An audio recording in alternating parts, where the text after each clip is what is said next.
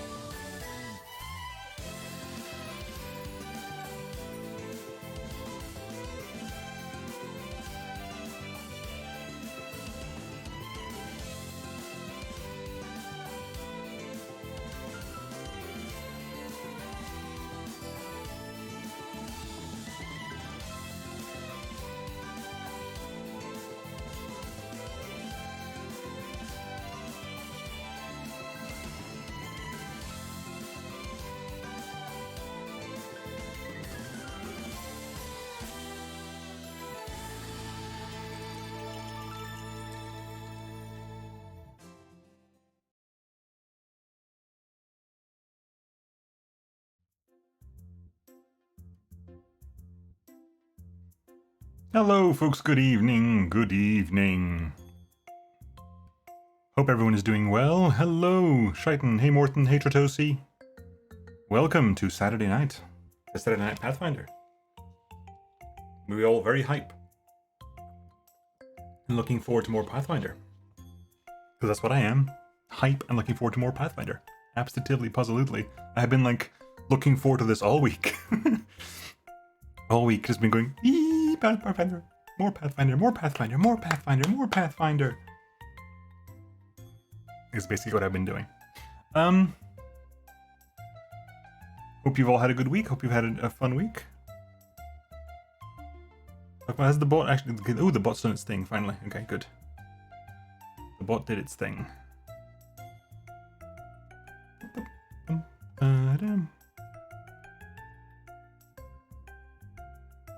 I've invited... Sure, reporting for duty.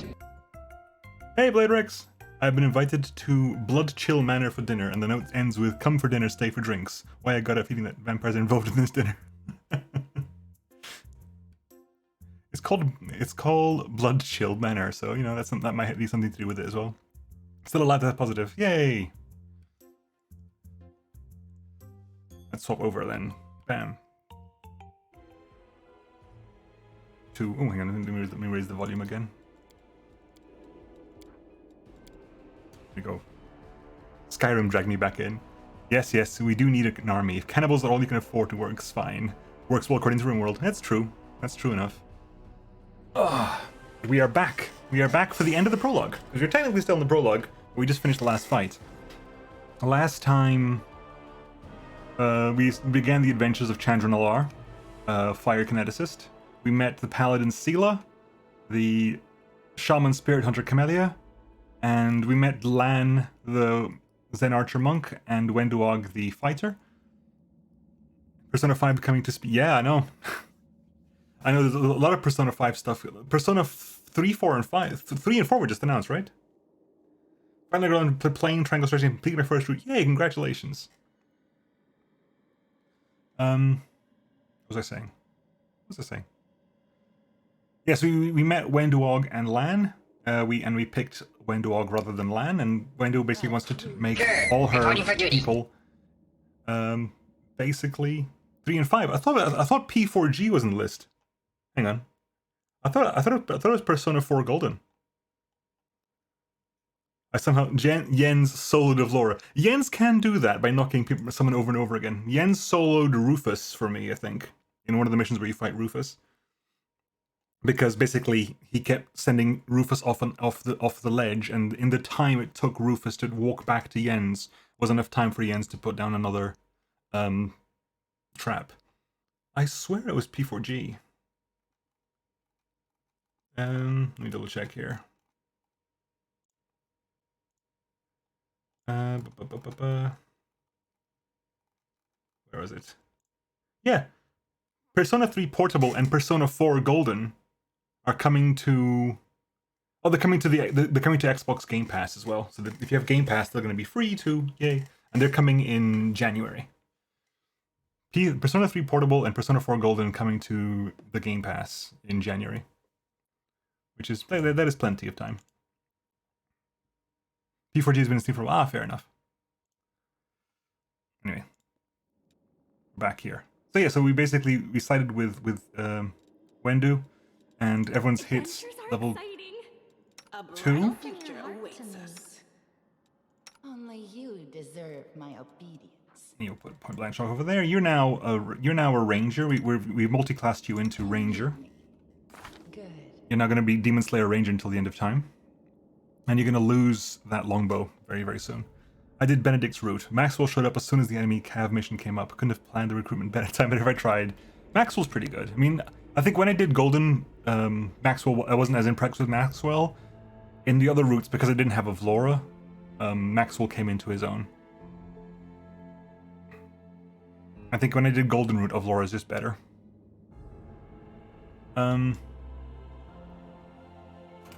So yeah, so we came in here. We fought Hosilla. Ooh, there's a bunch of things. We fought Hosilla. We can loot a lot of the boards easier. We have more armor to loot. We have a glaive, an unidentified glaive, who we still can't identify. A simple smile goes a long way. Yep, still an unidentified glaive. This is one that Hosilla was using. What do we have here? Hosilla's orders. Maxwell's a slowed brawler. Got Quahog. Yeah, Quahog's one of the ones I didn't get. There are 3 people that I still missed. The one that requires 1600 of each conviction, and I didn't get those 3. So I didn't get I think there's a robot I missed. Quahog's one of them. Decimal, Quahog, and one of the other ones I can't remember. You have to have really committed to one of the convictions to get them by the end, because they require a lot of conviction points. I was playing kind of organically, so I didn't... Oh, so Quahog must be the chrono person. Our special agents have gained information about something that could change the history of humanity. I might be away for a while every now and then, but I still like it here. Hey, Shaitan, thank you very much for the resub. Much appreciated. You are always welcome here. Glad to see you here always. You're such a fixture that when you aren't here, I get concerned. I think we grabbed everything, right? There's no corpses lying around. Good, so let's do the first thing I want to do. Exciting. Is we're going to do this. Talk to Dyra. Let's trade real fast. We still don't... Marching Terror. Did you just identify this for free? Nice. Cold Masterwork Iron Log, so that can go away. Javelin, that can leave. That can go away as well. Now you are the Marching Terror, which is what Hosilla was using. Whenever this +1 glaive lands a hit on a new enemy for the first time, the target receives 1d6 negative damage, and all the other enemies in a 15-foot radius must pass... Okay, so that's what happened to Wendu. That's what happened to Wendu that round. Hosilla hit somebody, and Wendu failed their will saving throw, therefore became frightened for one round. Way too busy and tired recently. Almost no presence on Twitch. So say you have a resurrection or invincibility status on someone and it goes away. You can just refresh it for 2 TP. Wow, that's pretty strong. That is fairly strong. Right, so we got all this here. Now, the reason that we're here is I want to... That's an amulet of natural armor, okay. I need to grab something here, Hosilla. Not Hosilla, Dyra. Dyra, I need something from you. Because it's for Wendu. We're starting something with Wendu very soon. And I need to be able to do it. There we go.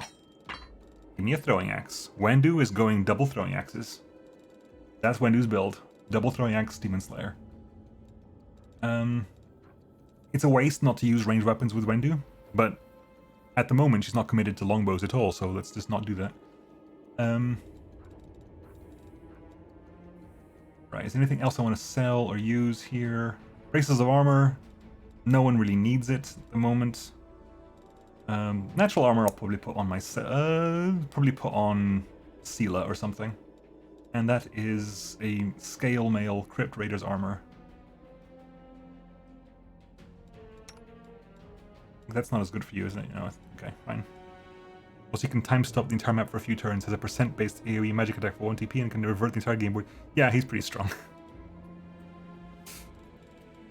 Alright, let's grab those. Wendu, hi. I'm too used to playing other games where right-clicking the person's name brings up this inventory, but that's not the case here. So, what stops you from using this?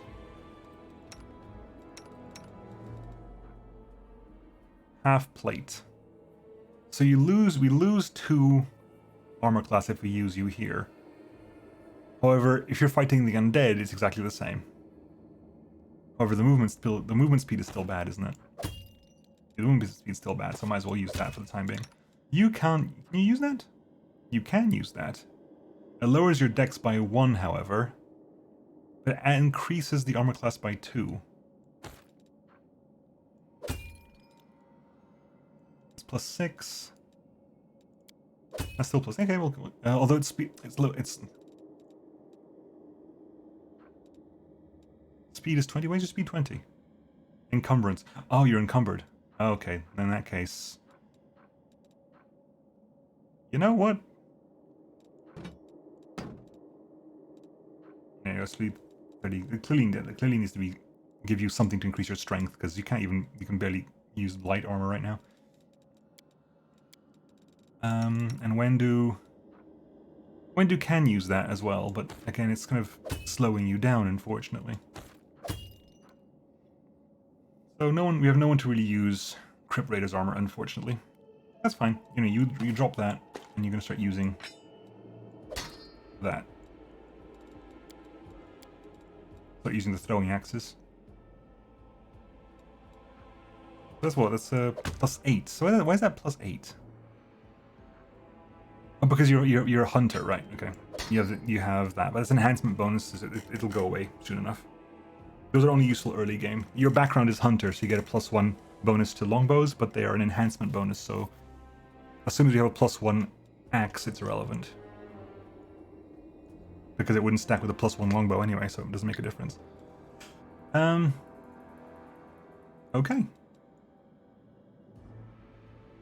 I think we're okay. I don't think there's anything missing here before we get started. You've got more than enough weight capacity here. That weighs 30, that weighs 20. You should be able to wear this. Why didn't you wear this? Oh, now you can. Now you can wear that. Okay. Which gives you 90. You are slow again, but... Just imagine that. You could go and massively dive the enemy with max hull of Laura and a ton of others, dumping all your TP to kill 4 or 5 enemies, then go and just resets the game board. Everyone gets all their HP, TP, and save positions back while the enemies you kill don't come back. And it's not even a once per battle ability. Some cases, those late characters, I believe, are strong. Right, okay, got everything? Cool. Oh, it was me, was it? No, it was you, giving you that for an additional... My tank becomes tankier. Okay, I think we're done. I think we could just leave now. Now, just quickly get some heals out the way. I have no idea if we can get to if we get to rest after this, so might as well cast some heals. What's on your mind? We will win this war. I crave your No time for commands. idling. And that's right. Okay, good. Let's get out of here then. With grace. Let us leave.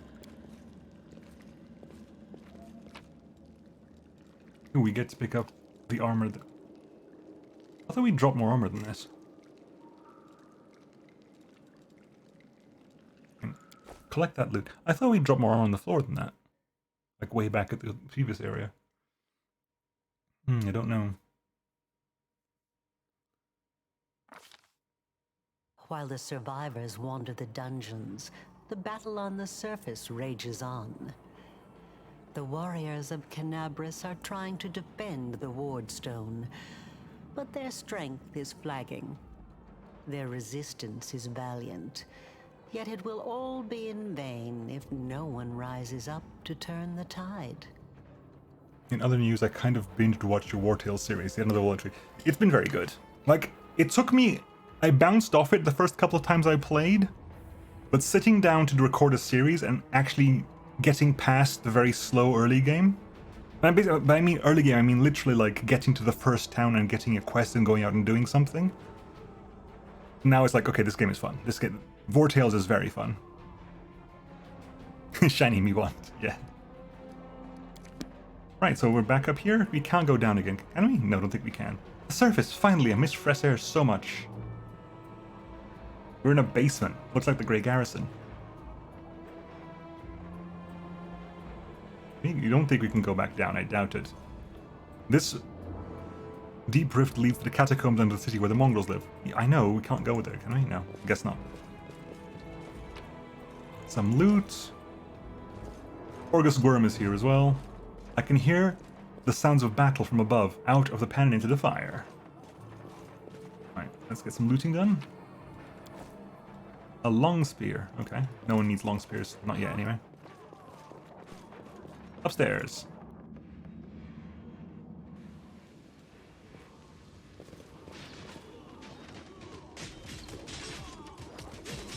I get the feeling those symbols weren't supposed to be there.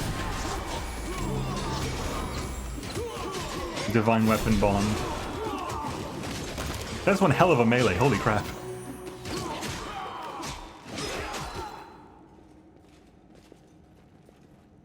One little observation. Yeah, someone mentioned it in the comments, and Omega does have a saddlebag slot. I noticed it eventually. I found it was very weird, but that is true. Irabeth. The half-orc before you, wearing armor adorned with Iomede's golden swords, is clearly exhausted. She obviously hasn't gotten much sleep over the last few days. There's soot on her face and fresh blood on her sword. Her hazel eyes are hard and focused, and her firm voice sounds accustomed to giving orders. She sizes you up, surprised, judging whether you are friend or foe, and opens her mouth to ask you something, but freezes when she spots Anevia. Liberty was the Eagle's Watch most adept scout. She was lucky among the unlucky ones who ended up with you in the dungeons under Cannabris, and accompanied you on the long and exhausting journey to the surface. And Iomade, if you don't know, we did this last time, I think, yeah. Inheritor, Light of the Sword, Lady of Valor, is the goddess of righteous valor, justice, and honor. Hey, Bosk!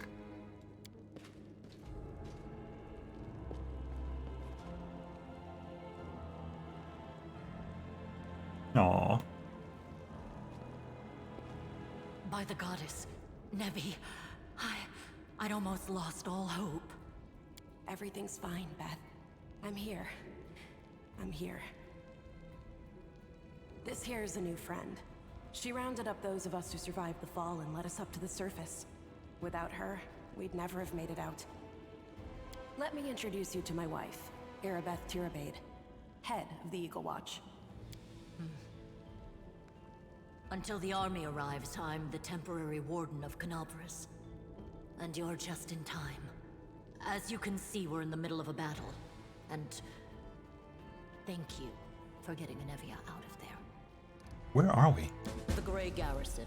Until recently, it served as barracks for the Crusaders, but it's now been taken over by cultists. And what is the target of this battle? When the demons attacked the city, their main target was the Wardstone. I trust I don't have to explain to you what the Wardstone is and how important it is to the Crusaders. We must retake it at any cost, or the fall of Cannabris will be the beginning of the end of the Crusades, and with them, the rest of the world.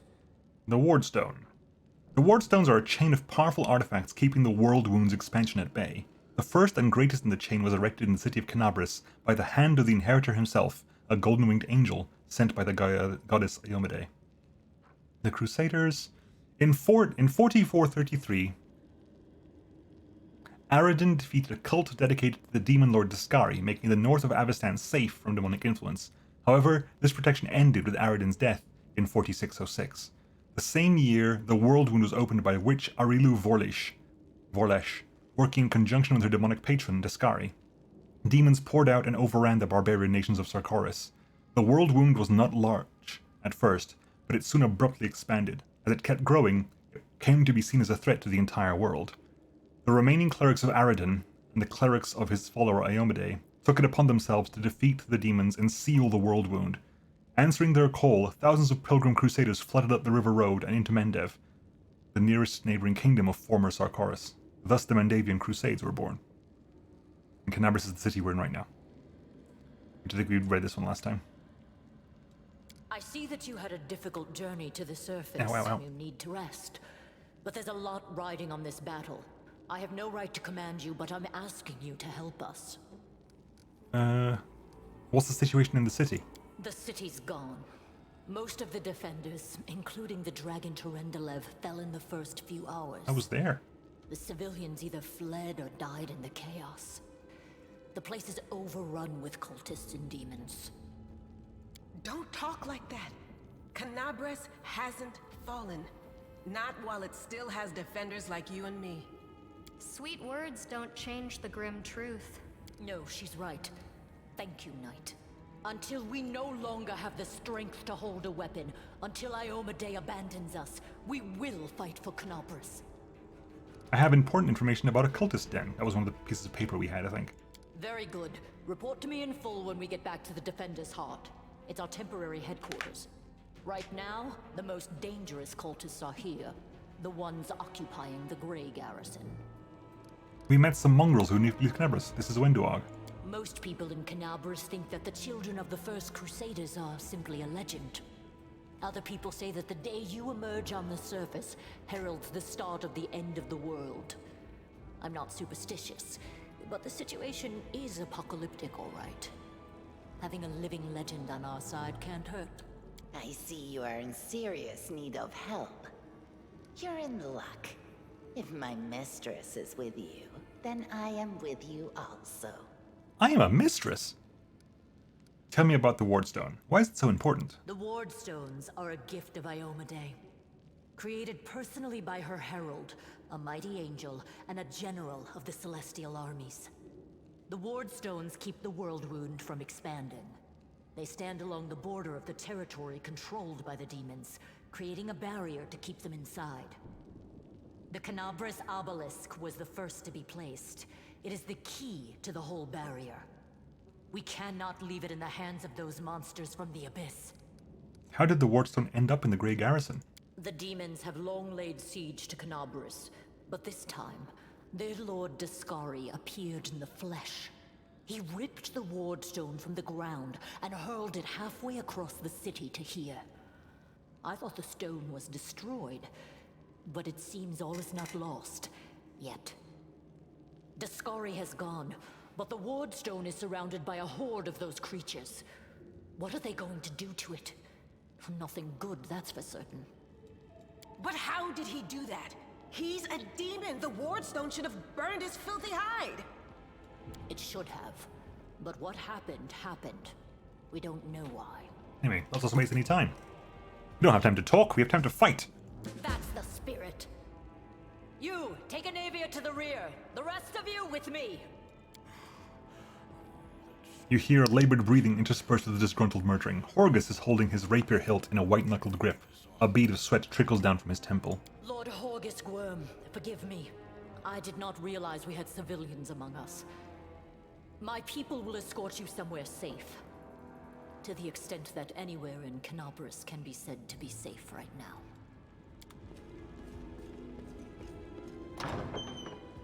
Right, Horgus and Anavia are gonna go, which means it's down to the 4 of us again. Which it was before anyway, so not a huge problem. We can loot some things. We can loot a bunch of Masterwork Bardishes from all the shears that died. So we have here Recruit Staunton Vane, Recruit Irabeth. We can't even talk to you. Can we talk to you? No chatting.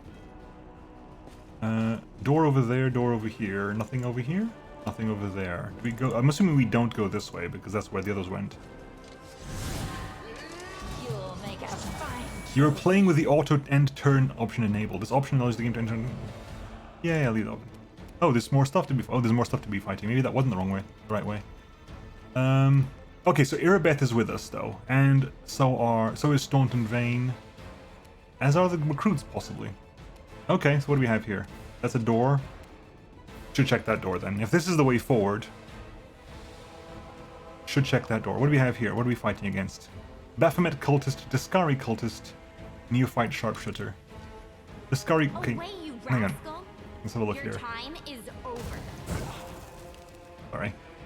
Dascari cultist. Level 2. You can channel. You're a cleric. You can channel negative energy. Massive damage AoEs. I have to rest when I get a chance. So let's see here. Channel negative energy to damage the living. Touch of chaos.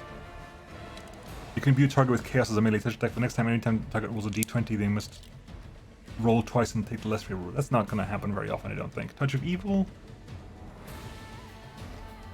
Creatures can become sickened. All your proficiencies. Dascari just means you're a demon lord Dascari. You're using a scythe. You got Define, Favor, and Bless as your spells. Okay, we have. There's 2 Dascari cultists. And a Baphomet cultist over there. Take you! You can heal them, so you're the healer. You're still cleric-y. Right, Sela, can you just. You can't charge, unfortunately.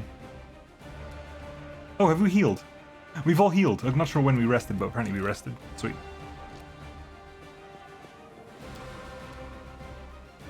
Right, how much you can do here, is there? Not really.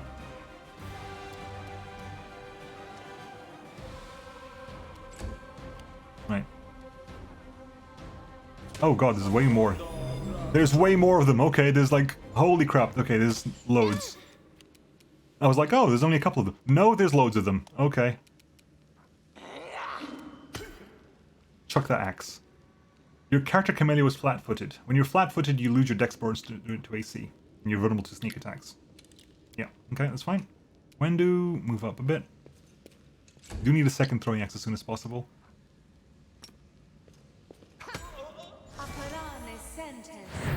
That's the bless. That's the divine favor.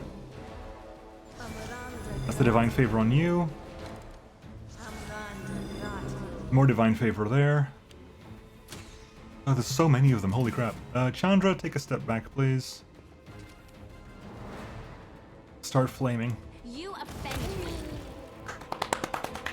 Nice critical there. Critical for 16 damage. Beautiful. We double sixes. You got double sixes as well. Nice. Nice. Sela. No glory without risk. Good hit there. I don't... Do you actually get... You actually have... You've got... What's going to call it? You've got... Precise shot, unfortunately.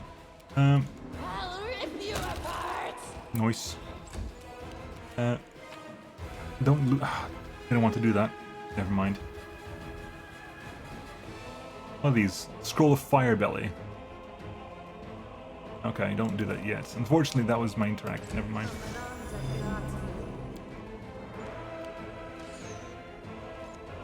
So this is how it feels. Down you go. Whoa! Oh, damn. Irabeth? Have you guys left the initiative order? Where's Irabeth? Irabeth? Irabeth? Where did Irabeth go? Stand down. Back-to-back criticals, nice. The inheritor, guide my blade. Basically, we're gonna have to kill this one before we start bringing people back up again.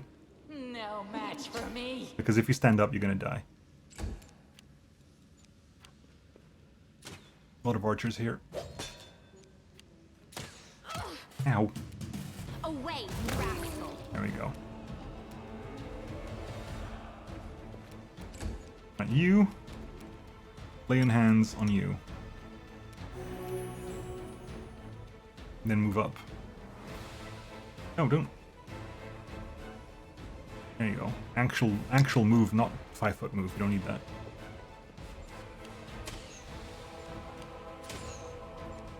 Wendu? They'll beg me to stop. Right, Camellia. Just stand up first of all, and then you get to heal yourself.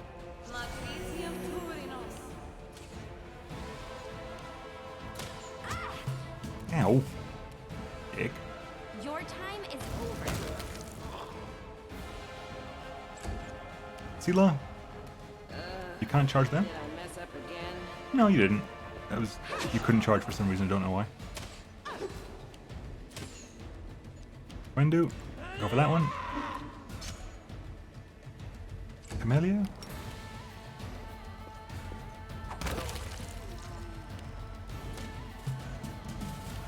Right. You offend me. Rolled a what? Rolled a 7 and needed a 8. Unfortunate. Into the fray. That's you down. Wendu? I'll rip you apart. I'll cut Camellia. you wide open. Good. Irabeth? This is my time to shine. What the shit, Irabeth? Right, let's grab a bunch of stuff here.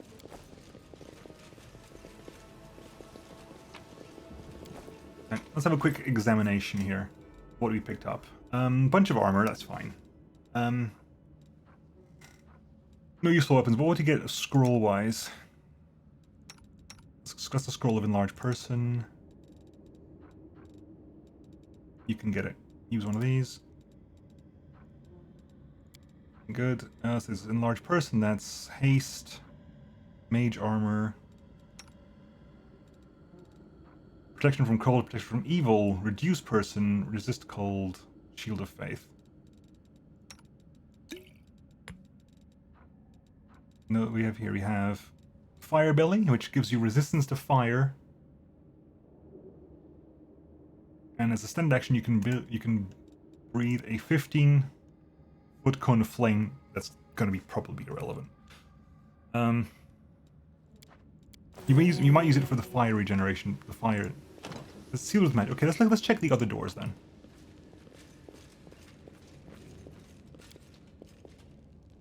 You've not yet completed the mission in the Grey Garrison. Okay, we're plot forbidden from going that way. Is that door open?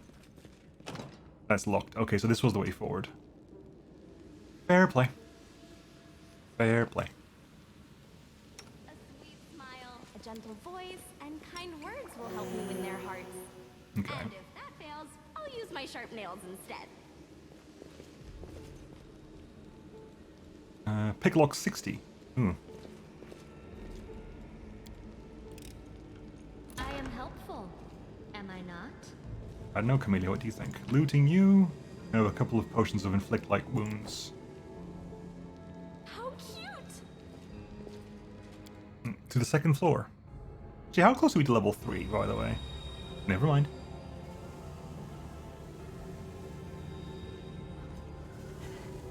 Hey, eclectic fruit. Salute to everyone. Hey, I know you. So you're one of these cultists? How's it going, pal? Want to join? Your lot will all be dead soon, but we'll be alive.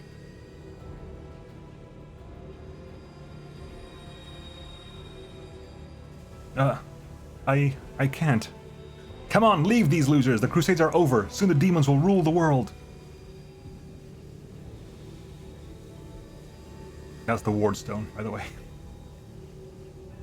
It's got chucked in here. Here goes nothing. All hail Baphomet. Cowardly traitor. I swear on the sword of Iomade you will answer for your betrayal. Do not waver. How many? What are we fighting against here right now? Holy hellfire. Okay, we're gonna focus on this side and damn.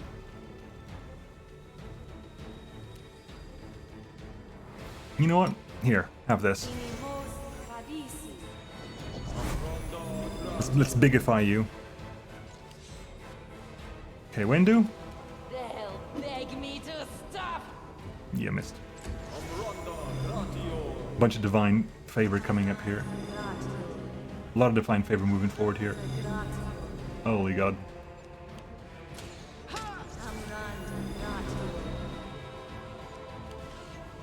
Oh my god, come on.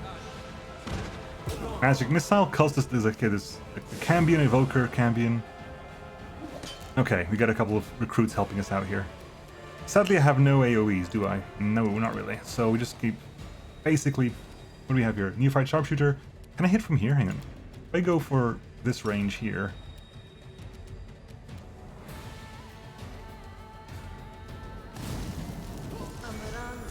Oh, you're a bloody tiefling. Damn it. One down. Fire ability gives you an AoE. It gives you an AoE, but D4 damage isn't enough to kill them. And it's D4 damage. Hang on. Yeah, energy resistance. Thank you. Where is it? It's energy. If you use Fire Belly, it lowers the time remaining by 1 minute. So it's a D4 damage, which they can save for, and it lowers by 1 minute. Considering this is a caster level 1, it would just disappear immediately. This game gives me the worst time with, I could use Expel, but what if I need Expel later? Yeah, it does that with potions for me. Spells, not so much. Potions. Suddenly an entire army, yeah, right. Right, Erebeth? What are you, Erebeth? By the way. I can look at you, I can't look at you. Okay, level 6 Paladin. You're level 6 Paladin with 45 hit points. You're immune to fear, poison, disease, death, petrification, ability score damage, drain effects, and petrified. You can charge Smite, Evil, Lay on Hands, channel positive energy, power attack, divine weapon bond, aura of courage, which means do we count as being? Oh, we might be too far away for that. Anyway. See that you're done. Erebeth? Erebeth cares nothing and goes straight for the caster. I approve. Recruit smites evil. More divine favors. Cambion is attacking Staunton Vein. Staunton Vein just whacks you hard with a cold iron dwarven war axe. 1d10 plus 12. Hold the phone. Plus 12. Level 6 Paladin. D10 plus 12. What's the breakdown for that attack, please? Oh. You get a plus 6 on your power attack already? You can't get a plus 6 on your power attack already. How do you get a plus 6 on your power attack already?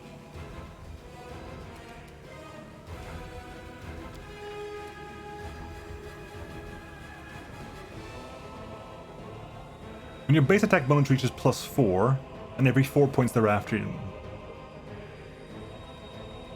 Like, you need to have a base attack bonus of 12 to get that to be +6 already. No, sorry, that's a lie. It's +4, and it's a two-handed weapon, so it adds 1 and 1.5 times your strength if it's a double-handed weapon. Yeah, okay, so it's... You get +2 to damage, increased by half if you're making attack with two-handed weapon. That's now 3. Okay, so you must have a +4 power attack and adds half to that. So yeah, okay, fair enough. It is explained. It is explained. It's still strong as all hell, though. Right, let's do this real fast. You were close enough range for that? Son of a... You were close enough range to get that bless cancelled out? God damn it. Let's make sure we're not close range then. We need to stop missing people. This is important. Staunton Vane just got wrecked with a critical for like 23. Mirabeth just killed a recruit. Oh, killed the traitorous recruit. Right. Stand down. Again, which ones of these aren't tieflings? This is actually relevant. That's a tiefling there. That's a human. That's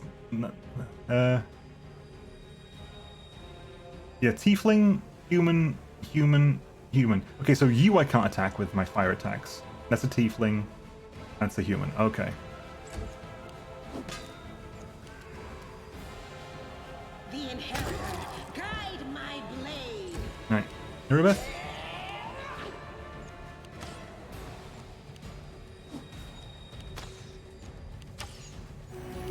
Staunton Vale's leaves on hand self and charges forward and gets...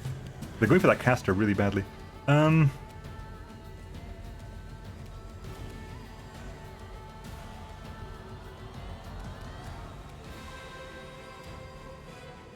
spirits demand your blood. Good crit. Right. I'll rip you apart. Good. Move over there.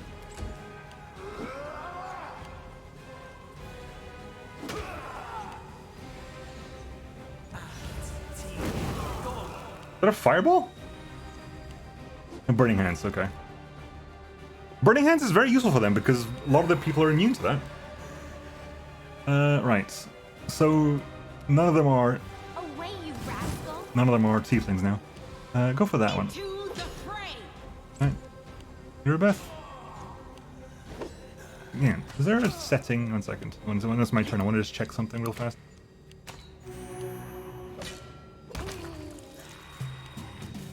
Is there a setting for game? Move the camera to the acting character. Yes, please. Okay. Camellia? You are today's sacrifice. I have a vague idea what's happening here. No match for me. Missed.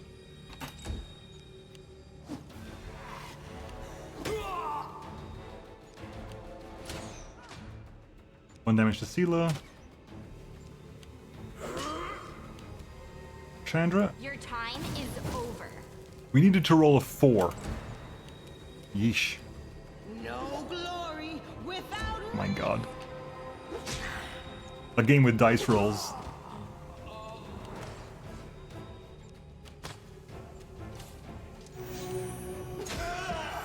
Staunton Vane is wrecking face. Go for their heart.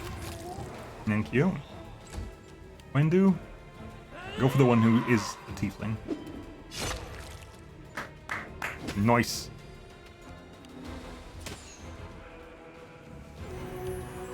Oh, you're a paladin as well. Okay.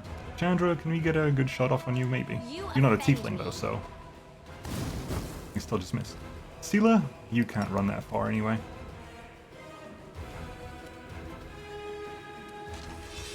Oh, hi, more. Mirabeth? In your fight, does magic missile... Okay, who's the wizard? Okay, that's a priority target.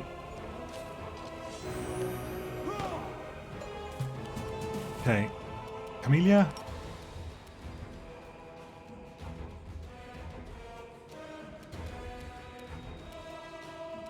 I'll cut you wide open. Honestly, just give yourself a bit of a heal, just so you have one.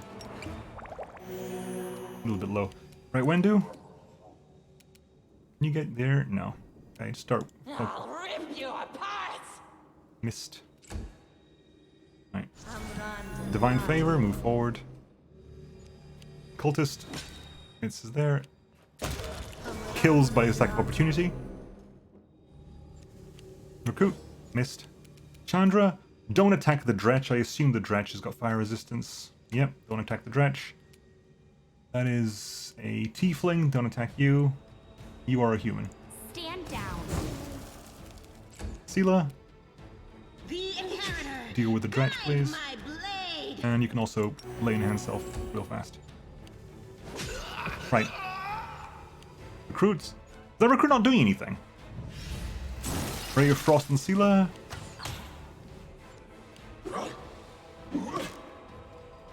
Staunton, please. That's fine. The spirits demand your blood. Wendu. No match for me. Nice. Right, you. Missed. You. Missed. Chandra. Away, you rascal. Kill. Move up because you're gonna have to deal with the wizard. The light take you. Nice. Land a critical hit. Yes, we did.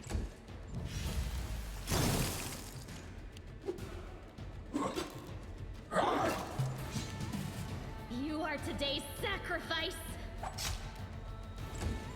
Wendu, please. You need a cold iron axe. Yeah.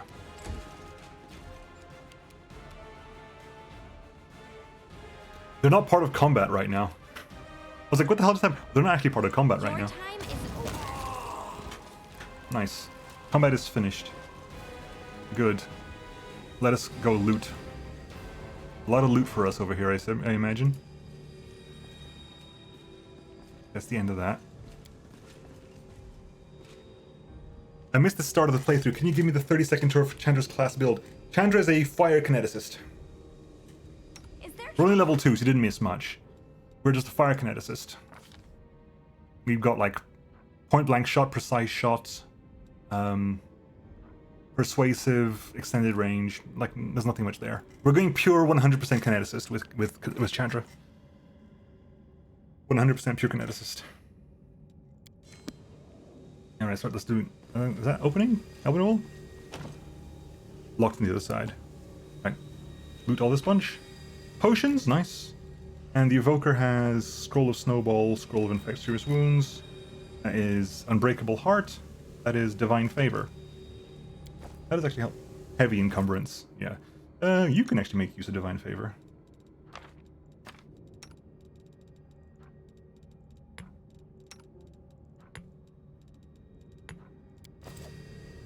Okay, that's all that. Oh, one missing over there. That is Bane, which is the opposite of Bless. All this bunch here. Party's overloaded and cannot travel.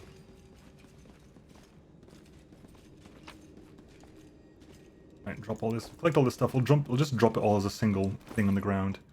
It's mainly this, isn't it? Yeah, it's 400 stuff. We'll drop all the chain shirts and the leather, and also it's mostly the armor. The armor is most of the weight. The glaives are a huge issue as well, but it's not too bad. Okay. The wizard. Trust me. You had the potions there.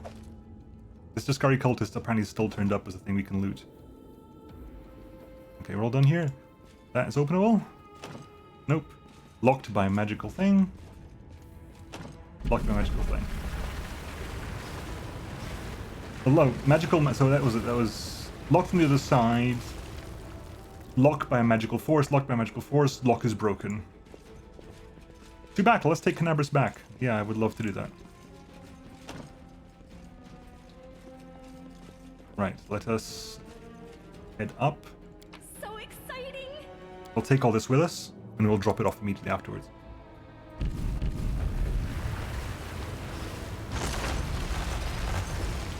There ain't no going back.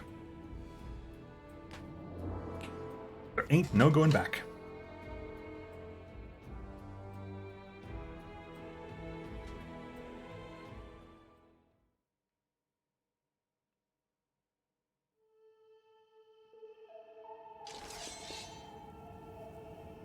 Hello. What's this? Do we have guests? Just in time. The place is a bit of a mess, and I haven't even poured the blood into the goblets yet.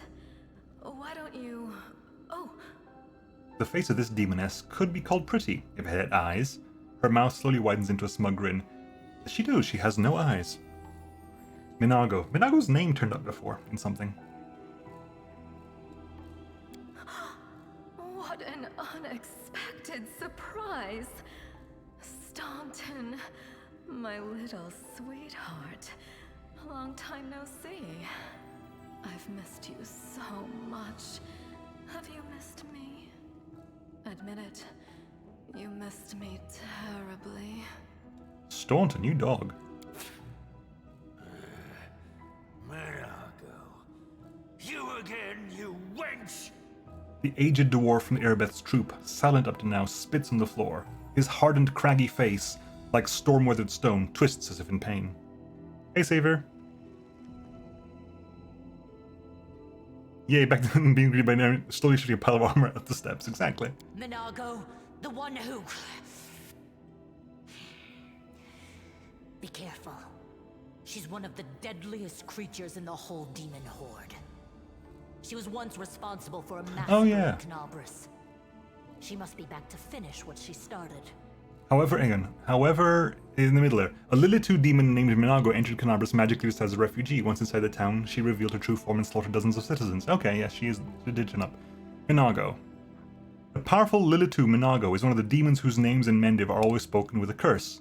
She's the author of two of the most horrific atrocities in the history of the Crusades, the Fall of Dresden and the Red Morning Massacre of Cannabris.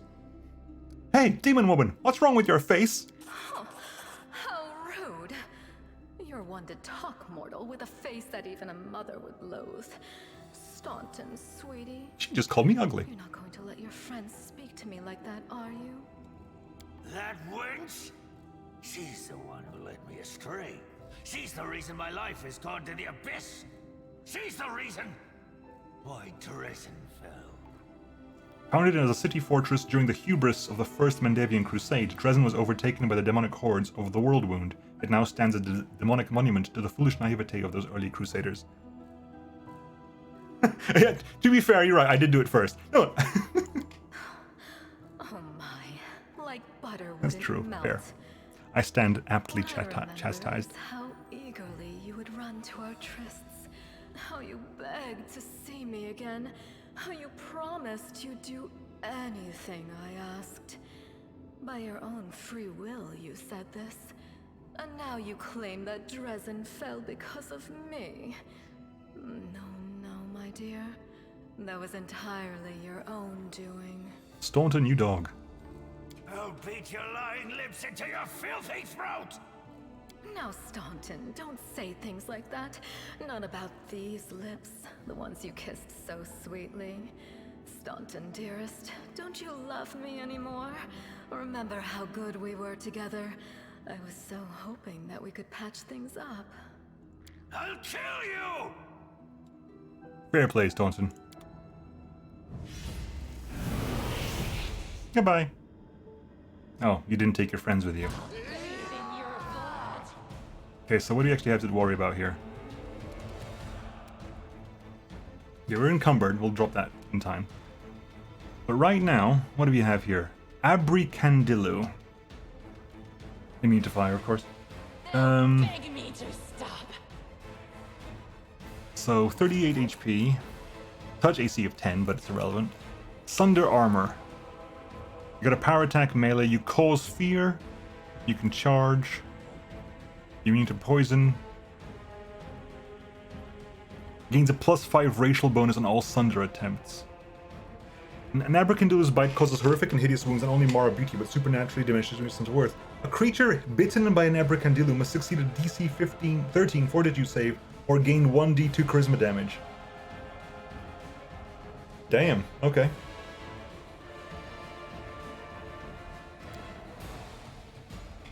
That's an inappropriate way to break up with your girlfriend, Staunton, exactly. Are we surprised at the moment? We are currently surprised, in which case I'm going to take the opportunity here to just... I can't change equipment in combat. I can't even drop equipment in combat. What is the range of my weapon, by the way? Hang on. I go point blank shot over there.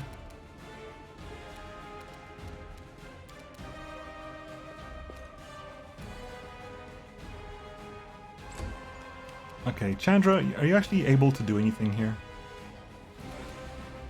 Yes, you can. Extended range. That's a tiefling. That's a human. That's the only thing you can actually hit in this range, but you can do damage there. Sela, move up a bit here and brace to engage and prepare to right. Camellia. Everyone's surprised. Literally everyone is suffering a surprise round right now. Right. I'll rip you apart. Yeah, you're not going to do well against demons. Not now, anyway. Yeah, damage reduction, I know. We can use Camellia's Divine Zap. Are you weak to Divine Damage?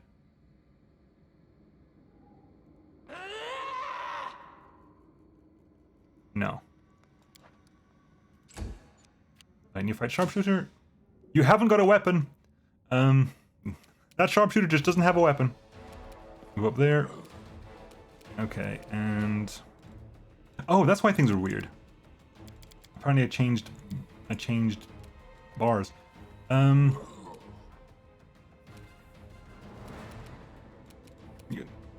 Hit one, oh, that's irrelevant. You have to do more than 10 damage to even get that far. Alright, they got a bunch of people coming up close here. That is cast level 1, it'll only last a minute. That's gonna last a minute as well.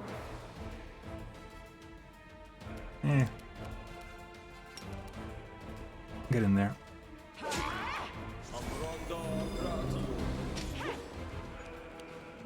Abracandilu. Missed. Did it work? I can't tell if it worked or not. The bless triggers. You're smiting evil. The dredge moves forward. Chandra got hurt. Staunton? Breakfast. Right, hang on. So did that actually trigger?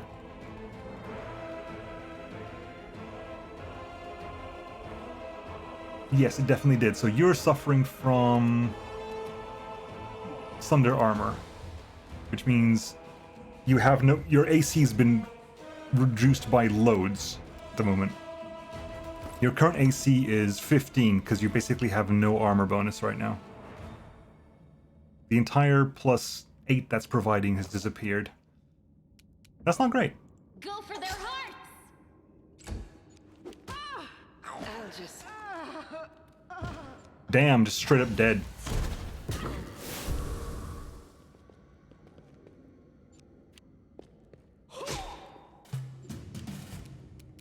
No match for me. This hurts so much. Chandra?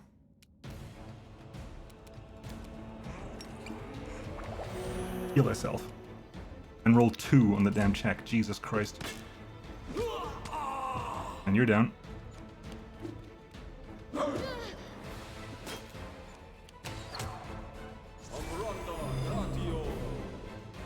Erebeth, would you be so kind? Or you work too. And if you move over here... I'll cut you wide open.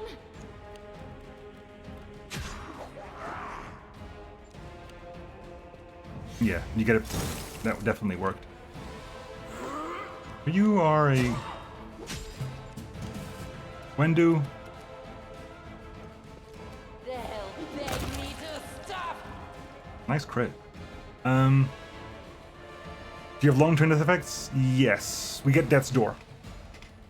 Death's Door is basically you have a one-time get-out-of-jail-free card. If you die with Death's Door on, you're dead. And you have to be resurrected. This pain is excruciating. Chandra. Stand down. Needed to roll a... Never mind.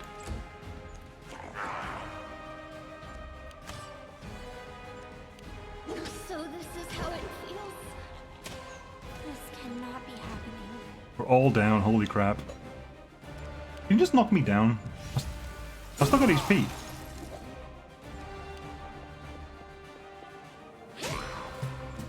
Wendu?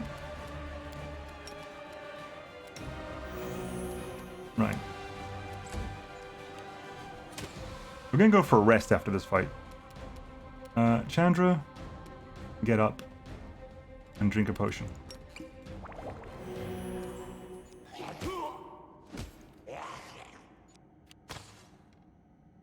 Okay, Abrican dealers are scary.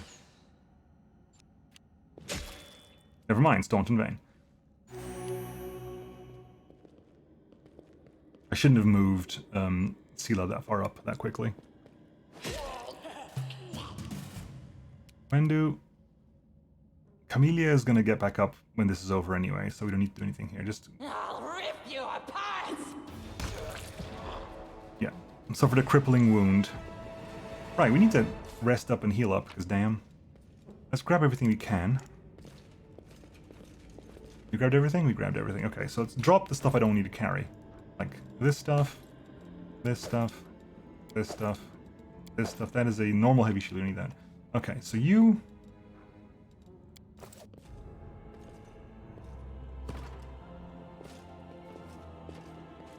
Let's rest here. Okay, so... Abyssal Corruption.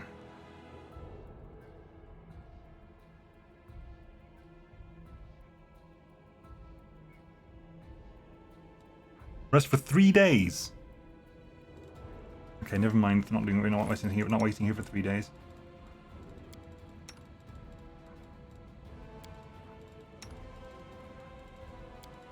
Heal everyone up. Right. Lore Religion 12. Call me again if you need to. The Holy Symbol of Discovery, the demon lord who attacked Cannabis, drawn in human blood. Ooh, that was the loot. Okay. Mobility DC 14. I hope you...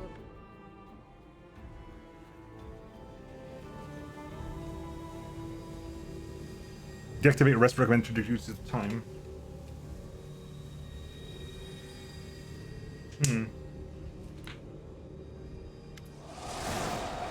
As soon as you step into the chamber, your vision seems to darken and your knees buckle. You struggle to keep your balance. In the air is laden with the power coming from the stone. Suddenly your head is filled with voices, screaming, whispering, cackling, threatening voices, pleading for help, shrieking curses and taunts. You blink, and the illusion passes. Shadow the Storyteller, thank you for the raid, much appreciated. Welcome.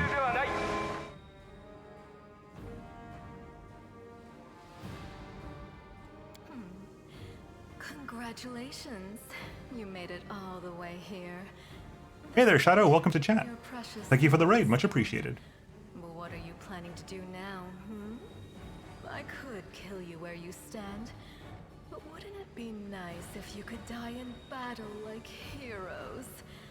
No.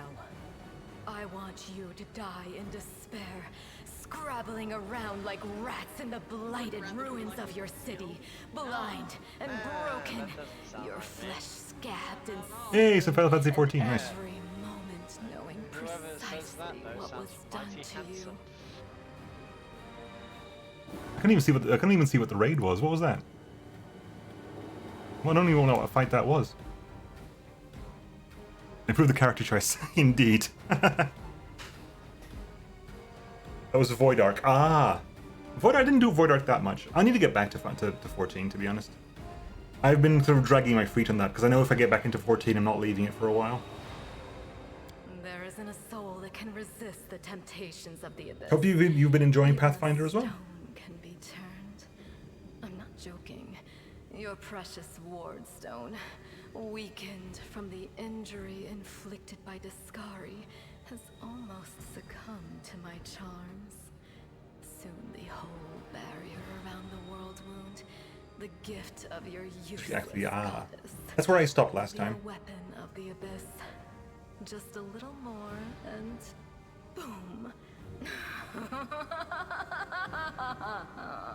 Every city with one of these eyesores stuck in the middle of it, from Cannabris to Nerosian, will turn into smoking craters, and all the mortals into red sludge beneath our hooves. I have a good idea what path I'm taking. I'm just not saying much because a lot of people in chat haven't played either. I've played before, but I got to Act 3, then stopped. So I'm playing again from the beginning with chat, and a lot of people in chat haven't played the game before, so I'm keeping it spoiler-free. What I know from them, but I have a vague idea, and it involves butterflies. So you have a choice, especially you, my pet. Kiss me on my dainty hoof, pledge your loyalty to Baphomet, and when the world falls, its ruins shall be yours. Who are you? You've already forgotten me. Yeah. You mortals have awfully short memories, even shorter than your little lives. Staunton, sweetums. Don't you want to introduce me to your friends properly? No? Well, I'd better do it myself. I am Minago, Lily II and faithful servant of Baphomet, and leader of his armies. The city is mine now. I'm just starting to settle in, get things just how I like them. But once I'm finished, I promise you, the results will be simply to die for. And it was such a charming little place until you sullied it with your presence. It had such lovely boulevards, quiet and shaded. You took those away from me, and I shan't forgive you for that. Oh, Camellia. They've done much worse things than spoil the promenades. All the people they've killed. Yes, of course, you're right. I grieve for the common folk as well. You feel righteous fury swell within you. How dare this demon besmirch the ground of this beautiful world with her hooves, a world created by the gods and cultivated by mortals. And these cultists, how dare they betray all that is sacred in this world and join the forces of the foulest evil? Can they repent and redeem themselves, or have they followed the path of evil past the point of no return? The wardstone seems to sense your thoughts. The chamber grows slightly brighter. What are you doing to the stone? Well, quite what am I doing to it? Probably the same thing I did to many of your comrades. Sweetly and tenderly persuading it to abandon the mortals and join our side. Prepare to fight to the death, demon! We won't let that happen. Shut your filthy mouth, scum. This doesn't actually achieve anything, so I'm not even going to bother with that. We're going good, we know we're chaotic good, and I know the path we're doing, so let's push towards the good. Your victory celebrations are a little premature, demon. Here, the light of heaven. I raise a sword in the air. Echoing the holy flame erupting from your hand, the light also gets brighter and brighter until it floods the chamber. You hear the voices again, stronger now. They repeat your words like a choir of angels. You've performed a good action. Hey, no eyes! Didn't you tell us that heaven had turned its back on us and no one would come to our aid? The demon giggles and you hear a note of astonishment in her laughter. The man standing among the cultists turns to her. Don't listen to her. The fiend wants us all to lose hope. She won't succeed. I'm done with this shit! I only followed this hoofed menace because I thought the Crusaders had it, and there was no other way to protect my family. But now I see that there is hope. I won't bow before these heinous idols ever again. If they kill me, at least I'll die a decent death. He rips Baphomet's holy symbol from his chest and casts it to the floor. You're not a very bright man, though. That's not the best place to do that. Yes! Return to our side, friends! Have courage! We will welcome you back. And heaven never abandoned you, no matter what this deceiver told you. Turncoat, I'll cut out your heart. It's been a long time, Shadow. It's been a long time. I kind of want to play this to remind myself as well. We'll see how tough you really are. We let you frighten us once, but it won't happen again. An elf with a face deformed by acid. They choose to stand against Oh, me. you joined us as well. Nice. A cleric. That was a wave of fatigue. Great. Loads of us are tired now. That is not going to be fun for anyone. Really? Really? God damn it. I can't even charge now because I'm fatigued. How dare you? I disapprove of this greatly. Where's... There you are. Where are you? There you are.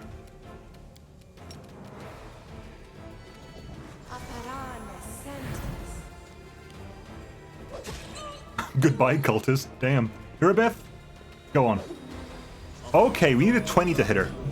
Hang on. Whoa, whoa, whoa. Hold the phone. Okay. Something's gonna give here, because that's a level 17 outsider, level 11 witch with 400 HP, and the touch AC of 24. That's gonna take a moment. Let's not bother with her, because I don't think we can even hit her. Wendu? Go for the cultists. Sela? Again, you can't charge anyway.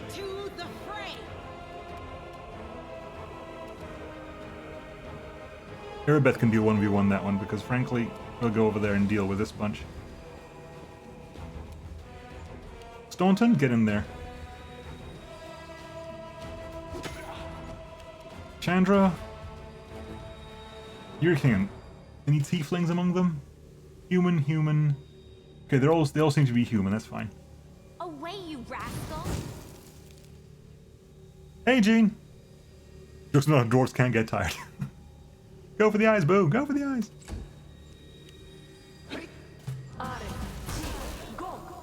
You just saved that? You just saved the lightning bolts! Will saving throw? A will saving throw and a lightning bolt? What? Hang on, we didn't have to check. You didn't actually open this up for you, did I? The spirits demand your blood. Hang on, there's got so many things to read here. Profane Grace. You add +4 to AC and just fine. We get to see your entire... That was a shadow evocation. That wasn't lightning bolt, that was a shadow lightning bolt.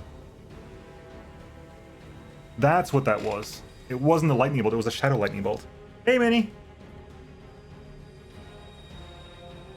That's the thing. That's why there was a will save. It's not an actual lightning bolt, it's an illusion of a lightning bolt. And if you fail the will save, you believe it's an illusion, it just works like a lightning bolt for you.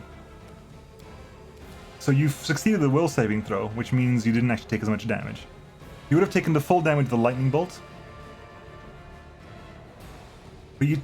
Wow, 10d6 and you took 8 damage? She rolled abysmally badly. Holy hellfire. Means Sela's very lucky because Sela's already on death's door, so well done.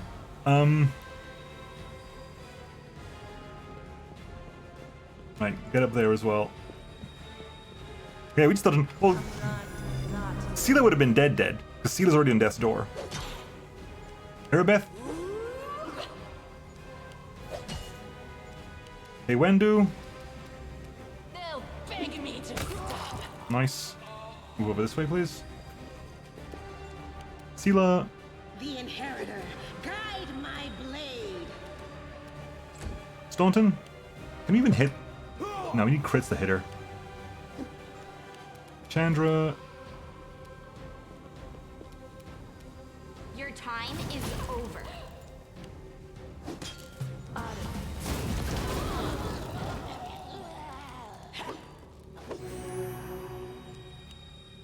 That took a bunch of people down. Ow? That just killed everybody here. Okay. You offend me. We missed. We're not gonna be able to hit you. Okay, we're supposed to lose. I get it, we're supposed to lose. Okay, fine. I understand that now. Stand down. Even your touch AC is too high, right? Yeah, your touch AC is still 24. I've got a +4 to attack. Even then, it's 2.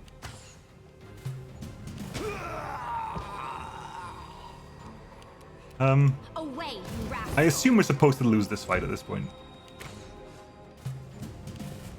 Protect me, someone!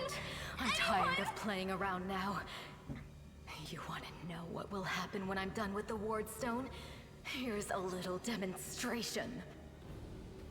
Means anyone does it for you. I'm reminded in Kingmaker when you first go to the Cobalt place and then Tartuccio just basically fireballs you.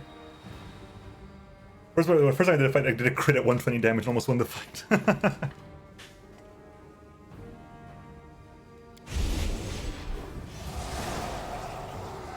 That is literally like showing off. You don't need to dimension door about 5 feet. Kineticist honestly intimidates me. I'm given to play the PvP for a dedicated, and the only way to play that class is with a damn spreadsheet. I wanted to give it a shot. Your evil spells won't stop a righteous army. Iomade is with us! Yes.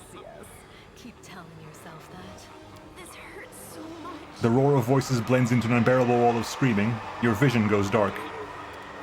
That's definitely what I'm hearing. That is a wall screaming. That's loud.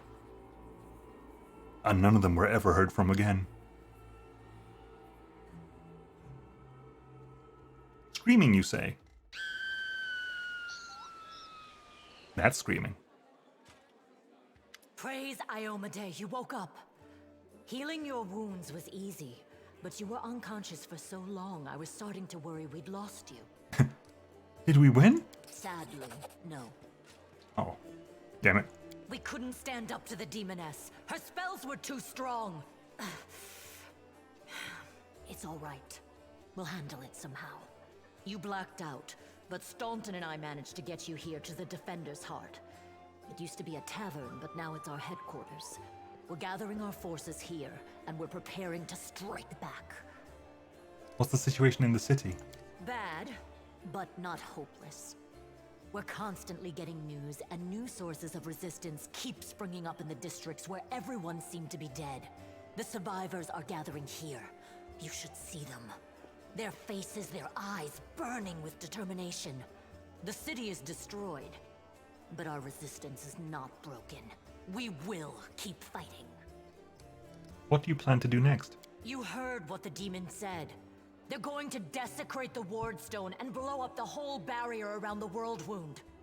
That would be an even worse disaster than the World Wound's expansion before the Second Crusade. Not only Cannabris, but every city with the Ward Stone will be destroyed, including the capital. We can't allow that no matter what. We will retake it, even destroy it if we must. Iomade's gift must not become a weapon of the Abyss. Tell me about the Wardstone. Why is it so important? The Ward Stones are a gift of Iomade. Created personally by her herald, a mighty angel, and a general you think of the you've said this to me Celestial already. Armies. The Ward Stones keep the World Wound from expanding. They stand along the border of the territory controlled by the demons, creating a barrier to keep them inside. The Cannabris Obelisk was the first to be placed. It is the key to the whole barrier. We cannot leave it in the hands of those monsters from the Abyss. I found a cultist dispatch in the dungeons. It seems they're holed up in the Tower of Estrad. Demons have been filling Cannabris with their spies and infiltrators for a long time. Unfortunately, I don't have enough people to attack the place right now. At least not blindly. I'd be grateful if you snuck in there and scouted out the situation. But just scouting. Don't be a hero. Can I help you in any way? First of all, we need to decide what to do with the stone once we get it. What I'm about to say is classified. A traveler came to the city recently. A blind elf calling himself the Storyteller. He insisted he be allowed to examine the Ward Stone, and he raised the alarm when his study was finished. Even before the demon attack, he had found some damage or flaw in the stone. Prelate Hulrune dismissed his words as nonsense, borderline blasphemy. But between you and me, the prelate's opinion isn't worth much. I think the Storyteller knew what he was talking about. We could use his advice right now. If only we knew where he was. I remember the storyteller spent a lot of time talking to Staunton, a dwarf from my unit. You saw him during the demon attack. The elf asked him about the history of the Crusades. Maybe the storyteller told Staunton something about where we could find him if anything happened. There's another problem. After the attack, the demons began to gather their forces at the Grey Garrison. It'll be even harder to take them with a head-on assault. But I once heard soldiers talking about a secret entrance to the garrison.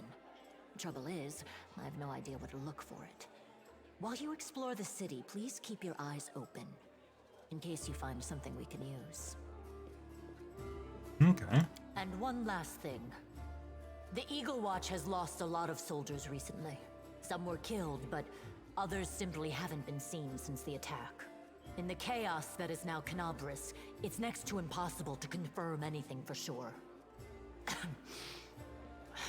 One of the missing fighters is Janna Aldori, a new recruit in the Watch.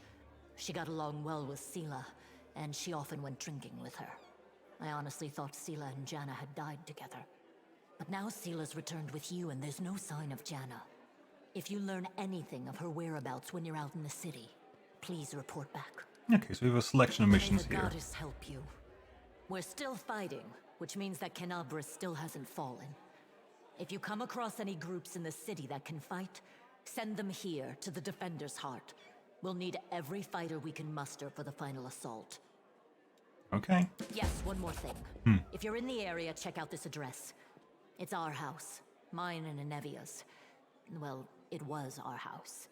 If the building is still standing, open the hidden compartment in the kitchen. It's filled with supplies for a rainy day. You can take whatever you find. You have more need of it. Ooh, loot time. Okay, we got a bunch of stuff to do in here. Okay. So what do we got? A bunch of quests to deal with. We got immediate companion quest for Sela. An Eagle Watch fighter and Sela's friend Janna Aldori went missing during a demon attack. We gotta find her. The common cause is gather allies for the Grey Garrison, Burning City, find the Storyteller, and find the secret entrance to the Grey Garrison. Spider miss our ranks, go to the Tower of Estrad, and the Gwyrm family secret, go talk to Horgus. We have to complete all of these this chapter or they fail, obviously. Personal chest. Oh yeah, because I got yeah, okay, we've got a bunch of stuff here we can use. That's funny. Some of these are actually useful, I can't remember these. Collect everything. We didn't even manage to identify everything. Okay. Anything over here? No. So we have here Anevia. Hello.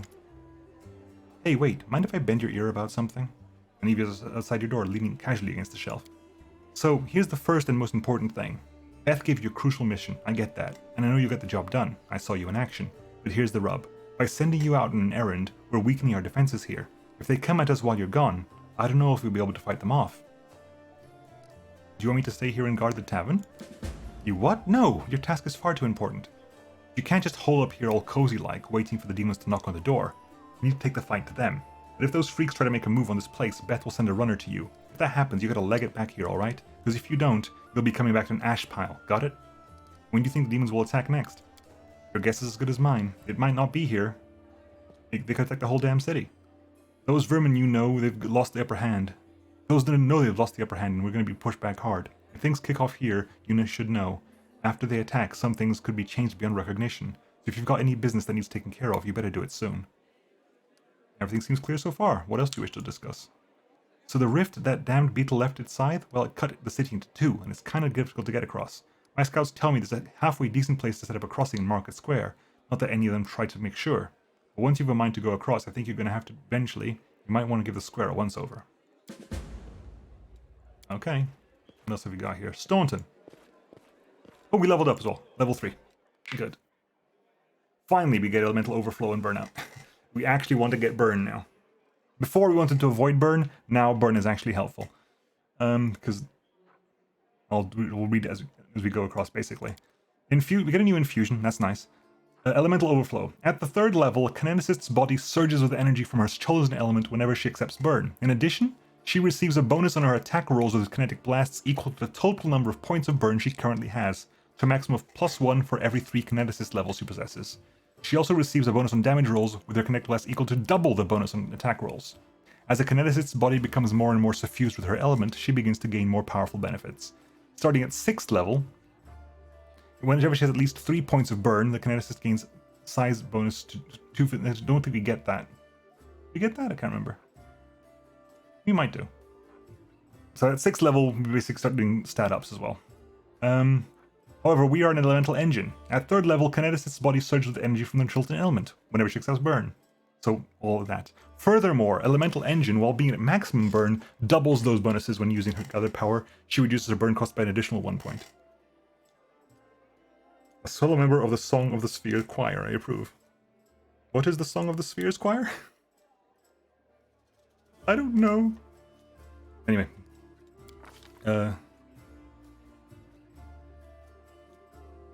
I'm fairly new to Pathfinder. Oh, it's stuff up there. If you deliver Angel. Nice, and have fun. It's very thematically accurate. The title Desna carries. Ah, right. Yeah, it fits with the path. Accepting burn isn't an HP per turn drain. Whenever you accept burn, you accept non-lethal damage. Whenever every point of burn means you take your level worth of non-lethal damage that cannot be healed in any way, shape, or form, cannot be mitigated, cannot be reduced of any way. If you're level 2, if you're level 3 now and I spend a point of burn, I take 3 points of non-lethal damage, which cannot be reduced, mitigated, whatever, cannot be healed. The only way to heal it is to remove burn. The only way to remove burn is to have a rest.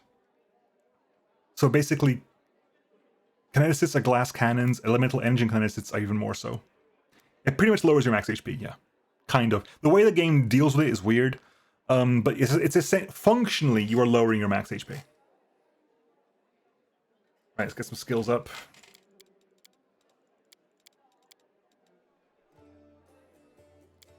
Right, our feet. I had a piece of paper for this. What was the... I specifically built this. What was it? Ah, yeah. Spell pen. Derp. Spell pen. And our infusion. Our first infusion is going to be... eventually we'll pick up Kinetic Blade. Because that's... Little Wind is level... I think that's level 13? Level 10. So I'll pick Fan of Flames now. I'll pick Kinetic Blade later on. Desna, Shaylin, and Caden are my go-tos. I think in Kingmaker I had a Shaylin Sword Saint, I think? Yeah, so there you go. Our Kinetic Bats now deal more damage. Now we're doing 2d6 plus half our con modifier on our touch attacks. And now we get bonuses. We only get a bonus of 1, so we only technically want one point of burn. Or either we go 1 point of burn or we go full points of burn because of burnout. But at the moment, I think 1 point of burn is okay, because 1 point of burn to get a +1 bonus or 6 points of burn to get a +2. Not that useful. Okay, there we go. Staunton, so the dwarf resembles an abandoned citadel, one whose high, crumbling walls are still holding fast, but whose empty, lightless windows make it clear that all inside is dead. Oh, it's you. Good work back there in the Grey Garrison. Name's Staunton Vane, if you've heard rumors about me. His face, which looks like it has never known anything as carefree as a smile, grimaces. Just so you know, everything people say about me, it's true. What do people say about you? They say I'm a traitor, as bad as Arilu Vorlesh, that I'm a disgrace even among the ranks of the condemned, that Queen Galfrey should never have spared me, that I belong on the gallows. Wait, hang on. So Arilu Vorlesh, you're the one who basically opened the world wound. You're the witch who opened the world wound? Yep. The condemned is a penal unit, okay? And Queen Galfrey is the absolute monarch of the Crusader state of Mendev and leader of the Mendevian Crusades. While today the name of the Crusader Queen is known throughout the Inner Sea region, it is easy to forget that Galfrey did not start her rule of Mendev as a paladin of Iomedae, but rather of Araden. When the world wound opened and forever changed Mendev, Galfrey was still an untested young ruler who was forced to deal with the death of her god while simultaneously rallying her nation against the abyssal threat to the west.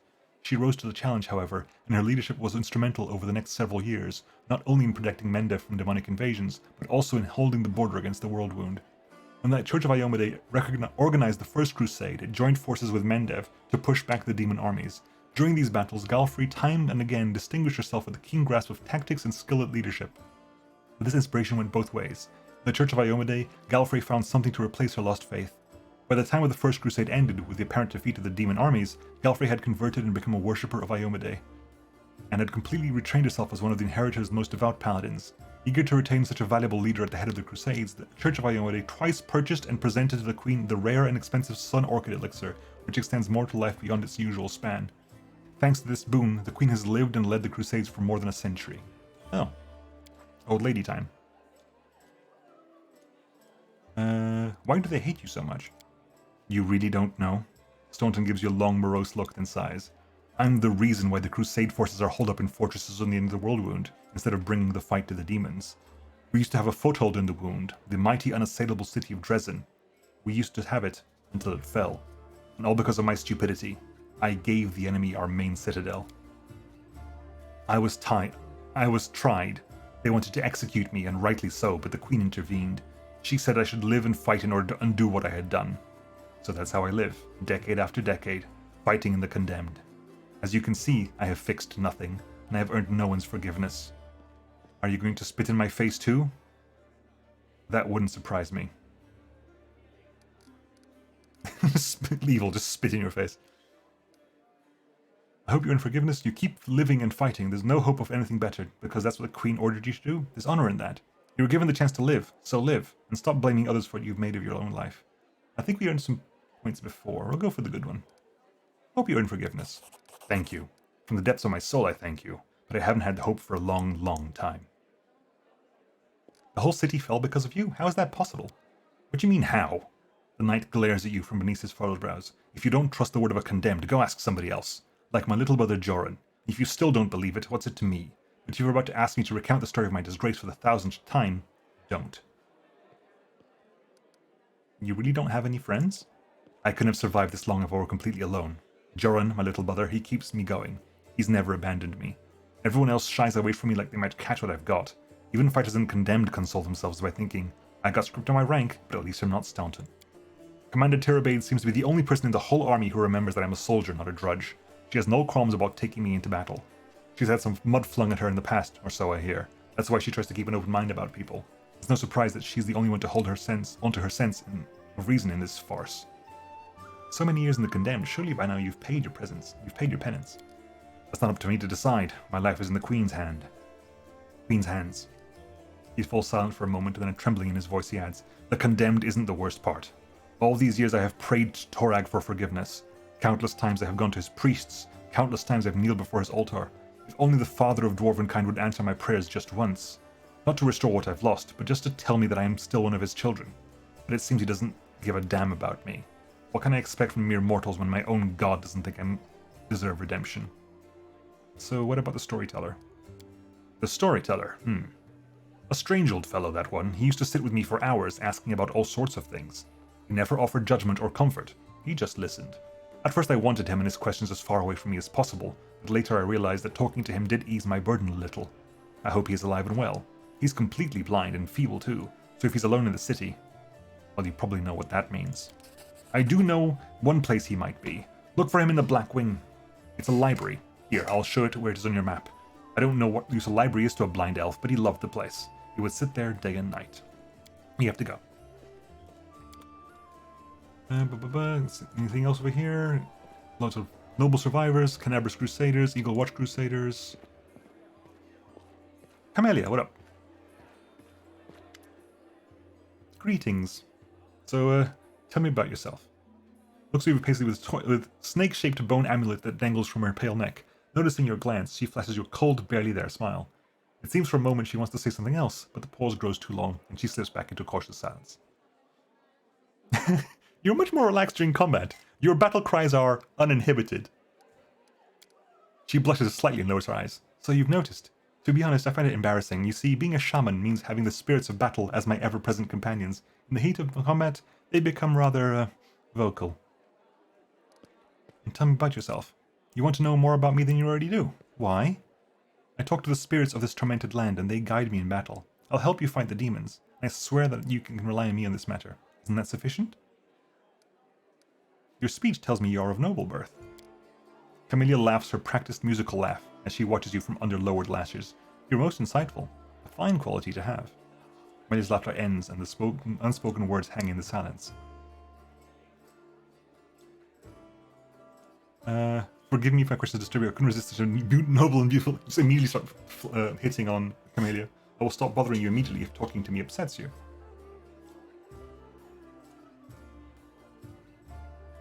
Still, I believe that being of noble birth does not give you anyone the right to look down on others. Is that so? Well, thank you for sharing your opinion with me. Where did you learn to wield a rapier so well? I had good teachers. Although they don't get all the credit, I'm a most diligent student. Your amulet is quite unusual. Where did you get it? Ah, my little trinket. It's so nice of you to notice, but I assure you this amulet is nothing but a bauble. Can a lady not be drawn to beautiful, useless things? Anyway, as much as I did enjoy our delightful conversations, the spirits are calling me, and I must respond. Please excuse me.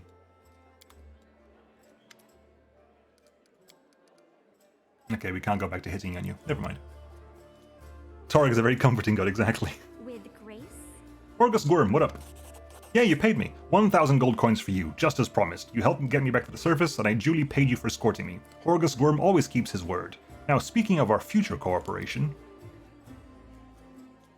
I have a job that would be perfect for someone like you. Naturally, I'll pay generously for your services. What do you mean a job for someone like me? For an adventurer ready to sell their soul for booze, then lie down drunk in the gutter? Or do you think you're somehow different?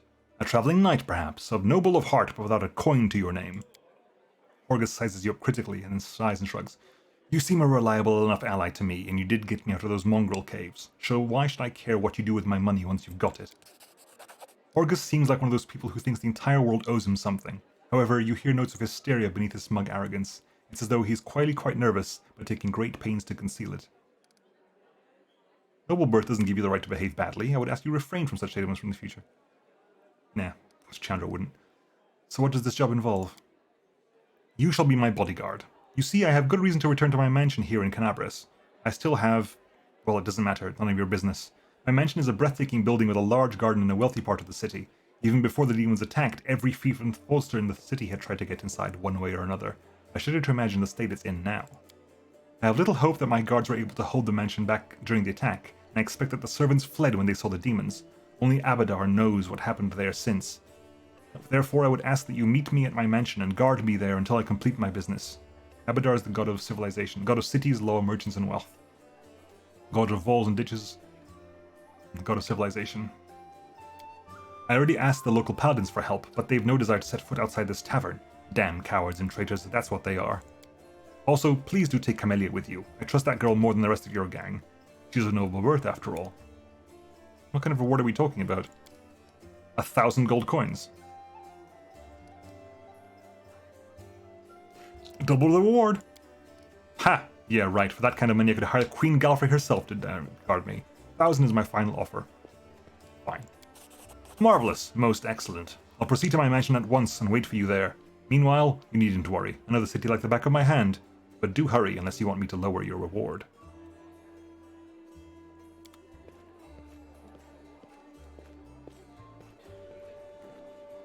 Gable Hawks. A strange figure towers over the bar, a huge, ungainly man with skin so milky white that his blue veins are visible even from a distance. His bald head is equal parts lumpy and pitted, and blood-filled eyes stare impassively at you from beneath his pale brows. The glass in the albino's large, clumsy hands looks dangerously delicate, as if one twitch of those calloused fingers would be enough to crush it. A gold medallion engraved with a tankard gleams around his neck. What'll it be? The medallion you're wearing, that's a sacred symbol, isn't it? Are you a cleric of Cayden Cailan? I'm a tavern keeper, best in the city. The best has ever been, and I pray to the best god there is. So who are you? Gamel Hawks. Vampire. Are you really a vampire? No. How did you end up in the Crusader City? How did anyone end up here? How did you? Or them? The world is big, but there still isn't a place for everyone. People who no longer have a life anywhere else, they end up here. Any news in the city? There are demons everywhere, and then you showed up. Anywhere in the places you were visiting. If you mean places that normal people usually stay well away from, then there are plenty, like the Vitaxian wine cellar. Gable pauses for effect, like the name of the place alone should make you quiver in fear. It once belonged to a Pitaxian trading house. Then King Aravetti came to power in Pitax and property started changing hands. Soon after, the seller's shop assistant was found in a ditch. Not all of him, hanged, just his head. Numerian gangsters had taken possession of the place. They wanted to sell something stronger than wine on the street, and they ended up on the gallows. Then King Aravetti's number was up, so now the store stands empty and unclaimed. People say that a headless ghost wanders the place at night, moaning ghoulishly. Ooh. Just don't ask me what makes any noise with no head. I wasn't there. I'll just tell it like I heard it. I see no one for talking. He just looks at you.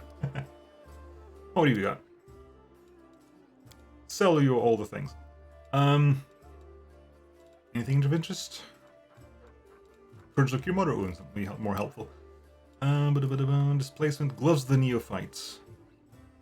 Whenever the wearer of these gloves casts a cantrip or level 1 spell, that spell deals additional point of damage per die rolled. That is not shabby.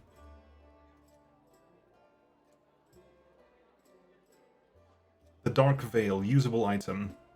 Once per day, you may use this item to grant your party total concealment against ranged attacks for 1 minute. Dark Omen Ring. If the wearer of this ring has the ability to cast spells spontaneously, it grants them the ability to cast the following spells. Ray of Enfeeblement, Scare, Ray of Exhaustion, Fear, and Waves of Fatigue. To cast a spell, the wearer must still need to have a spell slot at the required level. Okay, you have to be a spontaneous caster, though. Bag of Holding Small, lowers party encumbrance by 100. Potion of Magic Weapon, Potion of a Lion Weapon, Spicy Pastry, Recipes. Where's the Princess Lockpicks were good. So we sold this. Deal. Right, so what do you... Marching Tower, Free Dancer's Boots. These boots grant their wearer a +2 competence bonus on saving throws against movement impairing conditions. Who's going to learn how to make a curry? It's Spicy Pastry. Dashing Cavalier's Gloves. These gloves grant their wearer a +1 morale bonus on attack rolls. In addition, they also grant a +2 bonus on damage rolls while mounted. The Magnificent Plume Hat, +5 to maximum hit points. Silver Tongue Amulet, +2 to persuasion checks. Braces of Armor. Righteous Exorcist Bracers, +1 morale bonus on damage rolls against demons.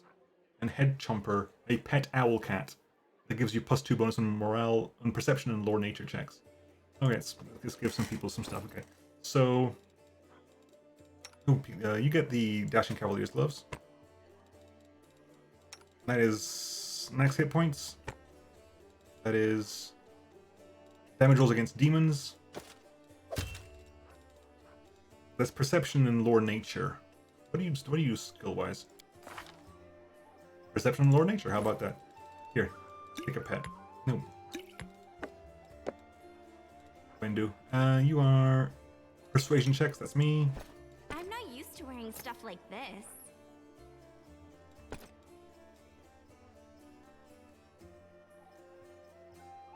What is that? Sovereign Dragon. Summons a tiny pet Sovereign Dragon, which gives you a bonus in all the knowledge checks. Huh. Okay. All the knowledge checks. Who's got the highest int?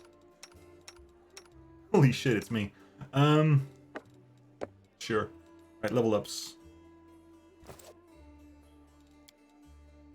Wendu carries her Demon Slayer. Perception, lore nature, mobility, athletics. And your focus, weapon focus. Weapon focus, throwing axe.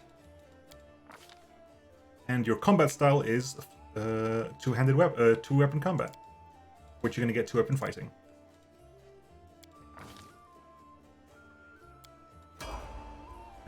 Then next one. Actually, let's do this first. Let's grab that. Copy the recipe. Done. What's that? That is +2 bonus damage rolls against swarms. Well, okay. Is that everything? The glaive could probably go into storage. Camellia levels up. 2 skills for you. Trickery mobility.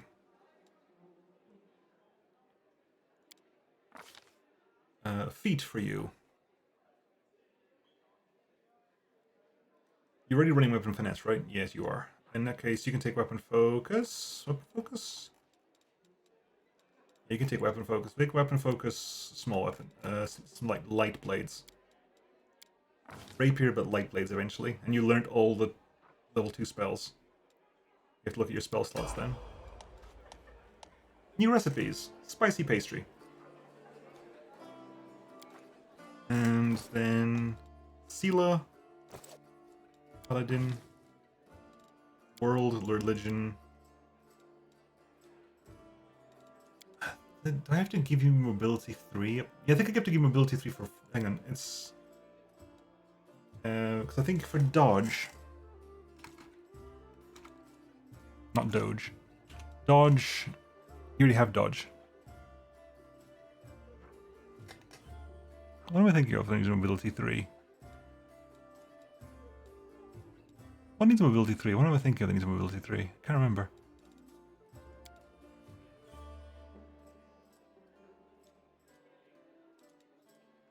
Don't remember. Better fighting defensively. Yeah, it might be that. Something. It's something about mobility 3 in my head. It's stuck in my head, and I don't remember what the hell it is.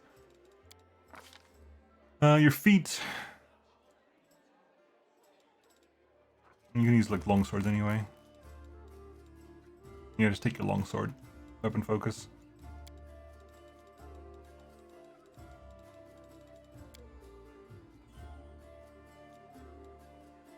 And also squeeze through tight spots as well.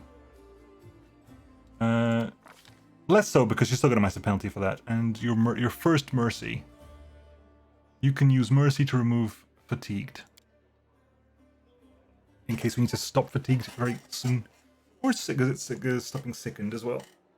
Nauseated. I'm actually going to take sickened. Because we got to fight Dresches at some point. You also get divine health. You're now immune to all magical diseases. All diseases, including magical diseases. And Aura of Courage means everyone nearby you gains a +4 morale bonus on saving throws against fear effects. You're also immune to fear.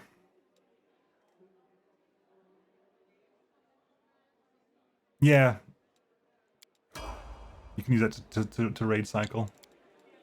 Right, so we got you. Anything in here? Purifying solutions. Jurnog. A young man in a well-worn traveling clothes and a simple wooden symbol of Erastil on his chest is efficiently cutting a linen robe into strips to use as bandages.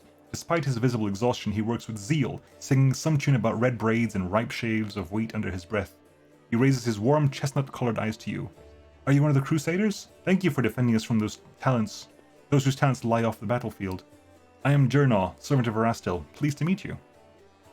What are you doing? I only took my holy orders recently, so my god has only bestowed a little of his power upon me, as yet.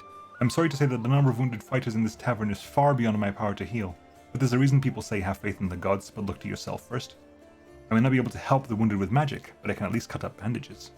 Are you from around here? No, I was just passing through Cannabris. I was sailing down that old man of ours, the great Sullen River, to a village by the name of Chilly Creek. I happened to land in the city on the eve of the festival, and I'm ashamed to say I decided to stay for a day to enjoy myself. But I ended up staying in the city longer than I'd bargained for. Chilly Creek, where's that? It's a small fishing village. It's not even marked on some maps, but people do live there. And what they don't have is a priest. They have no one to heal their wounds, no one to offer prayers for a good catch, no one to give their dead a dignified burial. The world wound is a stone's throw away. So I'll be setting sail for the Chilly Creek to serve my god and my people. Once we've held Cannabris, I'll be going there. If by the grace of the good gods we all survive this, you should come and visit me sometime. You'll find the village here, on the bank of the river. Aren't you a young and inexperienced cleric afraid to go to the border of the world wound? I won't lie, I am afraid, but what can I do? Those villagers are simple people, like you and me. I'm a planeswalker. Every day of their short lives is spent doing hard, honest work. That's exactly the kind of life I want. Something simple but meaningful. If I had centuries ahead of me, like elves or some other races do, I might have spared some 50 or so years to travel around the world. Or maybe even 100, why not? But I don't have the time to spare, so I want to spend my short life in a place where I'm needed the most. I could use the help of a cleric. Erastil knows I'd be glad to help you, but this is of no use. My spells are depleted and I have no trainings in potions and scrolls. See this robe I'm cutting up for bandages? It's the second to last one. Fine, no, you're not my stuff. Born Autumn Haze. tall, fragile-looking elf sits in front of you, eyes closed. He is pale as a ghost, his arm wrapped in a blood-stained bandage. You spot other bandages on his body under his clothes, but even in such a miserable state, he manages to keep calm. Raising his eyes to meet yours, he says faintly, "I am Forn Autumn Haze, at your service." His pale lips are reddened by blood, but you see no signs of pain or fear in his grey eyes. "Do you need help?" After giving you a cold and intense look, he shakes his head. "Do not trouble yourself on my behalf. A local healer tended to me. Besides, I come from a resilient, hardy people. My body will endure both the wounds and the poison delivered through them. I am Chandra Nalar. You can trust me. I might be able to help you." It would be impolite to refuse such a direct and friendly offer. "Who is your quarry here in Mendev?" "I was hunting a fugitive, a Descarite by the name of Kaelessa. It pains me to admit that those are heinous malefactors such as her among my noble kind. I managed to catch up to her in Cannabris and I wounded her. When demons appeared and the city was engulfed in flames. I was injured in the battle that ensued and I couldn't free her soul from its service to her dark masters. I'm sorry for your misfortune. Hope things will turn out differently next time." "There's no need for pity. Our ancient kind is blessed with great longevity. We gain a deep understanding of the world and other races, and we learn our lessons better than anyone. That goes for learning from our mistakes as well. I survived, which means I will be more prepared when we next meet. I'd like to know more about you. I won't hold anything back. Not who I am, why I made my way here, or who is it I'm pursuing. Remind me about yourself." "Other peoples tend to believe that identity is the sum of a person's actions and the events that happen to them. For them, I am one long line of warriors of Kyonin, who, since his youth, has dedicated himself to hunting evil and injustice. For them, I am a successful and capable huntsman who has tracked down and slain a great many monsters. But I am an elf, and for me my identity has a different meaning. It is shaped by the place where I was born, that I love so deeply. I am shaped by what I find beautiful and what makes my heart quicken, by the fears that come to me in the dead of the night, by the things I find so intolerable that at the sight of my very core darkens and fills with poison. Thus, to tell you who I am would require many days and much candor, which is more than you and I have at our disposal." "Why did you choose to be a hunter of evil?" "Because I am the son of a noble and a proud nation. We are sometimes criticized for our arrogance, but no one dares doubt our honor. When a crime is committed, we cannot turn a blind eye. If we were to abandon our obligation to oppose evil, if we were to surrender this obligation to other races, we would also relinquish our preeminence." "I was hunting a fugitive, blah, blah, blah, blah. No more questions. I wish to aid you in your hunt." "I thank you. But this is my mission. I am used to facing all manner of terrors on my own. I do appreciate your willingness to help. If you happen to meet Kaelessa, take caution. She has turned many innocent souls to the path of evil, and darkness has rewarded her with many gifts. Her appearance alone will tell you that. It is warped. The agate skin, the malicious stare of her blood-red eyes, the bestial teeth. She's more monster than elf at this point." Let's roll that crit, shall we? Her skin is dark, her hair is preternaturally white, her red eyes can see perfectly in the dark, which, to my dismay, I have come to know from experience. But bright light causes her kind pain. I use an alchemical powder that explodes in a dazzling flash, and she cried out as if I had stabbed her. It is clear this was a faithful servant of darkness. The marks that Kaelessa's masters have left in her appearance say as much. I have to go. Good fortune to you. What else do you have to look at here? This is my time to shine. Journal. Crusader. There's stairs over there, the front door over there. I assume that's the front door. What do you have here? You got a name. Kado, Visali. Nevia's moved over there. Anything changed? Nevia in her muted colors blends almost perfectly into the background. She appears relaxed, but her seemingly unfocused eyes are taking in everything around her, tracking and filtering potential threats. The only tell is the way she drums her fingers on her hip near her weapon sheath. She shows no sign of her injuries and confidently leans on her previously broken leg. She pretends to have just noticed you, even though she watched you approach from afar. Oh hey! See how they patched me up? Now I can run, jump, or dance a jig if I feel like it. Are there any suspicious places in the city I should pay attention to? There were a couple of spots I wanted to check out, but I didn't have the time. If there's really a den of cultists there, it would be good of you to swoop in there and bust some heads. You don't even need a search warrant. The first one is the Silken Thread. It's a funny little tailor shop that doesn't take any orders and never buys any fabric, but they always seem oh so busy. They're busy with something in there alright, but sewing it ain't.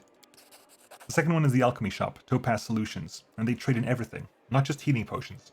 Judging by the ingredients they've been buying on the black market, there's something fishy about the alchemical rituals going down in that place. Tell me about yourself. I'd be happy to, but there's kind of nothing to tell. What's so interesting about me? Where are you from?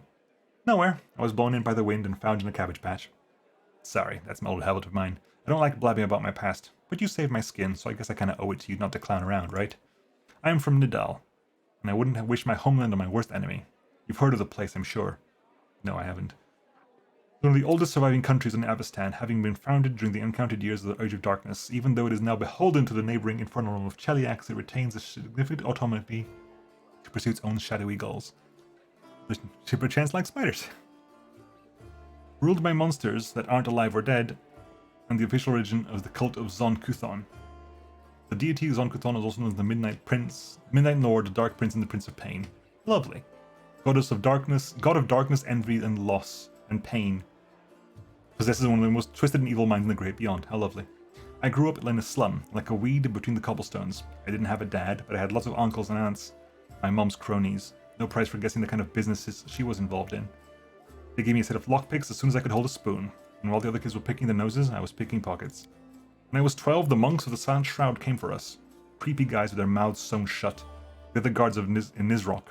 Mom gave me to her friends, and we hid in the secret temple of Desna. I never saw my mom again. I lay low in the temple for the next few years. I kept my head down. I washed floors, fetched water, listened to sermons. Funny thing, after a while I started liking Desna's teachings. But as soon as I was old enough, I was out of there. I left Nidal and got as far away as I could. Quite a ragtag group you've got here, from nobles to street thieves. You got that right. Only the best for you. What do you do if the knights and nobles fail to save the world? The lowlives are our only hope. How'd you meet Erebeth? I was bumming around Timon a while back, doing this and that. Desnan temples sometimes gave me odd jobs. You know, sometimes they need people with skills like mine. On the surface, it was fine, I guess. After Nidal, the freedom of the Reaver Kingdoms should have seemed like heaven, my chance to sit back and enjoy life. But I wasn't happy. There just wasn't any joy in my new life. I was all alone, no one cared about me, and I didn't care about anybody either. I struggled to find a reason to drag myself out of bed every morning. Tying a stone around my neck and jumping into the nearest river started to look pretty appealing. One day I was hired to follow some fellows who the local authorities suspected were Razmirian spies. Razmiran spies. Known as Razmiran was once another turbulent, violent river kingdom, the Archduchy of Melkat, where leadership changed as often as the years. This ended in the year 4661 when the land was conquered by Razmir, a tyrant claiming to have ascended to godhood. As they usually do. I was stupid. I made a rookie mistake and they caught me. It's like my body had already decided to do what my mind had been fighting, to finally put me out of my misery. Get someone else to kill me, since I didn't have the guts to do it myself. They grabbed me. I thought they'd gut me on the spot, but instead they hog-tied me and dragged me off. And just like an animal going to the slaughter, my only thought was, let's get this over with. They brought me to their stinking cave, threw me on their altar, and I realized who it was. Kuthites. From Zon Kuthon. From Nidal. They'd tracked me down after all those years. But I didn't care anymore. Wouldn't even have cared if they'd eaten me or whatever. We all gotta go sometimes, right? So I was lying there, staring at those knives pointed at me, when fate rolled the dice and I hit the jackpot. Erebeth. There she was, storming into the cave. Picture it. I'm lying on an altar with all these knife-wielding maniacs around me, and suddenly Erebeth storms in. I thought it was the Yomade herself. Fierce in her shining armor with her gleaming sword raised. She made quick work of those scumbags, chopped them up just like that. I didn't even have time to blink. She untied me, and then she looked through the papers they had on the table, and she started swearing like a sailor. So much for a Yomade. How do you and Erebeth end up in Cannabris? After almost becoming a human sacrifice, I knew I never wanted to leave Erebeth's side. Desna knows I fell for her instantly, and I fell hard. My misery was gone, and when Erebeth showed me what was in those papers, proof that the cultists had a nest home in her city, had a nest in her home city, I offered to help without a second thought. She must have figured I couldn't wait to get my revenge on the cultists, but I didn't give a damn about them. It was her. I'd go anywhere with her, even on a crusade, or into the jaws of the dragon. But I took to life in Cannabris like a duck to water. I used to be an outcast wherever I went, but half of the Crusaders are the same. After all, who'd volunteer to tangle with demons on the edge of the abyss? You gotta be either a goody two-shoes with too much honor and free time, or a misfit with no life out in the normal world for normal people. With normal people. People come here to run away from their debts, their past, their selves, so I fit right in. And what's it like living with Erebeth? It's like living. Without her, I wouldn't be. Seriously, if I were alone, I'd be gone by now. Sure, sometimes we argue, can't deny that. Sometimes we bang our fists on the table and yell so loud that the walls shake. That's about an order business. But at home, I'll give you an example. I've kind of always wanted to move out of that broom closet we call a house and into somewhere cozier. It ain't like they take a vow of poverty in the Eagle Watch, but every month somehow most of our spare money is spent on the Crusader business. Sure, I get mad about it, but it's part of why I love her so much. Do you know Erebeth has that thing that matters most for a person, a purpose in life? She's always got a reason for whatever she's doing. Her whole life is a crusade, and I just drifted around like a leaf in the wind until Desna brought us together. Now she's the meaning of my life, so it really makes no difference if we live in a mansion or under a bush. Thank you. What are you doing here? Nothing official. I'm not even a knight, you know. I just hang around. You sure you want to know the details? Catching traitors and spies and cultists is no walk in the park. It's a delicate job. You can't always do it all with the letter of the law. What if we surprise some suspicious blighter with an official search? Everyone will know about it before long, starting with their cronies. Then again, sneaking into people's houses at night isn't exactly legal. Crusaders can't be doing stuff like that, can they? Well, I'm not exactly a knight. That works. You're the secret police. Nevia... Wendu. Mistress, I'm at your service. You pausing around?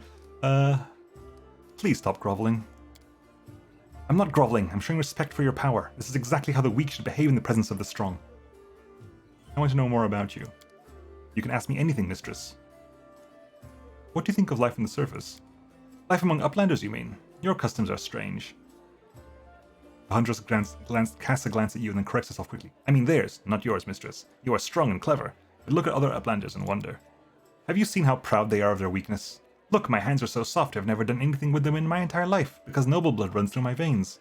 What does it matter who someone's parents are? I'm the daughter of a former chief of the tribe, so what? Is this what they respect and fear me for?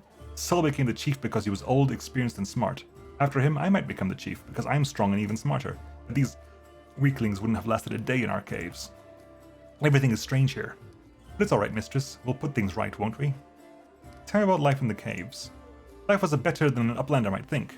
You're surrounded by rock on all sides. It's sturdy, dependable. When you hide in a crack, you know for sure you're safe. Not like here, all this empty space around you. You always have to be on guard in case an arrow flies from any direction and hits you. Life underground is calmer somehow. Sure, there's less food in the caves than here, but the amount of food the uplanders have, it's too much. Don't you see, mistress, how many fat uplanders there are? Why do they eat so much? Like cattle fattened up to make for tastier meat. You only had one fat person in our tribe, and that was Sul, and he was only fat because he was old. But up here, everything seems fairer in the caves. When there isn't enough food for the weak, they die. The lazy die. The sick, in the head and the body, die. Only the strong and the skilled survive, and the blood becomes thicker, tougher. I can tell you're proud of your strength. Of course! Let everyone see who is standing before them. The weak must obey the strong if they don't want to be reminded of their place. And even when I was a snot-nosed little cave rat, I could bring neithers twice my age to heal, because I fear nothing and no one. Pain least of all. I was showered with praise and compliments. The best hunters of other tribes wanted me. But what did that matter to me? The moment you start listening to flattery is the moment you get soft and you die. No. I always pushed myself further, challenging myself, taking myself to the very edge. Many times, I almost died, but I always came back stronger. I earned all my strength of my own, and if anyone didn't respect that, I just grabbed my knife. So I became the best hunter in the tribe. What happened between you and Lan? He's a good hunter, but not too clever. Bit of an idiot, really. He was the strongest in the tribe after me, that's why I kept him close. His heart is soft, unlike his body. But when I met you and I didn't need Lan. But then I met you and I didn't need Lan anymore. Now I only want to hunt with you. Why do you serve me? Because you are winning, and I want to be with the winner. I don't like sharing food and fire with weaklings. I prefer people like you. And also because being close to you is a good way to live. I love life. I'm young and strong. It makes sense to eat, drink, screw, and kill enemies while you are young, and not when you're 30,000 gongs old and shriveled up like Sul. As long as I'm your servant, I can have fun and as I like and order around anyone I want. Who will dare defy me? No one. Your life has made you cold-hearted and cruel. You'll have to show more restraint in service. I can guarantee you fun and entertainment. It's good we understand each other, mistress. As we neithers say, we hunt in the same cave. On the surface, you're people called mongrels, but I take it you don't like that term. Let the uplanders call us whatever they want, it doesn't matter. I know what they're trying to do. By giving us that stupid nickname, they're asserting their status and superiority over us. But it's normal to try and dominate a stranger you just met. That's expected. When my kin conquer the lands on the surface, the people will call us by whatever name we choose. Let's talk about you serving Hosilla. Uncertainty sparks in Wenduog's eyes, and she curls her spider legs on her back closer to her body. Of course, mistress, but now I only serve you. Has someone said something about me? What did you do for the demons? I brought my kin to their lair so they could join the demon army and accept the power given to them. I made my tribe stronger. Later, once we no longer needed the demons, my powerful kin would have fought for me. Aren't you ashamed of betraying your kin? I know that Sol would have called me a traitor, but for one reason only. He grew old and cowardly. I accepted the same fate as my fellow tribesmen. I ate the flesh too, and for many gongs I thrashed with fever, growling like an animal, lunging at anyone and everyone, my body burning from the inside. But I handled it because I was the strongest of them all. Not a single day have I regretted the power I gained. That is why I am not ashamed of sharing that power with my tribe. And why did you decide to switch allegiance? I was only serving the demons because they promised me power, and only for as long as they had something to offer me. But Hosilla can't offer me anything now she's dead, and I was never going to risk my life for her. You are a true leader, one worth following. Yeah. How can I trust you? Why do I betray you, mistress? You are the strongest. It would be stupid to defect to your enemies and die along with them. No, I'm not that dumb.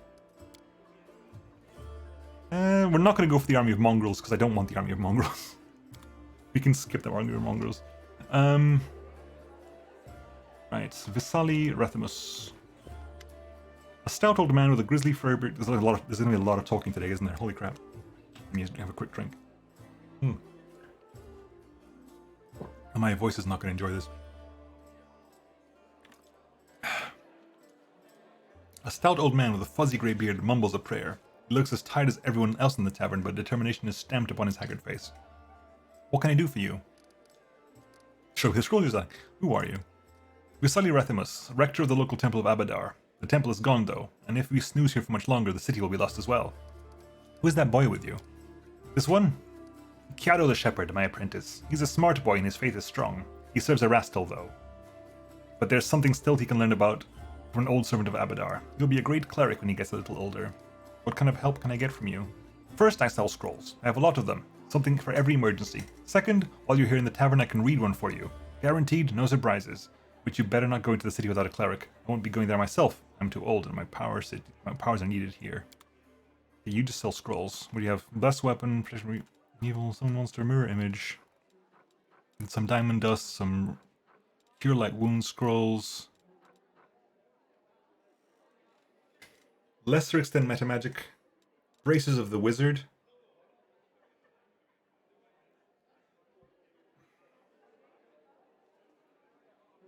Braces of the wizard are braces of armor +2 and +3 bonus on knowledge arcana checks. Interesting.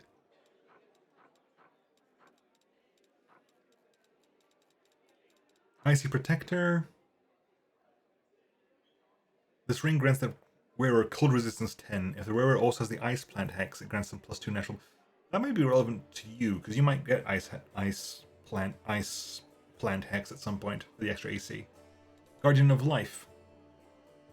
As long as the wearer of this amulet is under the effect of the Death Ward spell, they get a +2 morale bonus to AC against attacks of undead creatures. If they use a single target Cure Wound spell on a single target whose... If they use any single target Cure Wound spell on a target whose current number of HP is less than 0 or less, the target is healed for an additional equal number of hit dice. Okay, so if the wearer is under the Death Ward spell, they get an additional morale bonus to AC versus undead creatures, and if they cast any single target Cure Wound spell on a target that is currently down, the target heals an additional number of HP equal to... Okay, it's complicated, but I understand that. That's nice. Alchemist's kits, Scroll Scriber's kits, I'll need those at some point, and a bunch of ingredients. Scrolls with lesser restoration as well. Helpful. And Kiado, I believe that the help is already on the way. The Queen will not leave us to die. I hope so. Who's left? Who? Loot. Hillor and the Spinner of Nightmares. God. Varric reads all the things out. I don't know if I can bother to read. I can't read everything. It's gonna kill my voice if I read everything.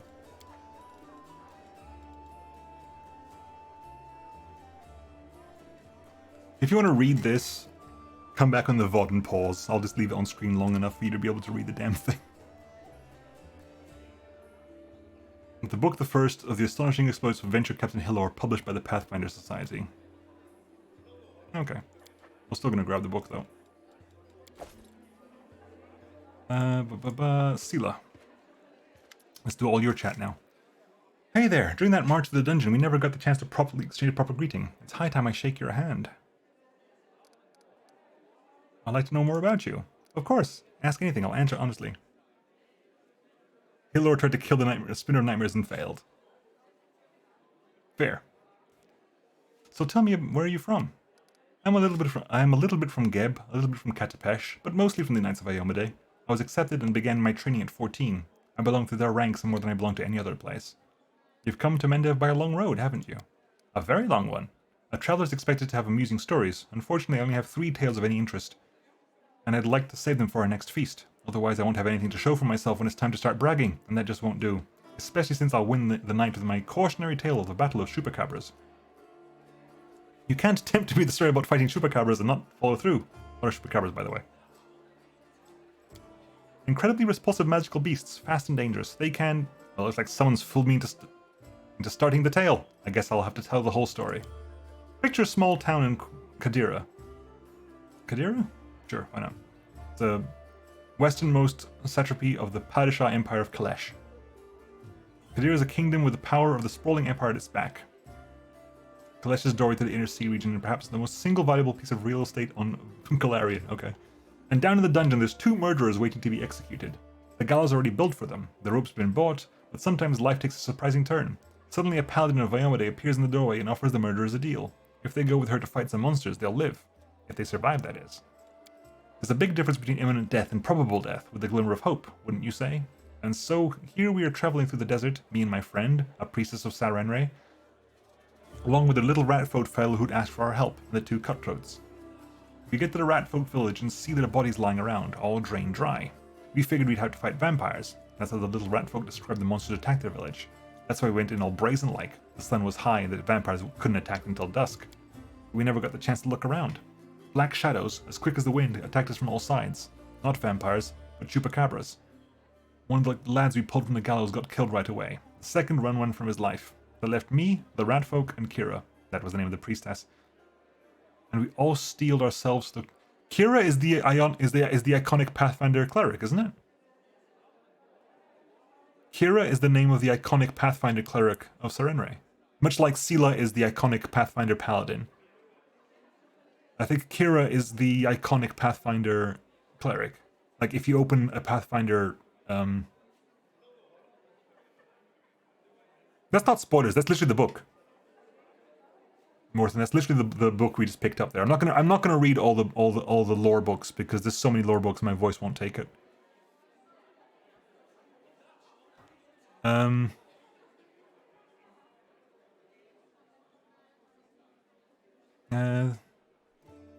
think Kira. I want to look this up now. I think Kira is the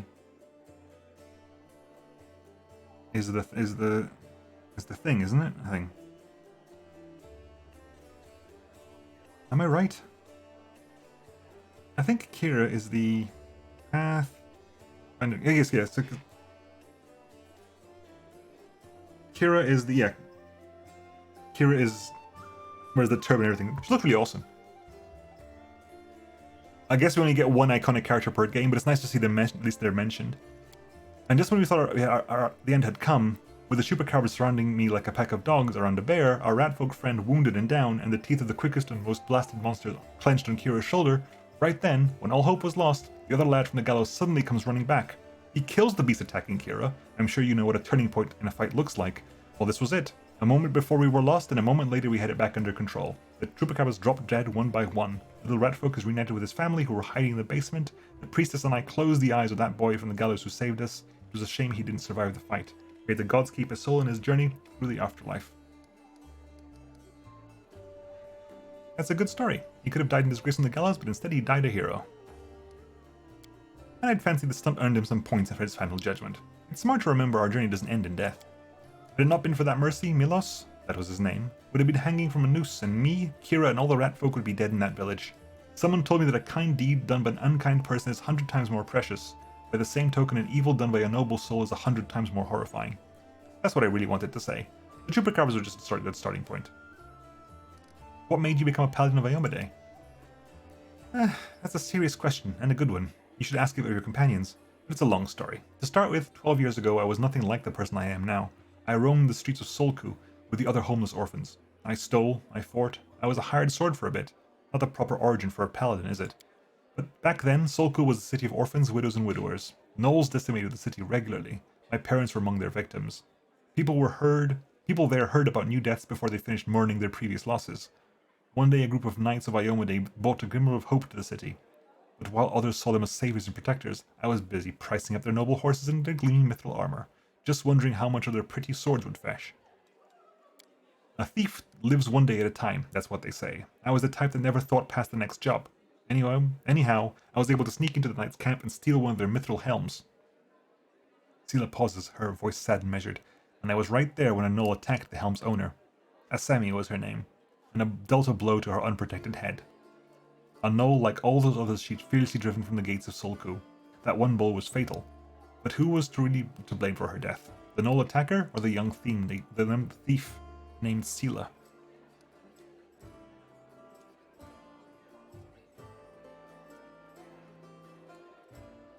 Life is cruel and full of chaos. Sometimes survival just comes down to luck. But that's how you see it. Well, you are lawful, aren't you? You're lawful good. Of course you are, derp.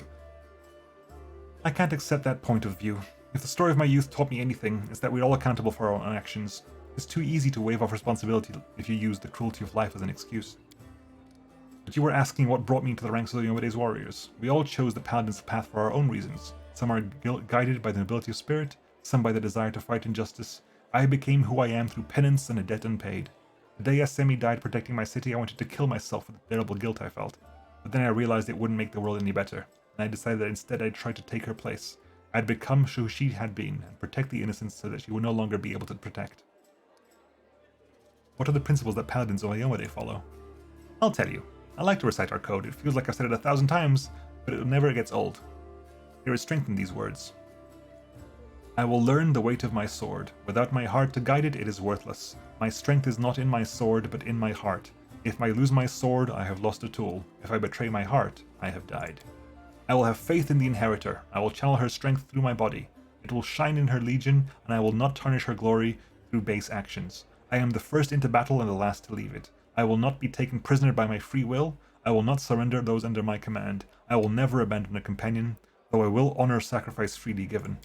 I will guard the honor of my fellows, both thought and deed, and I will have faith in them. When in doubt, I may force my enemies to surrender, but I am responsible for their lives. I will never refuse a challenge from an equal. I will give honor to worthy enemies and contempt to the rest.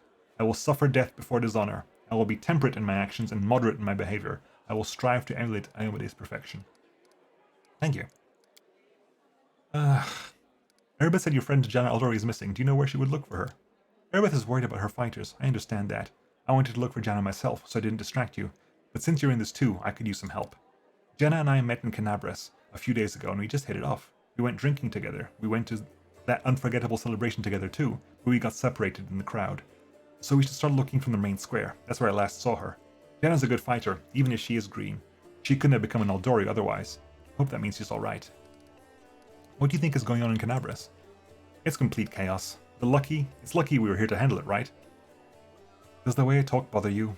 I know I can seem blasé. Many good people and our protector Trendle have died here in Cannabris. A paladin of Iomedae is expected to be properly respectful and solemn.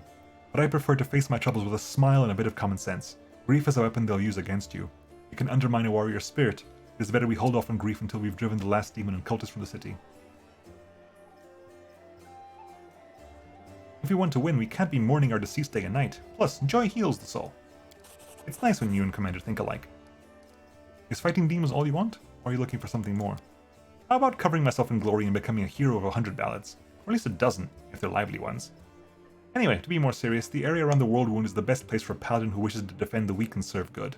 Being part of the crusade is reward enough for me. But there's something that worries me.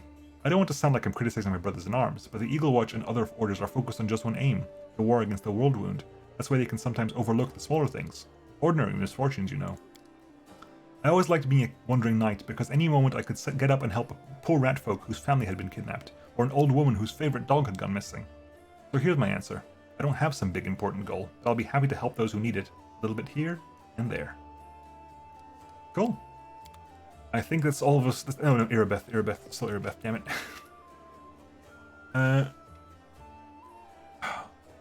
What's the city? My objective is to get the ward stone. I think we've done all this stuff. What are the ward stones? We've done that as well. They are the greatest treasure. The shield given by Iomedae herself and placed in Cannabris and over Mendavian cities and fortresses by her herald. Tell me about the Eagle's Watch. It's a small order created to fight not only demons but also the enemy within, to maintain the purity of the paladin ranks, prevent heresy, and identify spies. And it failed miserably at that. The Templars of the Ivory Labyrinth infiltrated it and formed their nest within its ranks. The Templars of the Ivory Labyrinth are the Baphomet cultists. It's quite a fancy name. After the Queen entrusted me with leading the order, Anevi and I practically built it from scratch. We got rid of dead weight, people who weren't committed, we organized ways to transmit messages and orders safely, we introduced reliable ciphers, we found tacit allies around the city, from crusader orders to street beggars. It was my personal crusade to purge the city of the Templars who had infested it, and I thought I was winning. I could feel it. We were so close to driving the cultists out of Cannabris, but it's hard to admit, but those successes didn't count for much once the demons entered the city.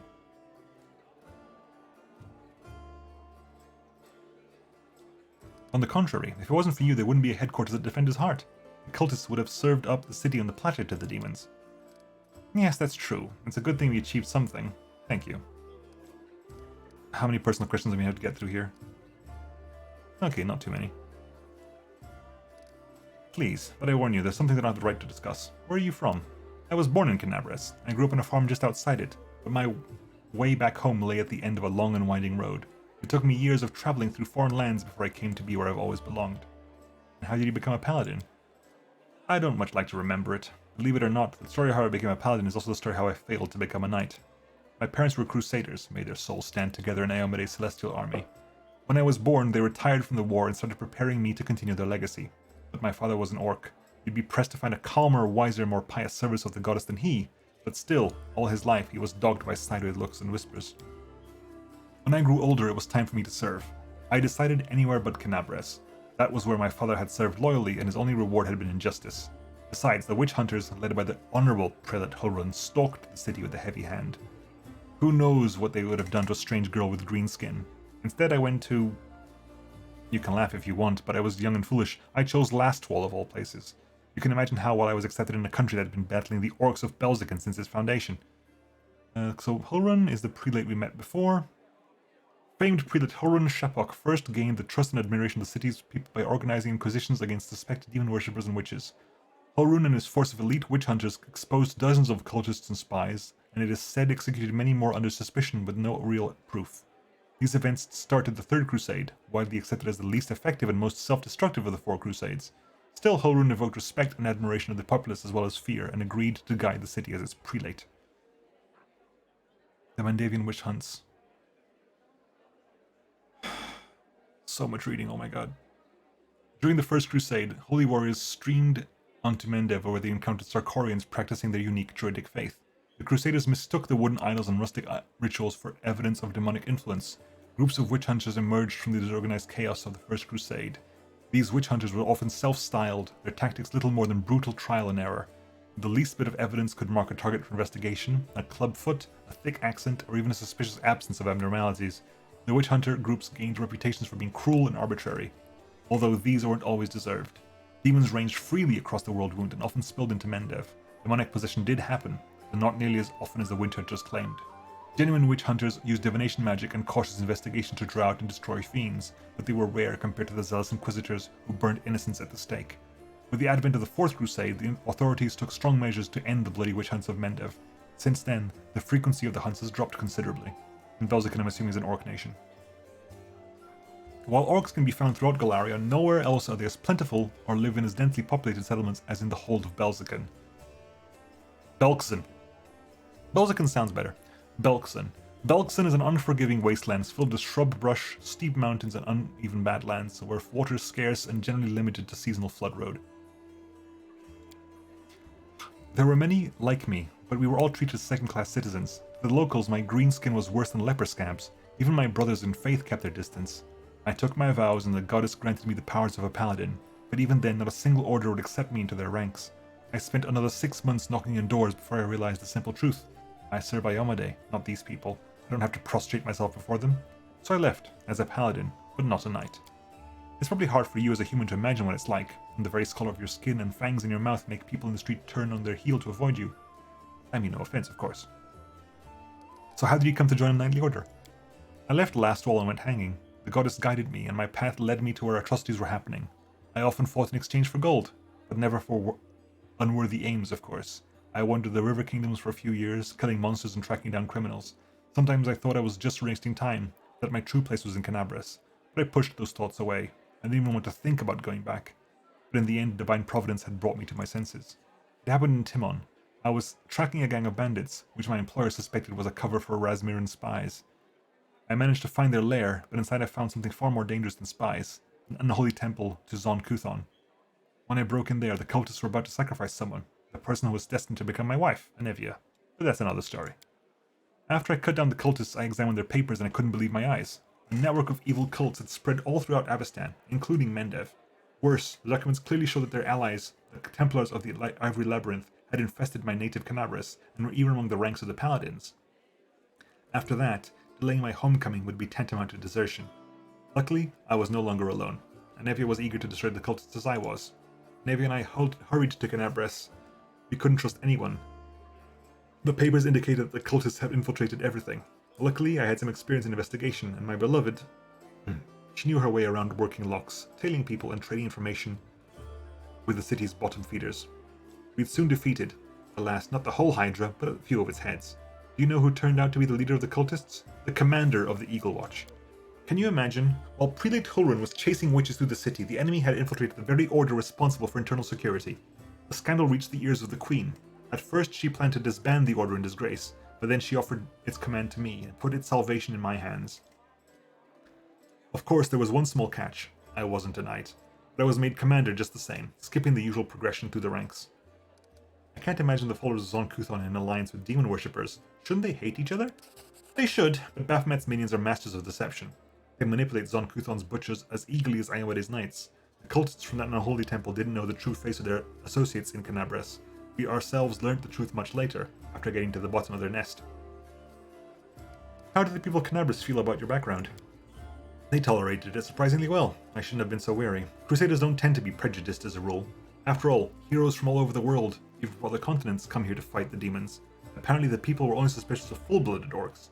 There were already many like me here. We don't have any problems. The locals do have their superstitions, and they're as merciless as Lastwall. They just have a different set of victims. I kept seeing those same sideways looks and scowls, hearing the familiar whispers, but where they once used to whisper behind my back and point at me, now they whisper in my ear and point at someone else. It's so strange to be on the other side of humiliation, to wipe the spit from your face and suddenly be invited to change position and spit at someone else. You must have figured out by now that I'm talking about tieflings. It's true there are many of them among the cultists, and a few among our crusaders, and fighters do all they can to drive away those who would be our allies. People shun them and call them Arilu's spawn, or worse, as if they chose to be born like that.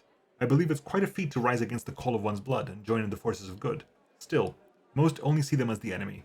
I once saw a knight bleeding to death because he wouldn't let a tiefling priest touch his wound. Alas, I haven't been able to change this in all my time in Cannabris. Same about Anevia. We met in Timon, as I was wondering, we did this already. The day the Queen knighted me is the second happiest day of my life. The first was the day of our wedding.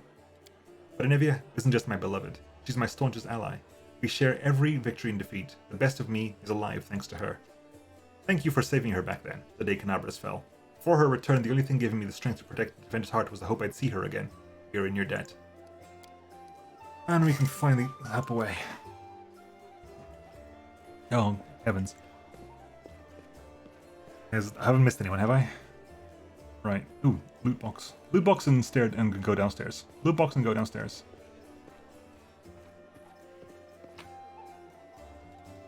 Flour. Mix of spices and some mutated fish. Fish.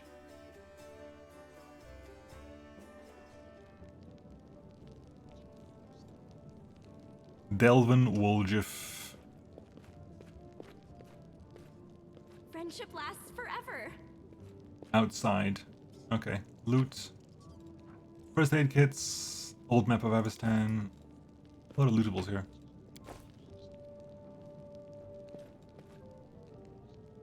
Hello. Surrender thy soul, Delvin. Yomade, protect us. Ha ha ha, got you again. How many times is that today? Take your jokes and shove them, tiefling. Very much the sound of Lux, yeah, it's very much that kind of like, friendship is forever. Yeah, loot. Guard. Loot.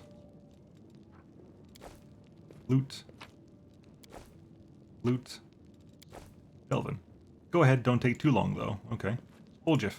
Hey, Chief! Ooh, hey, gorgeous. Come over here. I want to talk to you about something. Something really important. The young tiefling sits cross-legged on the floor. He looks relatively calm for someone in shackles, but his tail whips back and forth in agitation. Noticing your attention, the tiefling sits up and beckons you over. Quit bothering the decent people in here, Woljif, or I'll knock your teeth out! What's it to you, Delvin Dum-Dum? You were told to guard me, and I'm not stopping you. But no one told me I had to shut my trap. Your shadow, what was that? Get me out of here and I'll tell you. And don't worry, it's not contagious. Who are you? Woljif Jeffdo. I deal in useful things. I can get you whatever you want. Anything. But there's just one problem. What do you want from me? I'll lay it out for you. Simple job, 30 minutes tops. We go someplace, talk to someone, and in return, whatever you want, I'll get it for you. Some extra rations? No problem. Armor, weapons, scrolls, you name it. It's as good as yours. If you need my help with something, whistle and I'll be there.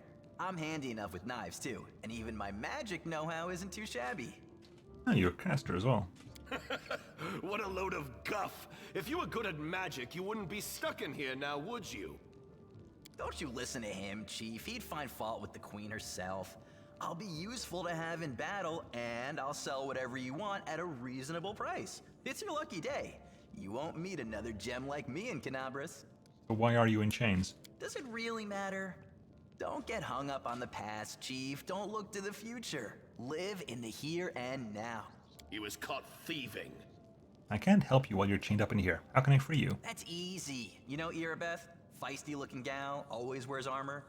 You can't miss her. She's the meanest fighter in the whole city. When you see her, put in a good word for me, will ya? Tell her there's this guy Woljif locked up for no good reason in the Defender's Heart.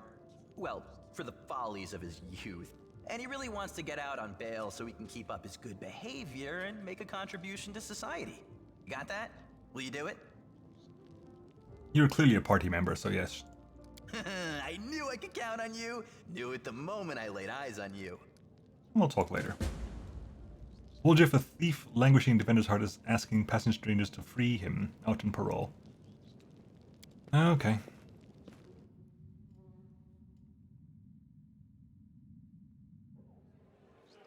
There's levers there, but they probably opened the cage, so I don't necessarily want to deal with that before I talk to Irabeth first.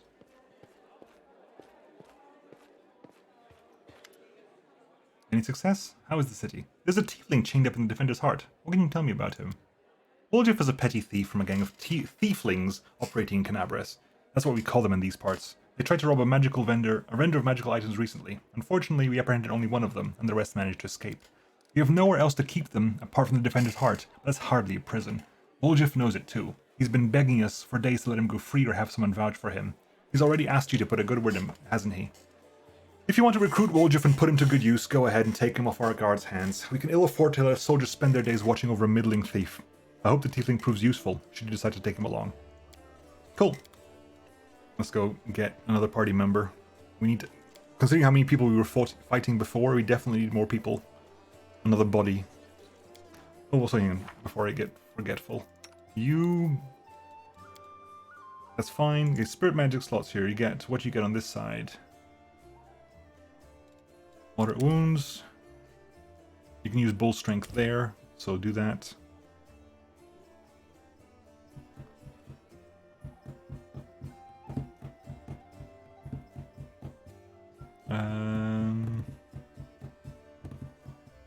Communal protection from 11?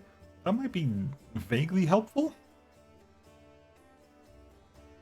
Because we're fighting evil things, so that can hit everyone. Well, not you, more. You're still my healer, so do that. Maybe when you have more slots, we'll give you communal protection from Wasnik. Okay, got that. And down.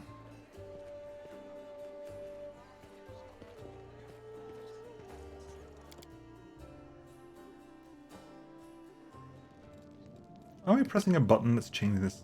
Oh, it's a mouse reading over this. Okay. How cute! Delvin. Well, Chief, what do you got for me? I talked to Erebeth and decided to make you part of my troop. We'll see how it goes. You must be a smooth talker. Come on, Delvin. Get these bracelets of yours off me. I'm going free. You're sure to regret this. This tiefling will fleece you for everything you've got. Mark my words. You're a bitter little man, Delvin. Petty and mean. You can't even be happy for me, can you? I pity you. I'll leave you alone with your sad little soul. So long.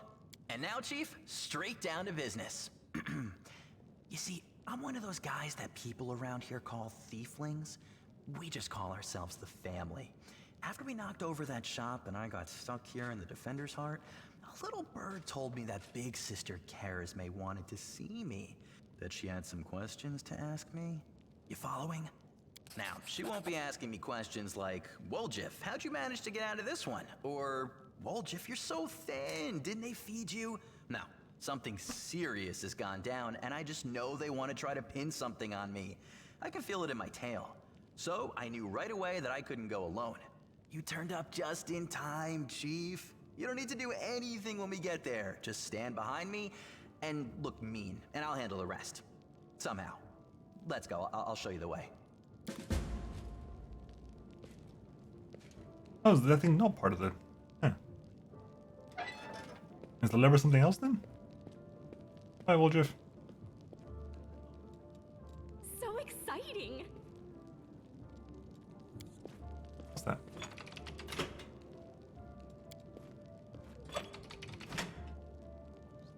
Oh, up, so down, down, down? It's gonna be this, isn't it? Okay, hang on. Okay, so down, down, okay. Let's do this.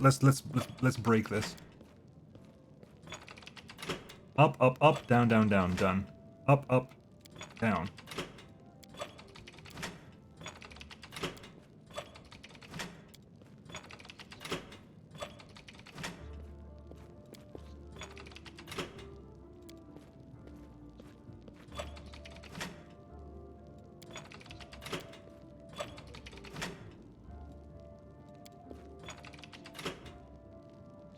I think that was all. Was that all of them?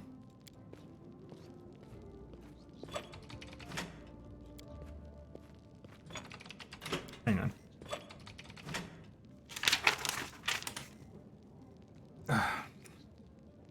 Up, up, up, up, up, down, up, down, up, up, up, down, down, down, up, up, down, up, down, down, down, up, down, down, down.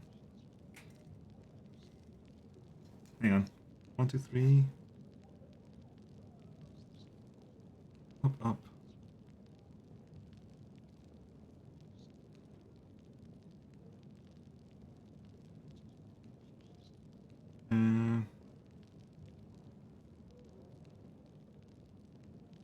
Basically counting in binary. Yeah, that's... Okay, so... Up, up, up. Up, up, down.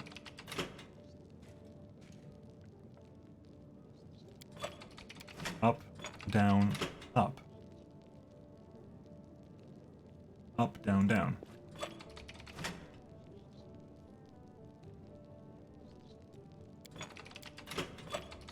Now down. Up, up. Down, up, down. Down, down, down.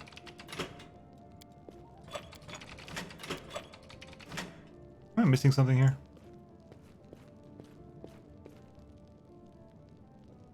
Uh-huh.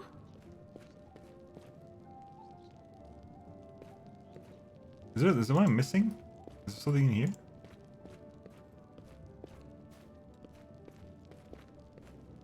The button won't bud. Oh, for God's sake, really? Oh, Jesus Christ. Okay. Up, up, up. Up, up, up. Button. No. Up, up, down. Button.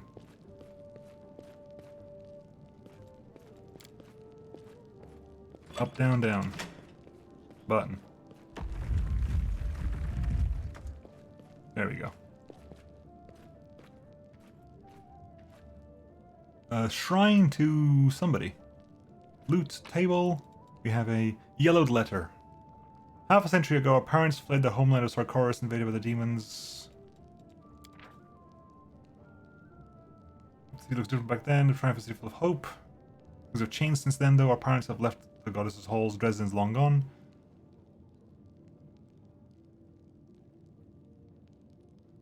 And something about Horun.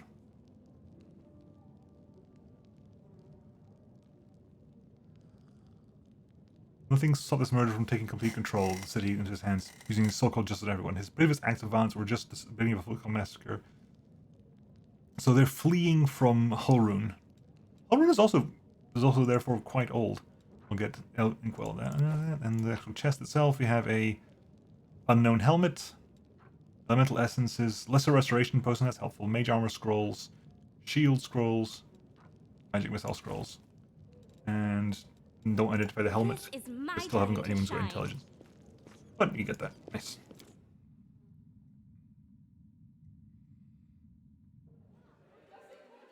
Oh my god, I'm gonna have to talk to Waldriff. Waldriff, please, no. Oh no, more. Okay, at least it's not like 3 million pages. Never mind.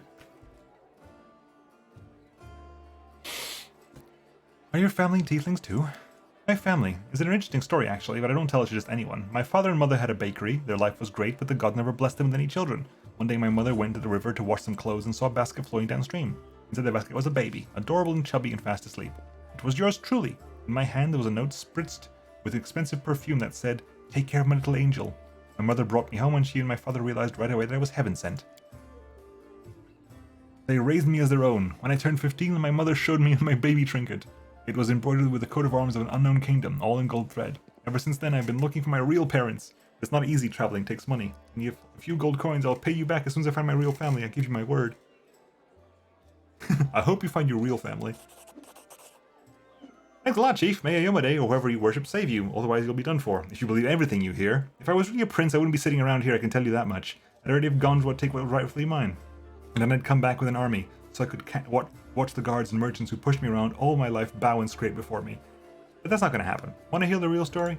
The true story is boring. My family is human, both my father and my mother. They used to live in a village nearby. I forget the name. When my ma had me, my old man got so mad he almost killed her. Pinned her to a wall and started asking questions, like why his son had horns and a tail.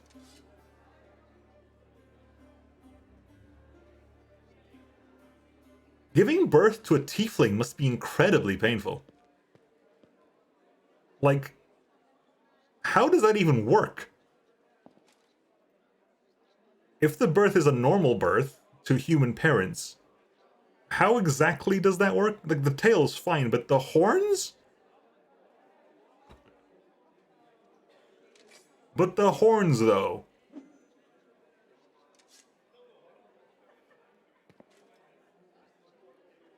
Read the description from motherless tieflings. My mom told him her mother, my grandmother, used to fool around with a demon. When he heard this, Daddy got drunk, trashed the house, and then took off. Well, clearly was born with horns. Clearly was born with horns. Hopefully they're born without horns. I don't remember any of this, of course. My grandma told me. I was about 3 years old when my mother brought me to Cannabris and left me with my grandma. She said to her, "You and your demon have ruined my life. Now you handle him." Then she left. I haven't seen her or my dad since. She did leave a blanket, though. That part was true. My grandma burned it because it was infested with lice. It wasn't even a good enough to use as a rag. If you think, after all that, my mother saw the light, felt right ashamed and kissed my horns, you wish. People used to give her trouble for fooling around with a demon. She wasn't welcome anywhere, and so she got angry. Normal kids get bedtime stories? See, but only tales I got told were how my dad was worthless, my mom was a slut, and I was a demon spawn that no one cared about. She only kept me so I could help around the house and steal the things she needed. So that's the truth. Tell me the real story of your family. We just did this, didn't we? Yeah. So how did you become a tiefling? I was already a tiefling, and life made me a thief. I've been in this business since I was a kid. My grandma used to say, if you don't work, you don't eat, and she gave me an apprentice to Ygr, the tiefling neighbor of ours. He was a cunning old geezer. He knew how to take a purse off somebody's belt, how to cut open bags undetected, even do some magic. I used to climb through basement windows and open doors from inside while I was still small enough. And when I grew and stopped flitting through the windows, I decided I was done with my education. I repaid my grandma for everything she'd done for me, which was absolutely nothing. Why would I feed her if she wasn't bringing me any money? If you don't work, you don't eat. So I took off. I got bored of my teacher too, but when I as much as hinted at leaving, he said I owed him for my education. So I just nodded, and then I joined the Owlbears, the gang that ran our district, and told them that Ygr was working their territory. I don't know what happened to him, but I stayed with the Owlbears. Then their leader started giving me the cold shoulder. I did steal for him, but never that much, so I had to rat them out to the guards, and then I joined the Golden Hands. That was a gold time, rich pickings. I would have stayed with the Golden Hands, but the Northmen promised me a bigger cut if I told them where the Gold Hands were keeping their loot. I'm no fool, of course, so I told them. After that I only had one option, to join the Northmen. And then the family came. At first no one took them seriously, calling them thieflings and all that, but I felt it right away. They had power behind them, and they had more money. I'm always on the winner's side, Chief. That's why I joined the thieflings. And right on time. Some thugs came through the capital and made their Northmen leave. The ones who survived, and in the family now too. Tell me about the thieflings. Alright, I won't tell you everything, mind, but I can tell you a little. The thieflings are Mendevian thieves. The gang was started in Mendev's capital by someone or other, and as soon as they spread all over the Galarian. They're also called the family. You know why? Because us tieflings are easy to spot. Wherever we go, Gads always hassle us asking, are you lost to summit, Hornhead? Usually we say we're visiting family, and if they say, oh yeah, who? You give them the name of a local thiefling who confirms everything, even if he's never seen you before in his life. That's why we're all brothers and sisters. There are rules, who does what, who gets to what cut. I won't say it's a lot, but they make it worth your while. They'll even heal you if you take an arrow. The biggest no-no is this, you don't steal from the family. If you don't contribute to the shared pot, you get the cold shoulder, but you won't be treated like family no more. And everyone will hear that you went to visit some relatives who had a farm someplace. My best guess? The farm is in some underground well beneath Cannabris where they breed grave worms. See the Charisme, our boss, looked the other way more often, I'd really be able to spread my wings. Steal from someone you call a sister? That's low. Birds fly low before a storm. I'm just surviving as best I can. Wolja fixes you with a look. Imagine the situation, Chief. You're 7 years old, you come home and your own grandma, your family is lying there drunk. There's no food because she got wasted in the morning and didn't cook anything. And you know that she's a stash under the 3rd floorboard. You take this money so you don't starve to death. And then, when she wakes up, she beats you because you shouldn't have taken it. You should have stolen some food and you're a waste of space. That's something you can never understand, Chief. You only care about moral choices. You only know what's right and wrong. Brother, sister, grandma, mother, in real life, they're just words. What do you think of Cannabris?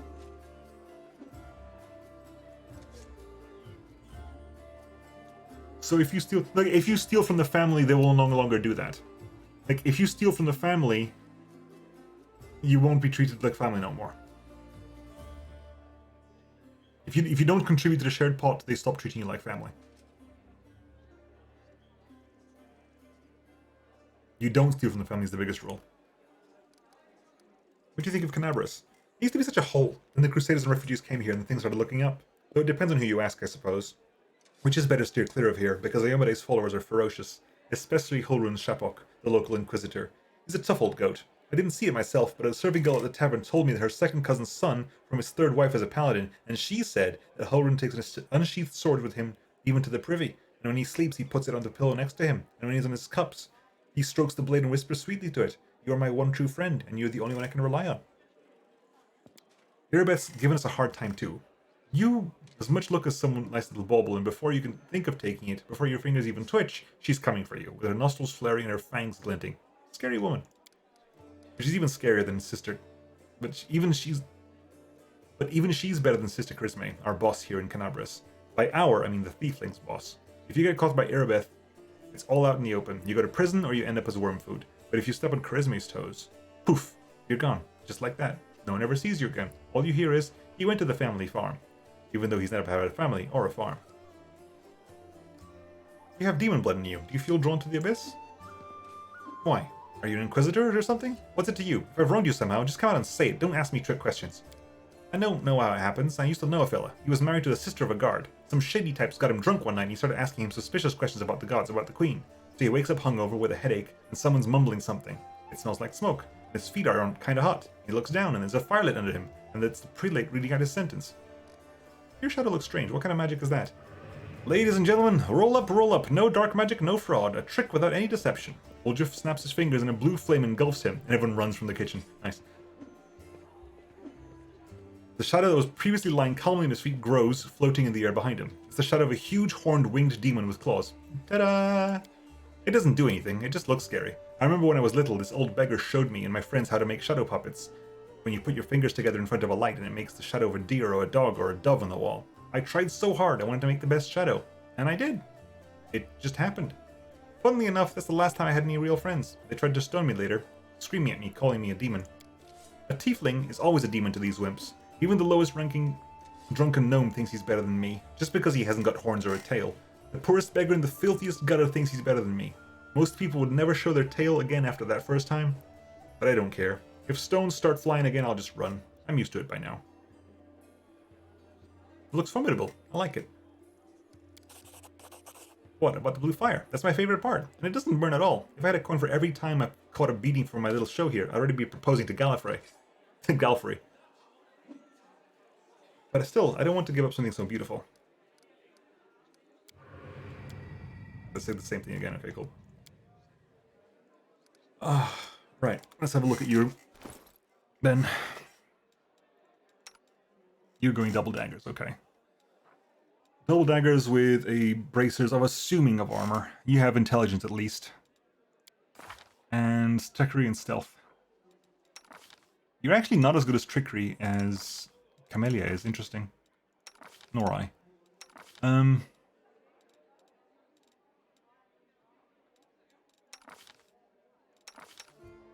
What are you actually going for here? What did you actually go for? Class. Oh, you're an Eldritch Scoundrel. Ooh, you're an Eldritch Scoundrel. Interesting. So you got casting. You're actually you are a caster. You have double slice, 2-weapon fighting, weapon finesse, finesse training dagger. You already have finesse training dagger. Okay. Oh, you hit hard. Damn. Okay. And of course you have the sneak attack and danger sense, weakening wound, evasion. You can also scribe scrolls. Okay. Right.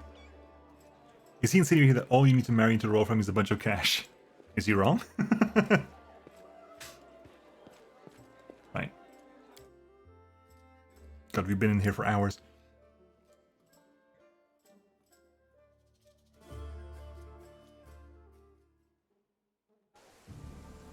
Right. This place has been sanctified. It can protect the area around it from the corruption of the Abyss. Loot. Let's loot all the things that need looting. Hello. Whoa, hello. Hi. You're big. Commander, look what we got here. Are you two mad? Whatever possessed you to steal the gem golem from the Tower of Estrad Museum? Explain yourselves. We didn't steal nothing, Commander. We saw some looters dragging it down the street and recaptured it. Now this shiny fella is something. That shiny fella belongs to the treasury. The inlay alone is worth more than a castle. Already don't have like the idea of leaving that unattended. Joran, see to it that no one lays so much as a finger on this golem or plucks a single gem. The same goes for you two. Your new mission is to something.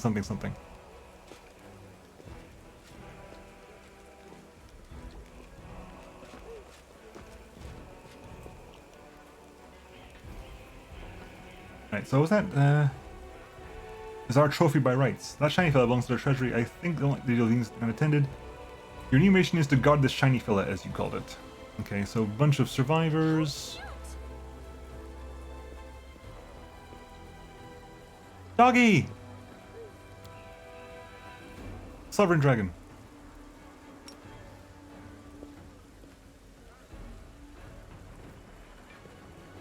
Ooh, Yoink. Loot that one.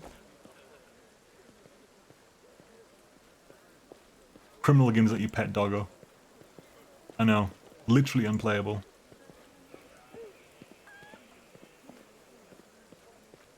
I'm on the rooftops. Chicken on the rooftops. Let's check the rooftops. Clearly we're gonna go over there and talk to those people. Nothing up there. Nope. Is that? That's down there, okay. Joran Vein. Oh, that's little brother Joran, okay. What the hell's that? Prestidigipainter Golem. A grizzled dwarf turns a blade in his calloused hands and carefully inspecting its edge. He sees you approaching, he sets the blade aside and greets you with a nod. A new face in the city, you picked a good time to come to Cannabris. As you see, we're in sore need of warriors. Show radiance to Joran. Do you recognize this sword? Do I recognize it? Of course I do. I made this with my own hands. There's my brand, see? There's my brand, see? The dwarf carefully takes the sword in his hands, gazing at it like a doting father. Oh, Yaniel, things have been tough without you. But at least we've still got your sword, that's something. You can grab a cat though, surprise Owlcat Studio is biased. In battle, ordinary swords get blunted. They break, but sometimes a weapon can persevere. I don't even know how to explain it. I'm no authority on these things, but something like an echo of the deeds done with that weapon. Or more like the reflection of the wielder's soul? I don't know. I will say one thing. Take care of that sword. Yaniel may no longer be with us, but the demons will still remember why they need to turn tail and run when they see radiance. Ugh, the scabbard's all worn. We can't be having a fine sword like this being carried around this tatty thing. I'll make you a new one if you like. If the city stands strong and we both survives, come and see me again, I'll have it ready. No charge. Do you know everyone in Cannabis by sight? Well, not everyone. But I make it my business to know people who might need my services. A blacksmith's work isn't just at the anvil, you know. Are you Staunton Vane's brother? Yep. Where he goes, I go. That's how he always done it, even before the world wound. I forge the armor, he goes into battle and breaks it. He brings it back to me, and I repair it and make it better than before. Everything's changed since then, of course, but that part has stayed the same. How was Staunton to blame for the fall of Dresden? I've told this story so many times already. Well, telling it one more time won't kill me. Dresden was built after the First Crusade, back when it seemed like victory was ours for the taking and the demon invasion would soon be at an end. The population of Old Sarkoris was thoroughly diminished, and many of them hoped to see their hard fighting repaid with a small plot of unclaimed land. Dresden was a fortress built of all our hopes, and on Mendev's ambitions, although you're not supposed to say that out loud. What a city it was! You can't even imagine. It was built by the finest engineers from the Five Kings Mountains. Queen Galfrey spared no expense. Dresden was meant to be the capital of the Crusade movement, a monument to its glory and a beacon of hope for all of Golarion. Heroes were drawn there to seek flame and glory. They came from all over. Taldor, Garund, Tianxia, I couldn't list them all. A relic known as the Sword of Valor was kept there, a banner that had been carried into battle by Eomade herself, back when she was still human. That banner protected the city and kept the demons from teleporting inside its walls. As long as the banner was in place, Dresden was invincible. Or so we thought. But then the world wound suddenly expanded. The demons launched a new onslaught and folks started saying it was time to declare the Second Crusade. Dresden was unassailable, until one young officer was tempted by a beautiful woman. She convinced him that the banner shouldn't be hanging in the city, that its rightful place was in the battlefield. She whispered honeyed words about glory and valor, and convinced him that he could be a hero as great as Ayomade herself. And the poor fool believed her. He rounded up some of his hot-headed friends and carried the banner outside the city gates on an unauthorized foray. The demons slaughtered them within seconds, but for some reason the courageous ringleader was spared.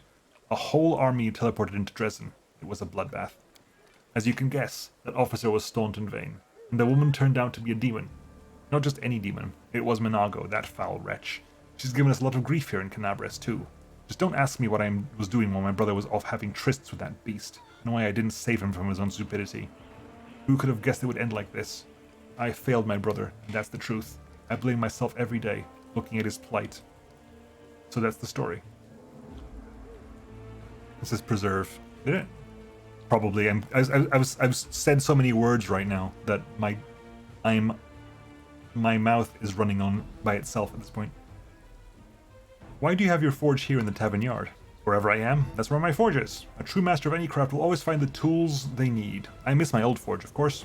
Now it's just a pile of charred stone and metal, but I still got my hands, and that means I can work. Gulp, yeah.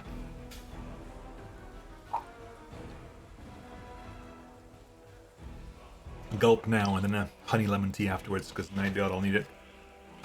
Show me your wares. Bulk sell the stuff we don't need. Right. Woljif.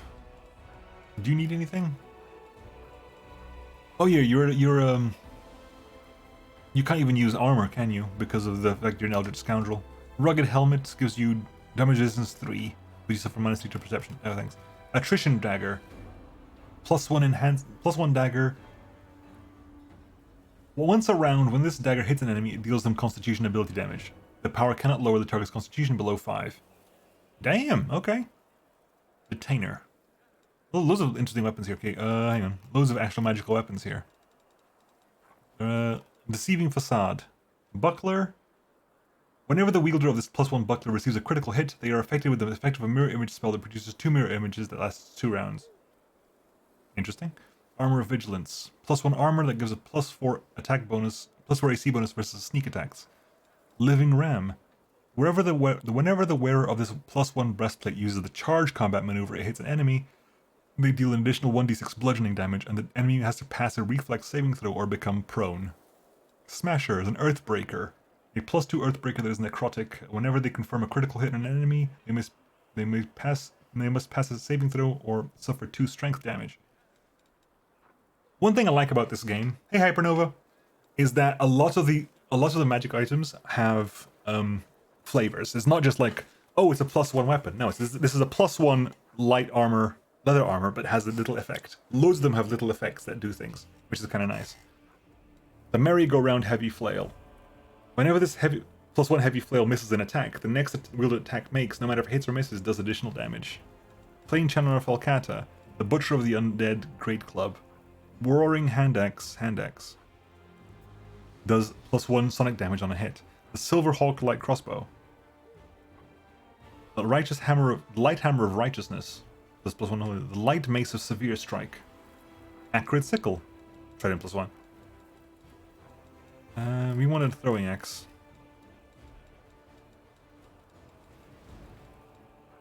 Throwing Swords. Star Knives.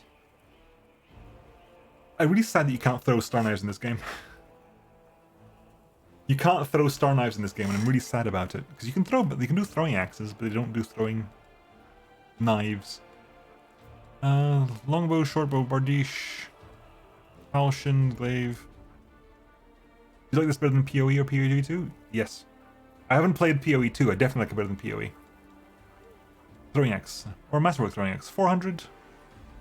Honestly, we're gonna get better ones soon enough, I think. Nunchuck, Sai, Bastard Swords, Dwarven Axes, Volcatas.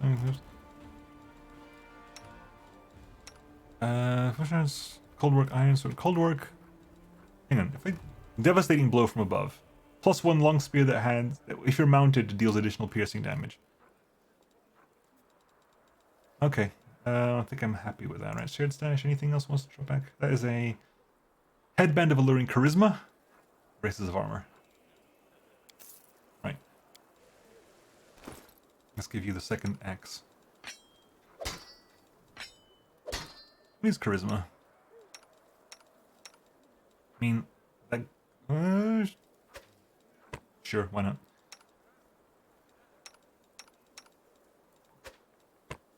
Have a hat.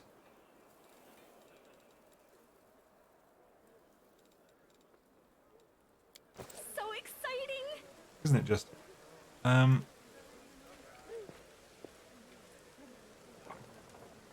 Let's go talk to you in a bit. With The Prestidigipainter Golem. Happy to be of service. May Shillen brighten and vivify your day. What are you? I am the Prestidigipainter Golem. Many millennia ago, I was built by Aslanti clerics of Shaylin, the goddess of beauty, to make the world a better place. In my joyful service, I have visited many lands, and for the past few centuries, I have resided at the Temple of Sunrise Chrysanthemums in Qianxia. But then the good clerics saw fit to offer me as a gift to the Mandavian Crusaders, so that you could share in the beauty I can create. Can you do anything useful? My creators granted me the ability to replace illusions on various items. I can change their color and texture to make them more beautiful and appealing to the eye. Would you like me to cast an illusion over your armor to make it green? Green is a very pleasant color and would match your eyes. My eyes are brown. How did you end up here? I was in the Tower of Estrad Museum, but then some not beautiful people came and started smashing everything. I asked them to show restraint, and that's when they decided to steal me. After all, I am beautiful and very valuable. They dragged me down to the street, but I didn't want to go with them, so I kept stopping. The least beautiful of my kidnappers threw me over his shoulder and tried to run away with me. Throw you over? You're huge, but I am very heavy, okay? And so his back made a very not beautiful crunching sound. He started yelling, and then everyone else started yelling, and then some of that yelling was directed at me, and then they started hitting me with their not beautiful weapons. Then some good crusaders drove them away and brought me here. And now I've been lumbered with you, waste of good metal you are. Instead of working, I'm supposed to keep an eye on you so no one's tempted by the walking treasure trove. What can you do to help the war effort? I was not designed for any type of combat, yet I can bring beauty and harmony to any type of combat. You're the transmog system. Oh my god. The transmog system... Really? You are the transmog system. Are you actually kidding me?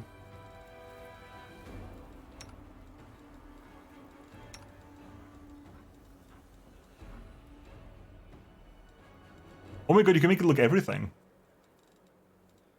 Huh. For free. Looks like it's free as well. Okay, I'm not going to do it now, but let's just do it now. Right, let's actually get a move on, because I think we've seen everything. We've got about an hour's worth of stream left. Let's actually do something with that time. Here. Olja, if you can join us.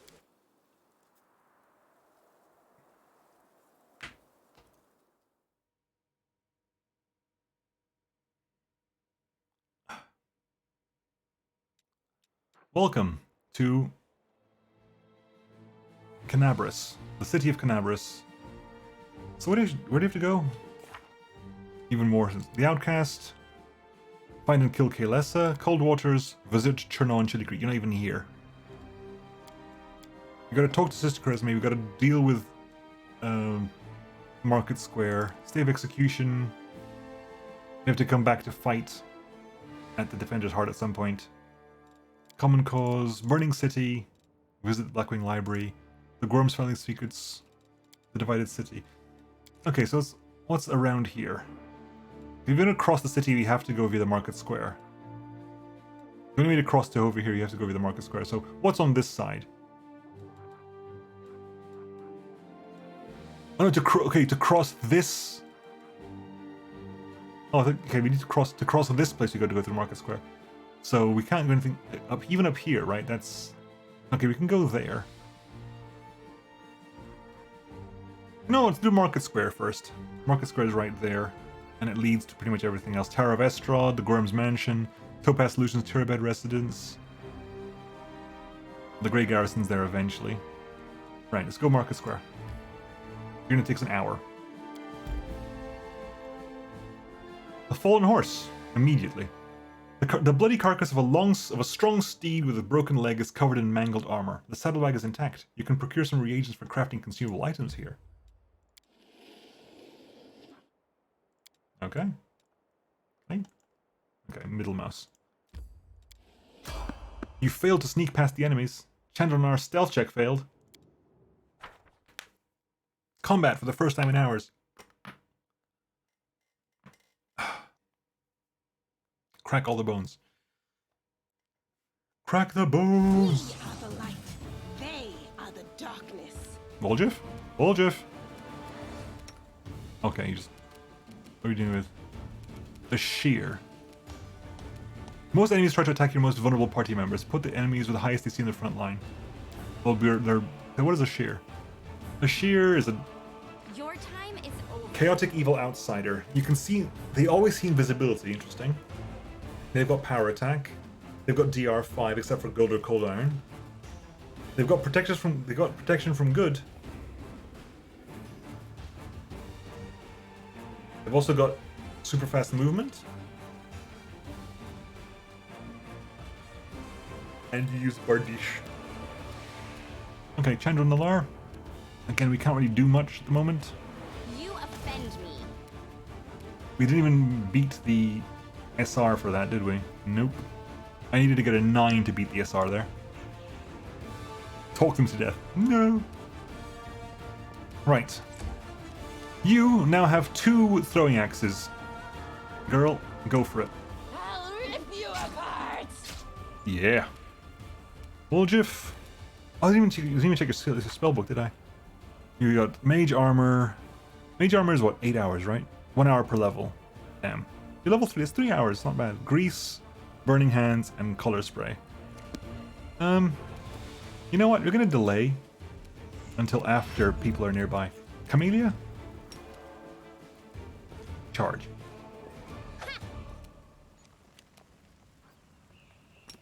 You can't even charge that far. Okay. Sila? The light take you. Right. Cover me, all right? Sneak attack.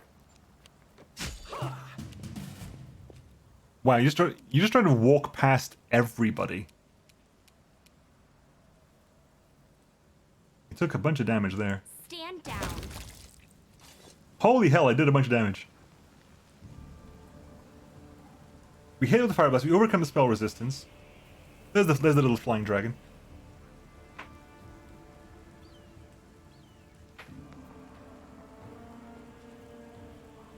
Hang on, what? Explain to me how that works? So we rolled... Why is that -7? We rolled 11 and 2d6, sure. We got +2 for the basic attack, that's 13. +1... Okay, so we got 13. Why does fire resistance 10 remove 7 damage? Surely it removes 10 damage. But why? But why is fire resistance 10 only? Is it a difficulty? It might be a difficulty scaling thing. You know, I'm not gonna say no. It did damage, but it did 3 more damage than I was expecting it to be able to do. Mardish.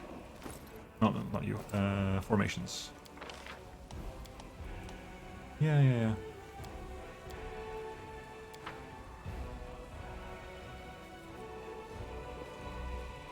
We did it. We invested in some spell penetration, which makes it more likely for us to beat the spell penetration. But that shouldn't have affected the fire resistance. We haven't done that yet. The actual thing I need to do for fire resistance doesn't happen yet. Until, like, into this chapter, I think. Why am I the one rolling stealth checks?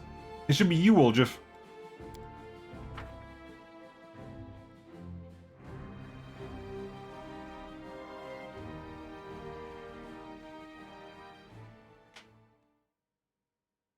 You'll make a fine trophy. Why am I the one rolling these things? It should be Woljif rolling them, because Woljif has way more stealth than I do. Another shear from behind, okay. Away, you rascal! There you go, that's better. Still -7, I don't know why. Okay, we're gonna move these around slightly. That's gonna go over there. There you go.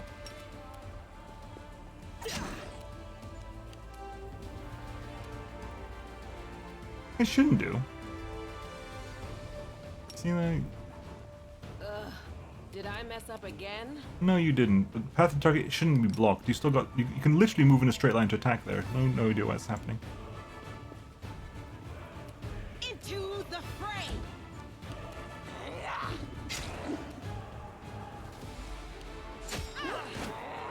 Ow! You are today's sacrifice! Your time is over. Oh yeah, we've got you got Fan of Flames now as well. Not as relevant for us right now, but we do have Fan of Flames. You offend me. Woljif. Stab you or zap you? Why not both? Thank you. Where do you want? Well? Magritium Turinos. Open your heart to me. More Bardishes. The spirits guide me.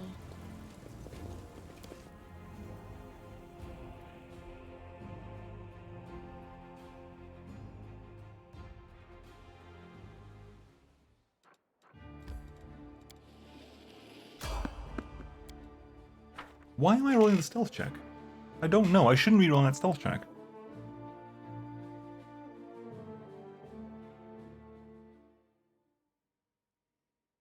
They will break against our resolve. A rookie marauder and a marauder fighter.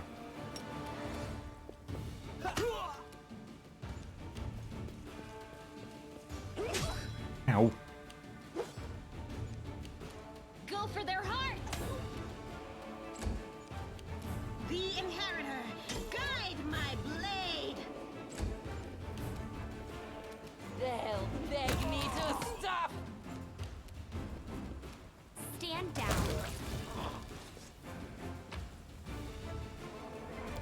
Uh-huh.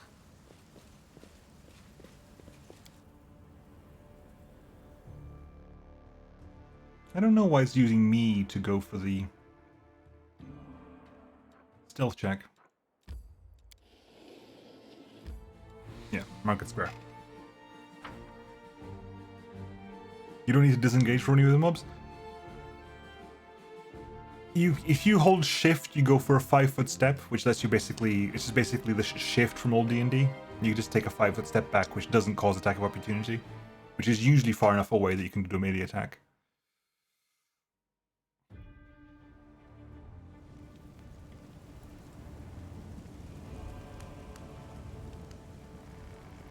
That is quite the massive hole in the ground. You ask me. What could possibly create cracks like these? The scythe of Discari, we know exactly. Hello. No, I'll tell you everything. Just don't hit me. I never stole nothing. I only just joined the Thieflings. The Tiefling gestures back the way he came. That explains something. It was all them, back there. They found an underground passage to the Grey Garrison, and they've been nicking stuff out of there ever since. Low-down thieving toe rags, that's what they are.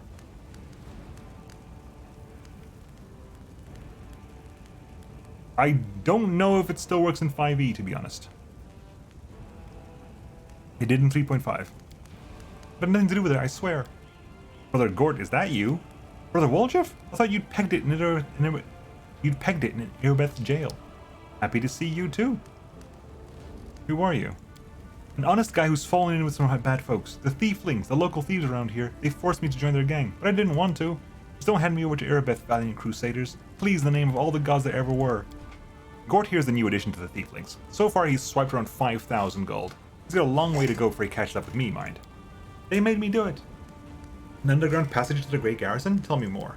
Right, so the temple around here, the Temple of Iomedae, has a cellar, and a passage leads from it right to the Great Garrison. The Thieflings, my pals, damned a lot of them, have been using this passage on and off to sell all sorts of stuff to the soldiers in the Great Garrison. So when the demons burst into the city, we thought we'd check up on the Great Garrison to see how the soldiers were faring, and to offer our assistance. Don't give me that look. This is the first I'm hearing of this. Thieflings keep secrets from each other too, you know. Why are you afraid of me? You're one of them crusaders, ain't you? You lot hate our guts. The Thieflings, I mean. You lock us up and do worse to us. I'm not a Thiefling. Not really. Can I help you somehow? Yeah, let me go, please. I'll let you go, but you have to pay me first. I'll give you everything I got, just don't kill me. Alright. Thanks for the money. Just letting me go like this, I'll remember you 100 years, I will. I'll name my firstborn after you. Yeah, whatever. You came from that direction and you walked back in that direction. You're not very bright, are you? What was that? The Grey Garrison can be reached via an underground passage that starts near the Temple of Iomedae in Cannibal Square. Okay, what's this way? This is my time to shine. Oh, Christ. Hello. Abracandaloo, huh? That's always fun. Can we retreat already? Hey, Woljef. I don't, you know what? Mage armor yourself, because you could do with that. Oh, you also got braces of armor, haven't you? Yeah, your mage armor is doing more stuff. Cannabis Crusader?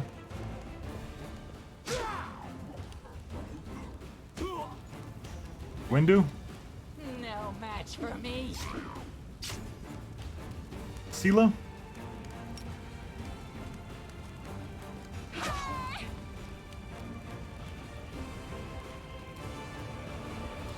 You're too... I need to get... That armor's too heavy for you. Everything here is a demon, damn it. Everything here is a demon. Away, rascal. I'm not going to do damage here for a while.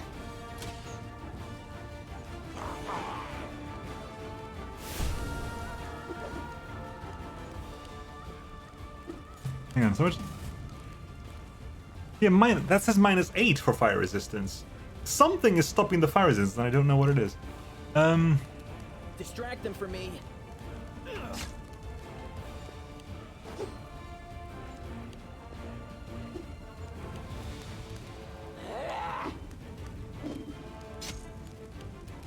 The light, take you.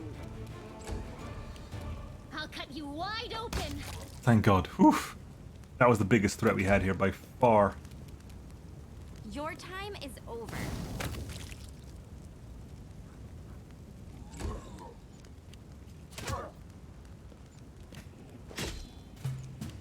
One of you's got a cold iron weapon, the other one does not. Time to share your treasures. Ah! You're a Tiefling Crusader. Wendu? I'll rip you apart. Thank you. How cute. Citizens, what's up? Praise the Almighty, the Crusade leadership stood firm in the chaos and sent out soldiers to help people in the city. If they hadn't, I wouldn't be alive right now. The world is full of wonder. Okay, so we've got some stuff there. Okay, let's go via the back streets. What's in the back streets? Everything's here, demon here, damn it. Yeah, it's gonna be relevant for a while. It's gonna take me a moment to hit my stride with Chandra. Chandra's suffering a lot from the You offend me. fire resistance problems. Not forever. It'll go away eventually, but for now we're gonna suffer a lot for that. There's a second over there. Okay, let them come our way. Come on, Dretch. The spirits demand your blood.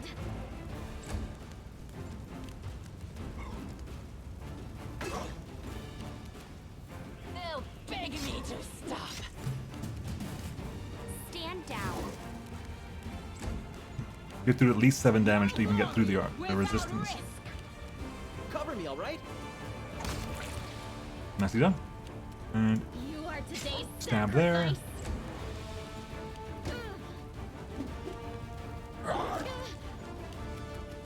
No match for me. Away, you rascal. The Inheritor, guide my blade. And let's Stab you or zap you. Why not both? 2 sneak attacks for you. With grace. Ooh, that's lootable. Loot, loot, loot, loot, loot, loot, loot.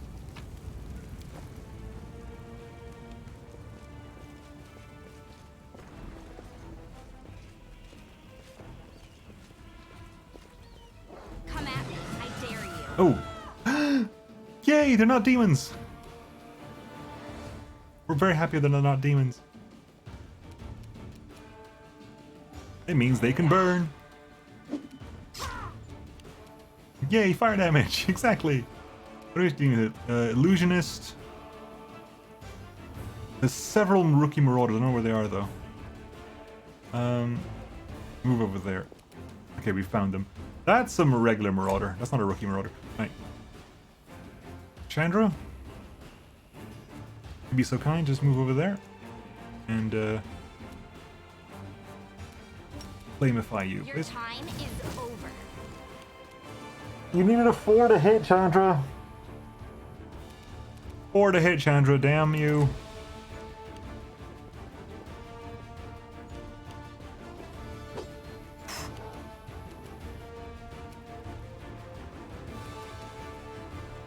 Get over there.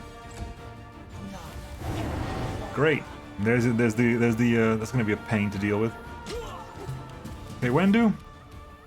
They'll beg me to stop. Camellia. Go for their hearts. Okay, can you get a good... No, because Seala's in the way, damn it. You offend me. Oh my god, I rolled a 3 again. Distract them for me. Thank you.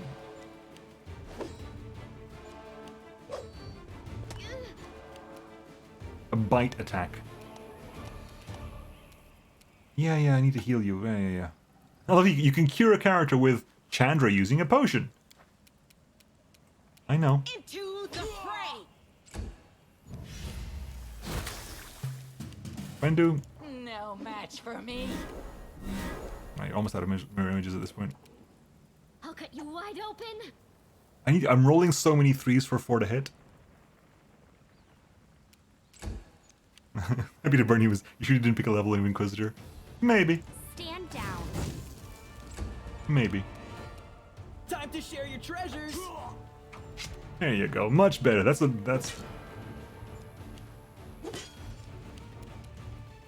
No glory without risk. Oh, you're already down, aren't you? You're just an orc. It'll take forever. Damn it. Wendu, please. I'll rip you apart. The spirits demand. There's no point attacking you. You're gonna die eventually anyway. Away, you rascal. There we go. Right. There we go. You just drop dead. Right.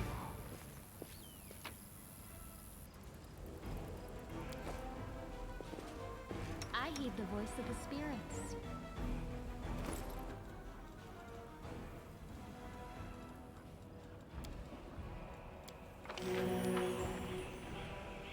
Okay, I think we're clear here, right? Everything's over here. Okay, we're at the corner of the map here.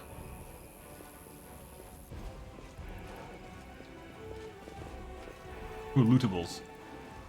That's the edge of the map, isn't it? Yes. Okay, lootables. Loot. Loot. Loot. Ooh, treasure chest. Pick the lock, please. I am helpful, am I not?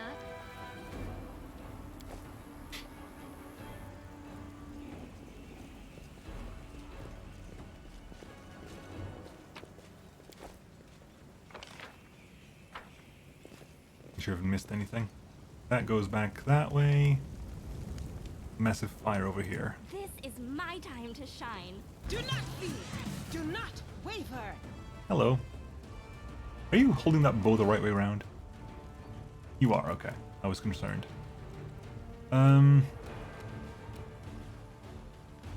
Your time is over. Oljif. Critical fail, really? Right.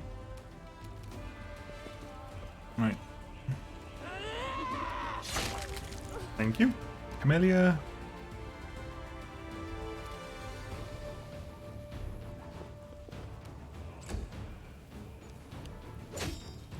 Ow.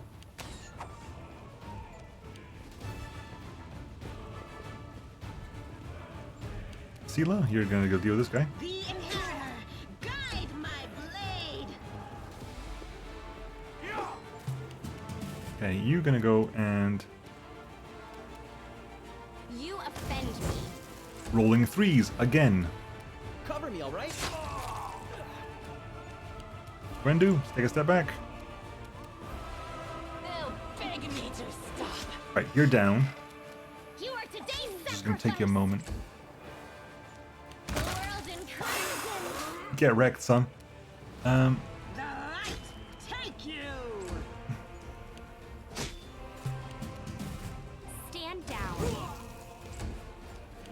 Stab you or zap you? Why not both? Right, done. Loot. Everything.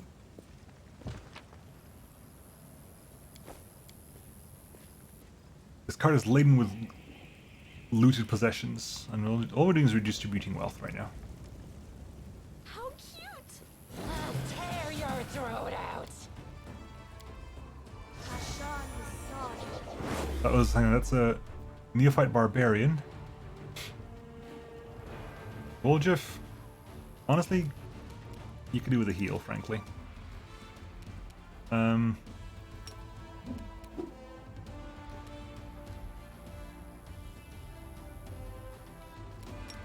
You could charge that guy, but that's a mistake. Don't do that. Just we're gonna go ahead and delay you until like there. Have to move up first. People are way too eager to use attacks of opportunity. I don't understand it.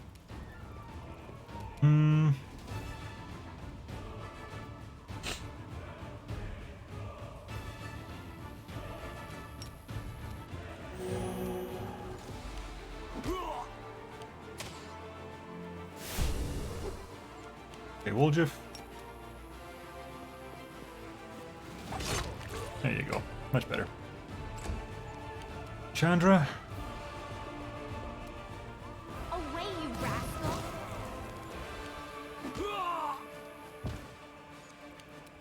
Wendu? No match for me. Oh, you're already down. Sela, you can't charge. Move over there. How does this compare to Pathfinder Kingmaker? Well, this is the second game they've made, so it's the theming of it is different, and they learned a lot of lessons in making Pathfinder Kingmaker that means you have a lot more quality of life in this game. I like it very much. There's the cleric. You got a throwing axe. The Neophyte Barbarian finally goes down.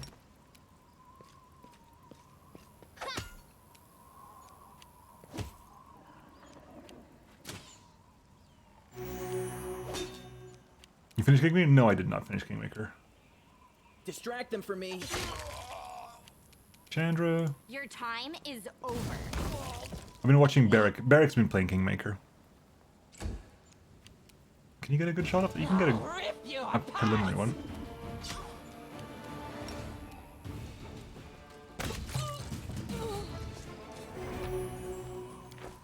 Loot all the things. We got some scrolls. We have the scroll of Cure Light Wounds. Chandra can heal it. Can read it to heal Woljif. Who? Me? Technically, that is true. Oh, you can also learn spells. Oh heavens. You can actually scribe scrolls.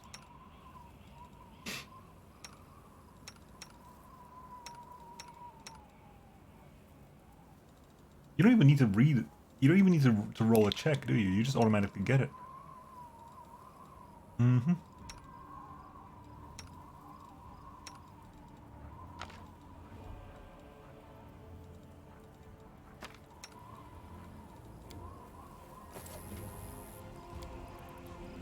I will help where I can. Access. Yes. Ideal.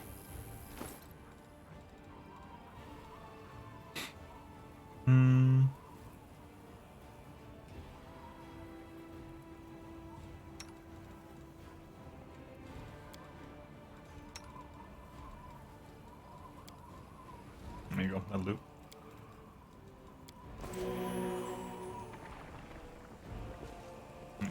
Oh, okay, that was over here, okay.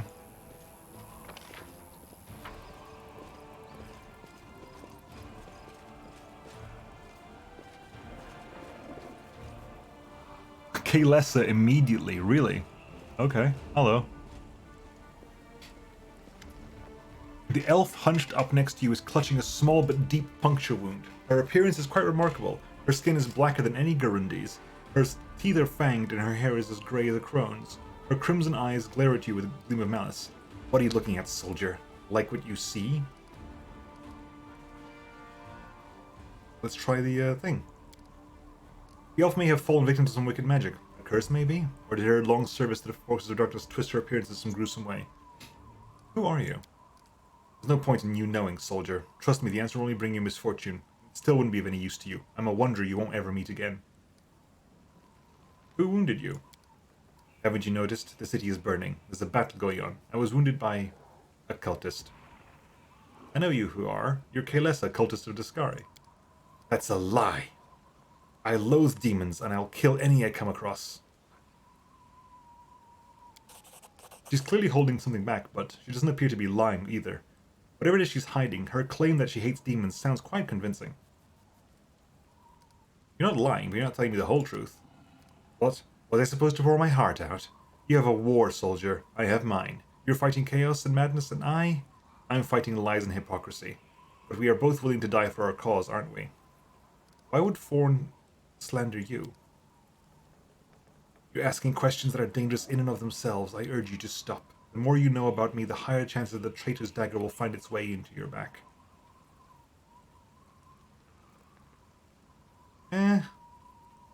Let's keep the story going. I believe you. Thorn's at the Defender's heart. You should keep clear of that place.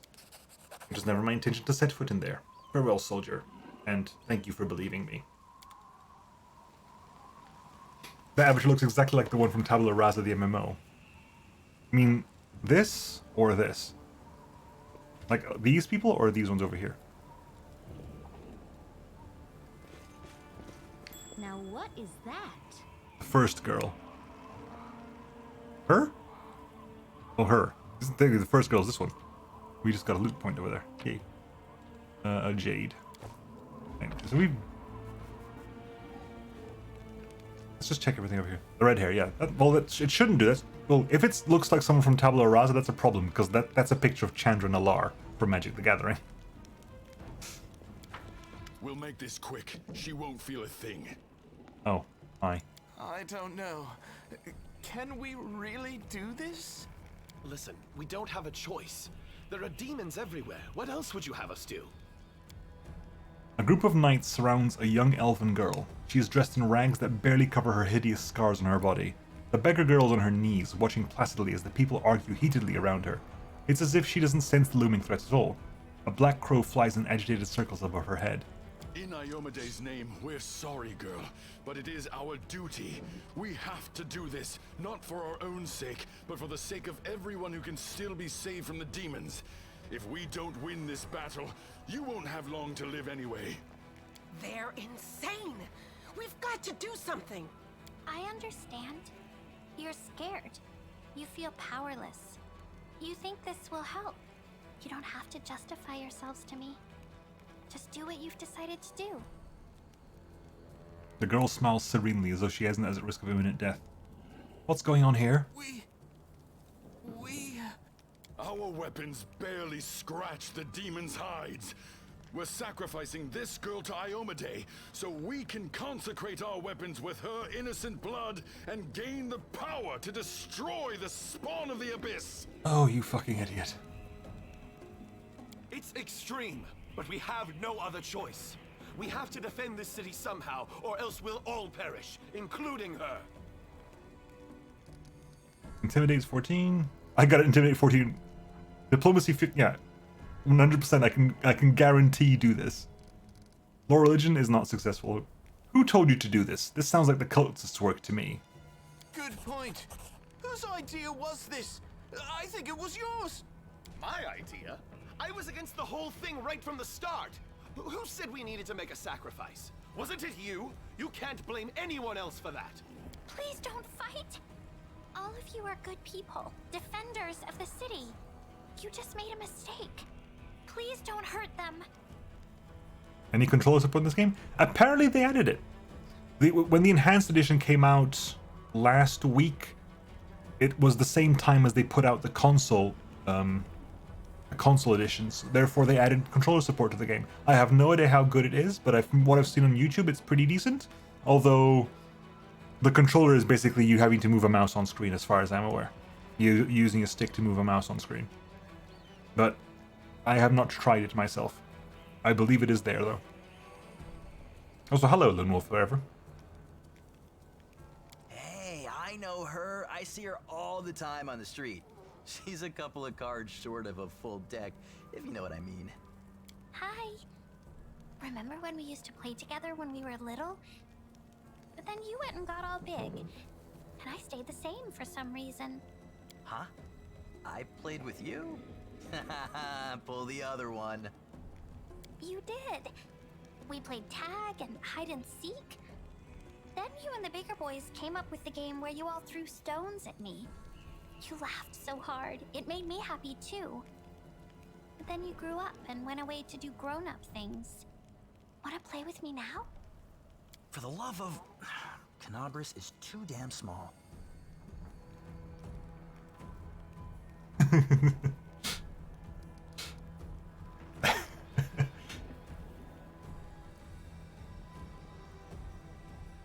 Right? Go to the Defender's Heart Tavern where the two fighters are gathering and don't even think of doing anything so disgusting ever again. Thank you. They're gone. And they all lived. I was sure that someone would die today. So many people have died here already. But we are still alive for some reason. Strange, isn't it? But you shouldn't listen to me. I don't know what I'm talking about. I'm just a silly girl, really. I don't trust her. She isn't what she seems, what she would have us believe she is. That is no simple-minded child before us.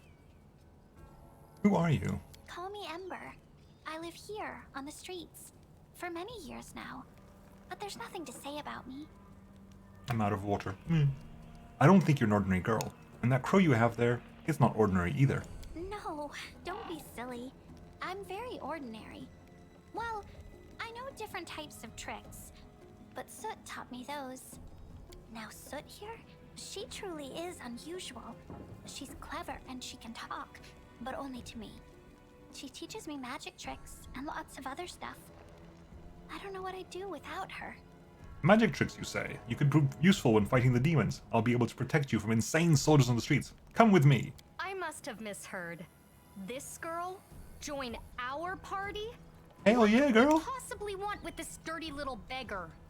Sure. Let's go. Hell yeah, Ember. Yes? Hi, Ember. Stigmatized witch. Some witches think their magic is not a gift, but as a curse. Her body is tarnished with the mark of her ill fate. Maybe the patron of such a witch was cruel when decided the power mustn't come cheap, or maybe they mercifully helped the witch to turn their adversities that befell her into a new source of new strength. A stigmatized witch relies on intuition. Her magic is based not on the sharpness of her wit, but on the strength of her character. Instead, the regular powers granted by a patron, such as a witch, get a curse like an oracle, and she casts her spell spontaneously, like a sorcerer rather than a wizard. Which means you get this. Immediately. Charisma up. There you go. Charisma up and braces of armor.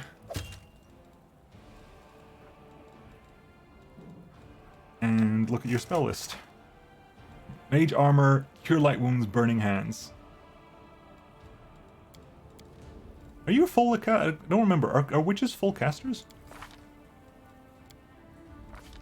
Yeah, they're full casters. They're slightly slow casters, but they are full casters. Here's Slitting Scream. You unleash a powerful scream, inaudible to all but a single target. The target is dazed for 1 round and takes 1d6 points of sonic damage per 2 caster levels, of which we have 3. So 2d6. A successful fortitude save negates the daze effect and halves the damage. Ember's cool peeps. She is a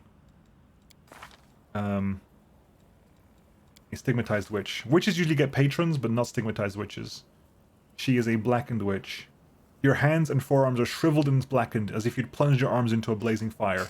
And your skin, papery thin, is sensitive to the touch. You take a -4 penalty to weapon attack rolls, but you add Burning Hands to your list of spells known. At level 5 you get Scorching Ray and Burning Arc, at level 10 you get Fire Snake, and at level 15 you get Hellfire Ray. Basically, she gets a bunch of free fire spells. Which means you kind of double up on fire damage, but hey, it works. Right now, however, you also have a Raven Familiar and the Vulnerability Curse. You have a crossbow, but you're not going to be using that crossbow, so don't even get ideas. You literally have like minus infinite to your attacks, so don't even bother with that. What you are going to do, though, is you're going to go for Vulnerability Curses. Because that makes my life a lot easier now. Range on that is what, medium? Medium range. This witch can make her enemies vulnerable to energy. This hex lasts for a number of rounds equal to the witch's level, during which any energy resistance or energy immunities are suppressed. This is the best part, right? We have a chance. This is the best part about witch hexes. A successful will save reduces this to us 1 round. Energy is in fire, yeah. If they fail the save, it's 3 turns of weakness. Even if they succeed the save, it's still 1 turn of weakness. No matter what, whoever she targets with Vulnerability Curse takes full damage from fire. This will be a nice little stopgap until later on. This is gonna basically keep me going until we get to a little bit later on. But this is a huge, huge up. Put Wooljeff there. Put Ember there. I can do this. You also need to cast that on yourself. I wonder why. No. Yes, on yourself, please. I think I misclicked there. We'll check. You've also got the slumber hex, so we'll keep an eye on both of these.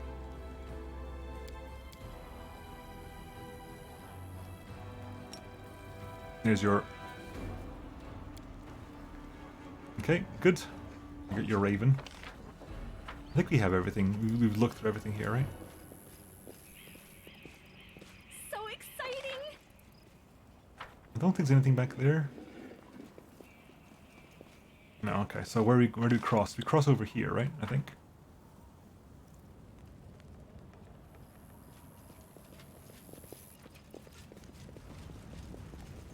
Athletics DC 12.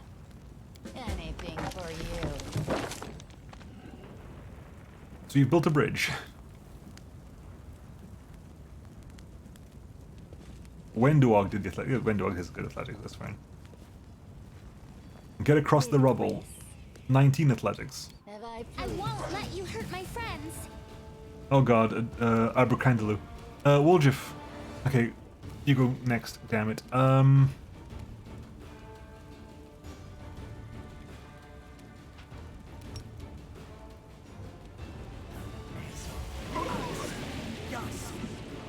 Greece. You cast Cause Fear on the Paladin? You fool. They'll beg me to stop. And you're gonna use Vulnerability Hex. Surrender or else. And you succeeded the saving throw. Doesn't matter, you're still vulnerable to fire damage for a turn. Camellia? Go for their heart. Hey, guess what? You offend me. You take full fire damage now. And only need rolls to 4s to hit. No glory without risk.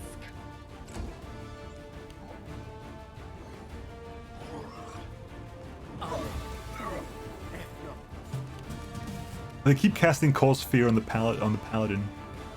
Time to share your treasures. Did you just double miss that? You failed that at least. Wendu, please. No match for me. Thank you. Too late for apologies. Too late to apologize. I'll cut you wide open. Stand down. No, don't. Oh, for God's sake, don't. I don't steal. I encourage people to save the poor, helpless tieflings around the world. Starting with me. Is there a wooden bridge next to the fire? The basically using this finest in material plane. Oh, cool. The double axe goes at the next. Yeah. If you have. It also works in melee. If you have multiple attacks and you have multiple enemies in melee, if you kill something, you'll go to the next target. It's less likely to happen in melee because you have less targets around you necessarily. But if you have range, as you keep killing, you just keep changing targets. Did I just foresee it? All the menus? All the menuing, yeah. Hello. Might be trap, might be treasure. Oh, they're blind. Hang on. Guys, you alright? Idling. Away, you You rascal. can handle them, right? Reduced? Oh, you're a fiendish fly. I know about this. Okay, I know, I understand. Wendu, please. Ember. I'll hit you. You still succeeded the saving throw? Holy hell.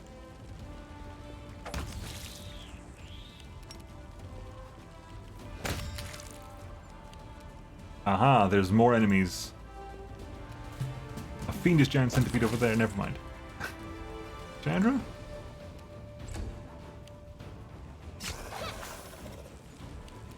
They'll beg me to stop.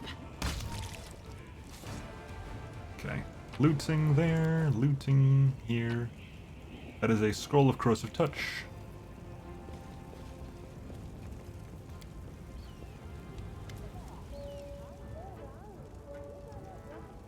Rubbledum the actor. Even the huge pile of junk is enough to block out the exclamations coming from beneath it. Reveal, O dearest, burning beauty of mine, why didst thou turn thy gaze from me, pray tell? Thy husband I called a friend a time, but love 'tis like an ocean of friendship, a well. But Willis, how are we to live, my sweet? Booms a deep masculine voice in response from beneath the same pile. Indistinct rustling follows. Pass me the ale, would you?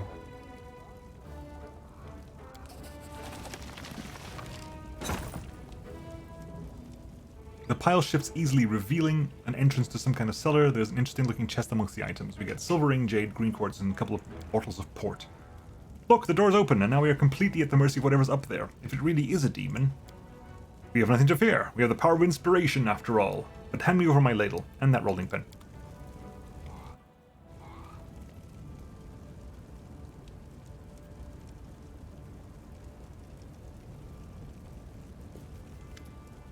Now look, it's not a demon at all.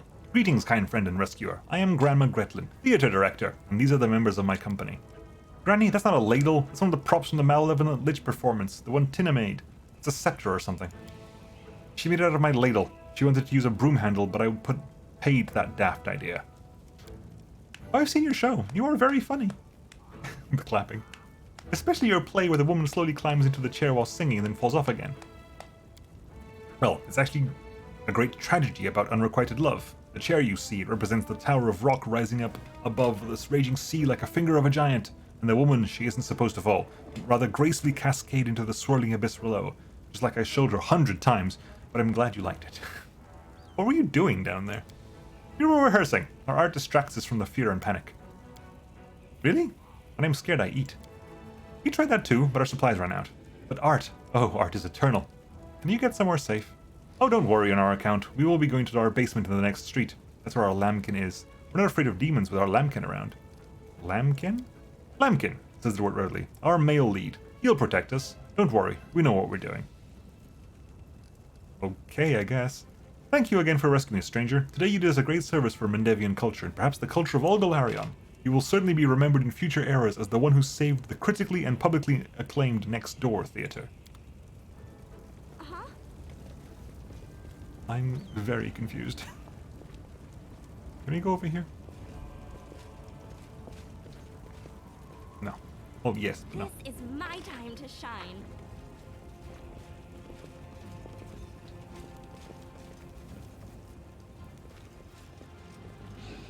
Hello.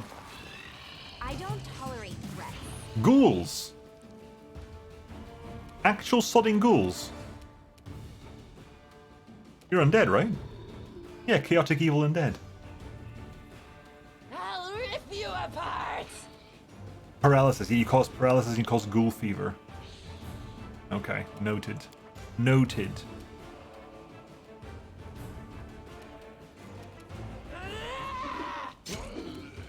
X1, X2. Ember! They don't actually need... Oh crap, there's more of them. Shit. What cantrips have you got? Divine Zap. Did 1 damage. Reduced? Oh, because of the saving throw, right.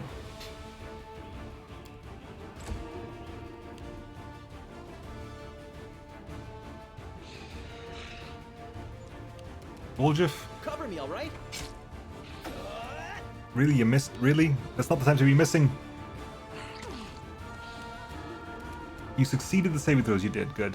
The spirits demand your blood. Okay. Damn. They have a high movement. Sela, would you like to please? The Inheritor, guide my blade. Alright, can you get over here? Move over. Hang on. Move over here. We need to have at least 1 point of burn, otherwise we don't get our boost. So, fan of flames. That'll do. You get 1 point of burn. We accept 1 point of burn, which means we now have 3 non-lethal damage applied. Which means that our next attacks should be beneficial. They'll beg me to stop! Ember. Again, they don't need that, so we'll go for Divine Zap again. Woljif. Stab you or zap you? Why not both? You missed the second attack, Amy. You are today's sacrifice. There we go. So now that you have a point of burn, Elemental Overflow means that you have +1 to your attacks and +2 to your damage.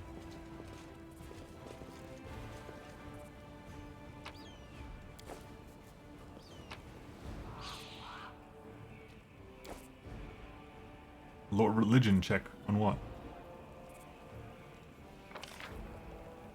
On whatever that is and stuff over there as well. Okay, hang on, what are we looking here? Yeah, this is all like a crater. There's nothing over here. Oh, there's stuff over here. Okay. Hello. Sela, you're in the back. You shouldn't be in the back. Zombies. Hey, I'm a zombie. Zombie time. I'll rip you apart. Camellia.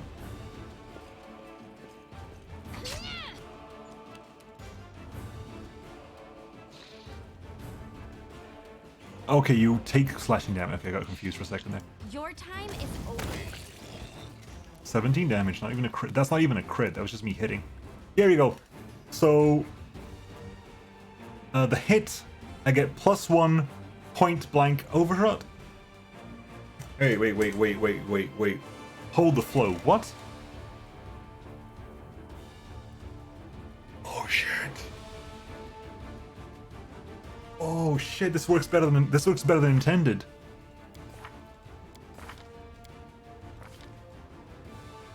Elemental overflow, sure, like I get a +1 bonus to air attack for every 3 kineticist levels, so we get +1 bonus now. And then +2 bonus to damage rolls, double the attack bonus. And elemental burnout says that whenever you're at maximum burn, doubles those bonuses. However, that doesn't seem to be the case. Because we're not at maximum burn, we're at 1 out of 6. But we are at the maximum possible bonus we get. That is incorrectly applied, but it works in my favor. I should be at 6 burnout I have to be at 6 burn before the burnout things trigger. When I hit level 6, which means my elemental overflow caps at 2 with attack, I want to see if I need to be at 2 burn for that, or if it still triggers. Sorry, Mr. Newman, I must ask you a question. Are you just from old or the new English con? What? I'm confused. Are you just from the old or the new English continent? I'm very confused. Are you asking if I'm British? Boss makes $1 while I make a dime. That's why I poop on company time. I could always poop on company time. Hell yeah. He paid to take a shit, definitely. Hey Oni. Hello Ratty. How's Pathfinder? Going pretty well. It's making me lose my voice. Too much reading. But I like the backstories anyway. I like the stories. I like the characters. I like the voice acting. I don't think Kingmaker has this much voice acting. Just and bonk. But yeah, I'm very happy that seems to have worked in a really interesting way. Hope you're all well. We are well. I'm well anyway. I think we all are. Volgif. You know what? You are gonna have to do this anyway, aren't you? Yes, you are. Distract them from me. See, look, can you even get there? You can, but it's gonna be a while.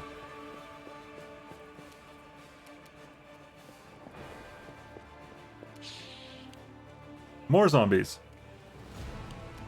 I'm just working, but I think I'm sick. No! Are you at work now?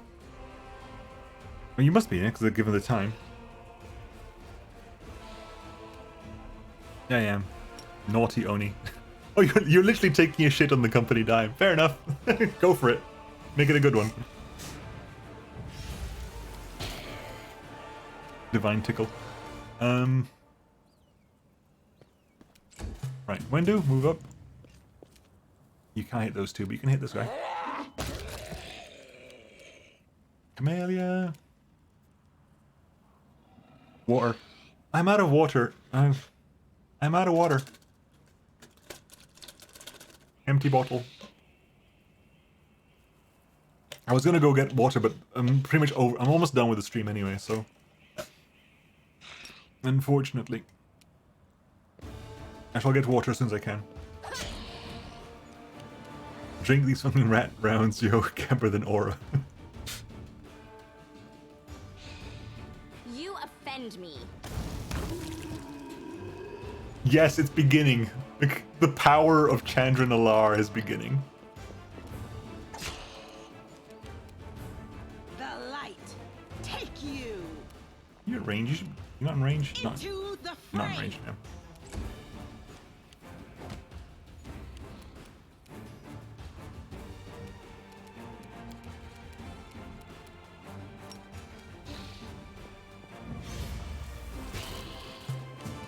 Wendu, please. No match for me. Thank you. Alright, let's do some quick looting here. I'll cheer you on from over Battle? Where? You've counted the enemy shadow. This enemy is incorporeal and receives no damage from non-magical weapons. Incorporeal creatures receive half damage from magic weapons and spells. Ghost touch weapons deal full damage. Why is there a shadow somewhere?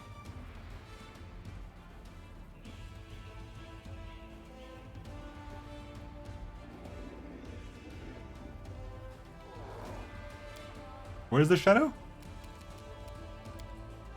Oh, hi. You kind of came out of nowhere. Sela can't really do much right now. Honestly, though, I will smite evil on you, just because that seems to be the apt thing to do. At which point you will also lay hands on Voljev. See ya, Oni! Take care, buddy. Stand down. Critical miss. You can...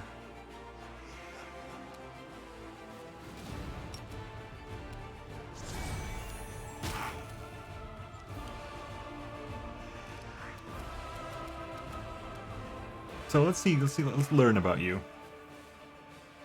You won't stop us. 20 health, it's not too much. Maybe I shouldn't have done the that, but hey.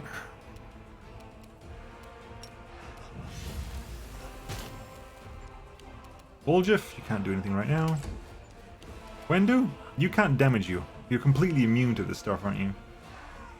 They'll beg me to stop. Yeah, you're completely immune to that. You gonna come down or what? Because I mean, if I want to stay up there, that's also okay, I suppose. Away, you rascal. I deal full damage to you, though. Oh, can we do half damage to you? Fine. Your speech is so easily understood by language co-processor, so you're British or maybe Canadian. Yeah, I am of the British persuasion. See, I think so.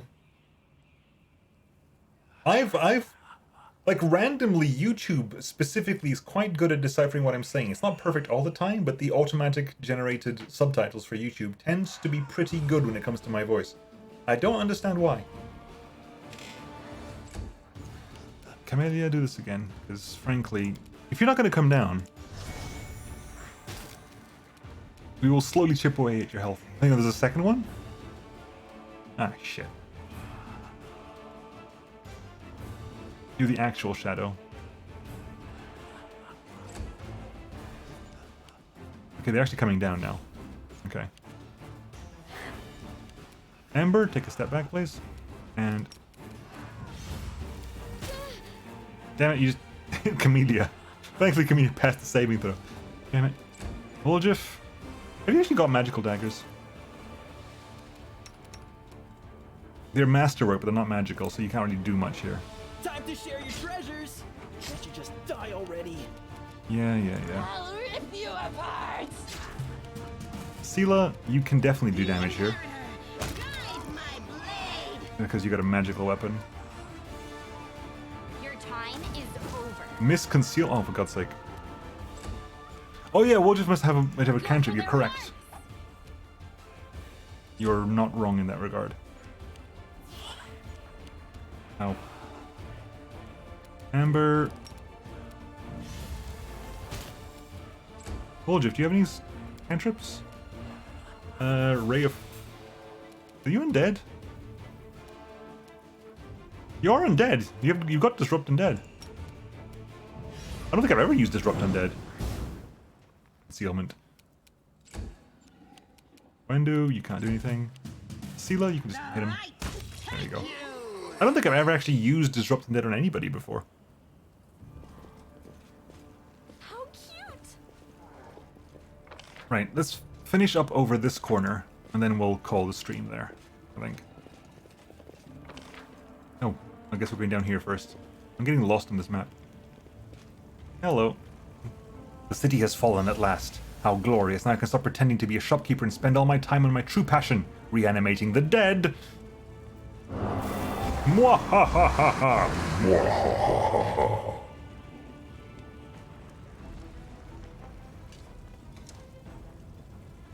We are the light. Cultist necromancer. Are the darkness. Sela, just get in there. Wendu? Oljif? Really? You can straight up charge the necromancer? You can. Ember? Unfortunately, you can't move. Okay, just move a little bit closer. Camellia. Charge the zombie. Yeah. I love it as like, to increase your efficiency in combat, try using this. Terendalev's Scale, which is a raise dead thing. Thanks, game. You really know how to make me. You know what? I'm curious. If I use extended range here.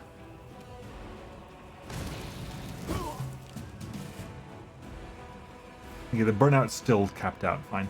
Sela. Into the fray. Right. Start getting some axes out. Oljif.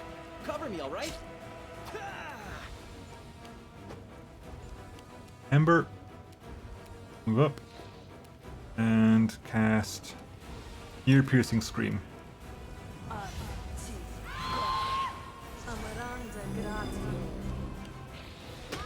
Ow. You donked me in the head. Don't do that.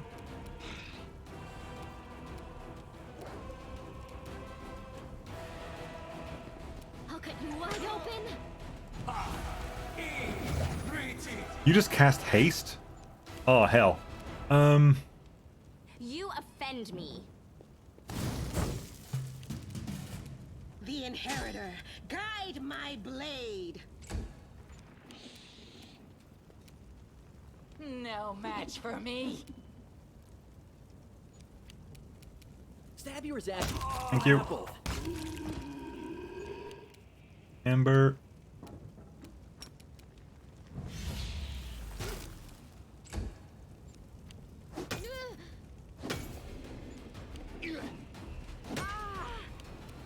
The spirits demand your blood. Oh my god, can you please start hitting? Oh, I'm wondering why they're getting double attacks and they're hasted. Oh, you're orcs, aren't you? God damn it. No glory without risk. I'll rip you apart.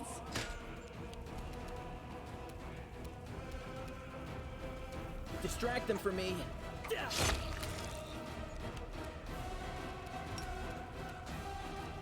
Sleep. Slumber, very helpful.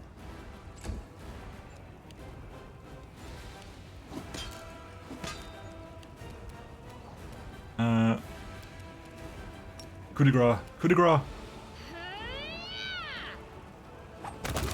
That'll do. That'll do. Away, you rascal.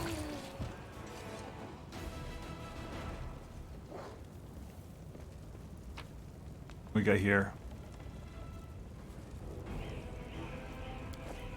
A masterwork glaive. Masterwork glaive. Dark horn. A glaive. Touching this handle is enough to sense the latent evil within it's just a cold iron +1. Glaive. Okay. The disfigured corpses are laid down in a neat pattern in preparation for an unknown ritual. Are we clear here? So exciting.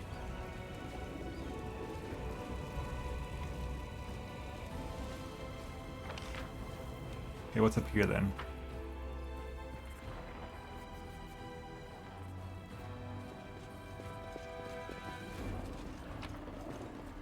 What do we have here? I don't know, but shadows and zombies. Oh, fine damn it. trophy. Woljif.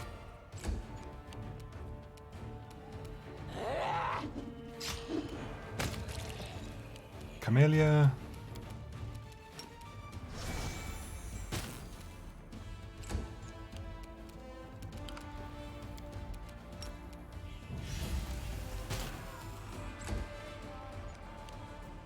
You have to go all the way around, don't you? Yeah, you do. All the way around. Your time is over.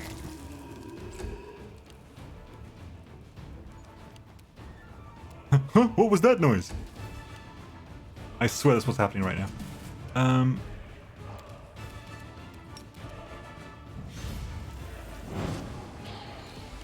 I swear I've never had to use Disrupt Undead or anything before.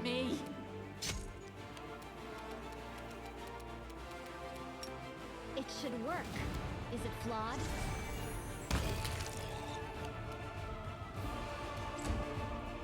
Come on, Shadow, get over here.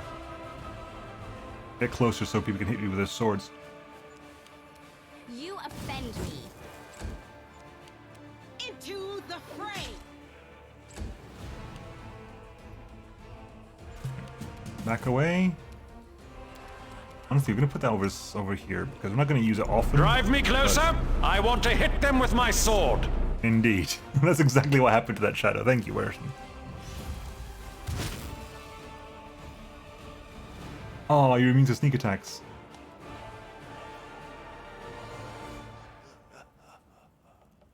That wasn't an electric... Hang on. Oh, it was Jolt, sorry. I don't want to do Jolt. That was my bad. I still dealt damage? How did I manage to do that damage? Interesting. What I wanted is Disruption Dead. Sorry. Wendu, you can't do anything at the moment. Amelia, you can't do anything at the moment. Ember. Actually, I'm still in melee, aren't you? Yeah, we're still in melee.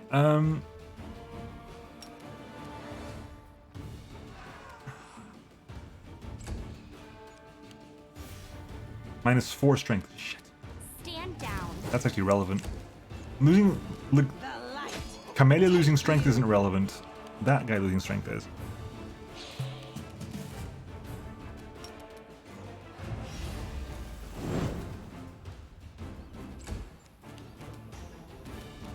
I'll rip you apart!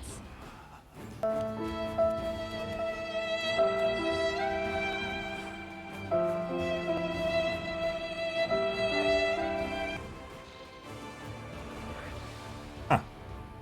What was that noise? What was that one?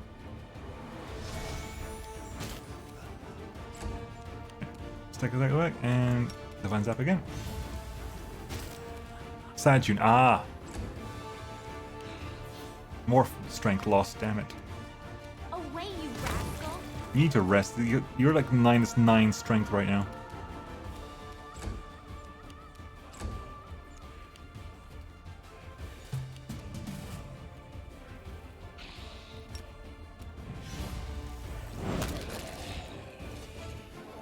Okay, you are in trouble now.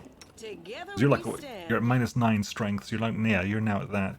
Have we got any Unbreakable Heart? Prayer. You got a single post of Lesser Restoration, but that's not gonna. That's only 1d4. It's gonna be expensive to get you back to full. Gotta start somewhere.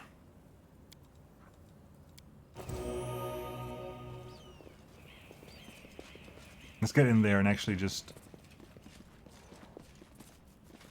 do this. Ooh, throwing axe. Magical throwing axe.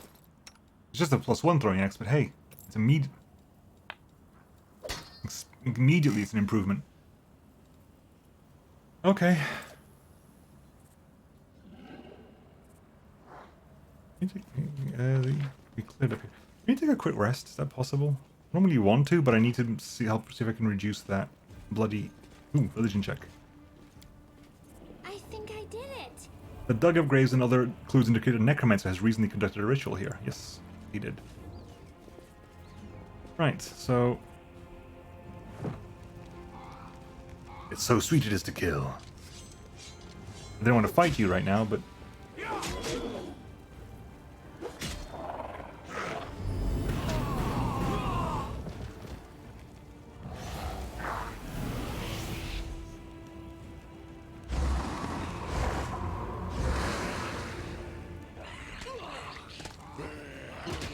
I wasn't hoping for a fight right now.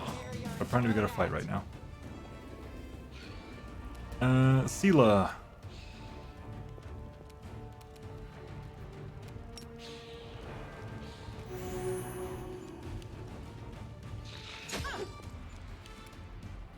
Melia. You are today's sacrifice.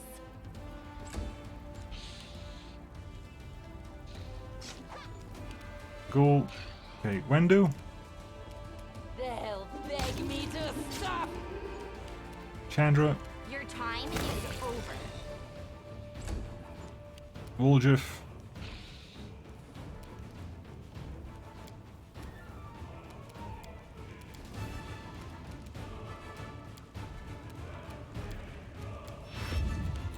Ember.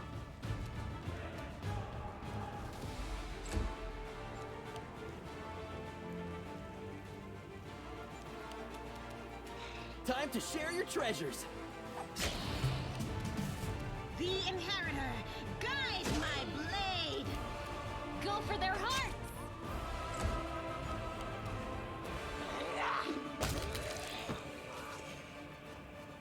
Fine, let's get this looter chest. Looter chest, pick the lock 75%. I am helpful, am I not? Scroll of enlarged person, okay. Right, let's have a rest here, and then we'll call the stream there.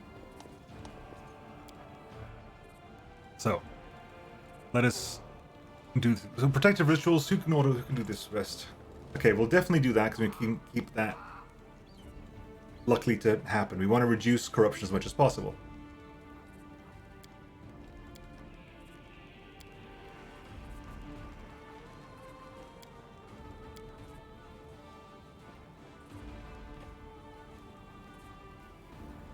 We want to rest for a recommended period because that gives us the ability to get that back. So you're going to be doing those.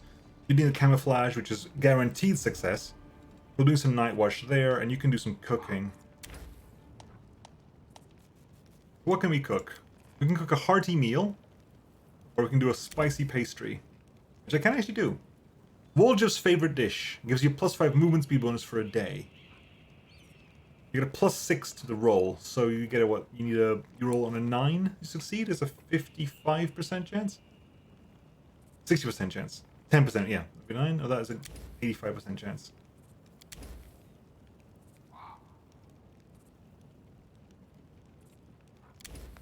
$85.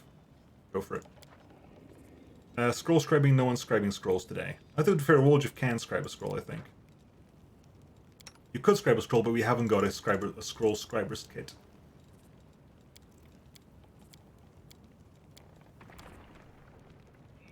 You haven't got this. You haven't got the. Yeah, you need to be a correct kind of spellcaster and have the scribe scrolls feat ability to do that.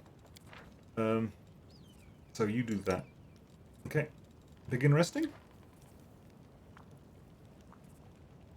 You really are very beautiful. Your eyes are so yellow and bright, and your teeth are so straight, and your hair sticks out really scarily.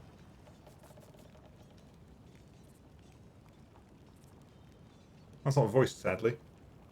I'm assuming it's Ember and Wendu, I think. Envious girl? Not everyone can be as beautiful and healthy like me, but it doesn't matter. You are tenacious, cunning, and you know how to survive. You will be fine, even with your ugliness and your injuries. Surprisingly, like, I thought Wendu would be way more aggressive than that, whereas Wendu's like, yeah. Actually praises Ember for her survivability skills. All the heals. We failed to weaken the impact of corruption, but thankfully it wasn't too bad. We rolled a 15 and we had a +3. Good. And we got the hearty meal done. Okay, so. Hello. Sometimes a long-awaited rest does not bring the desired relief. What comes is a heavy, clinging sleep on the edge of wakefulness, where consciousness seems poised between reality and oblivion. The possible reasons for such disturbed slumber are myriad. Strained nerves, perhaps, or a lingering reaction to trauma. Chandra Nalar emerges from the oblivion of her leaden sleep, like a drowned woman dragging herself up from the depths of a swamp.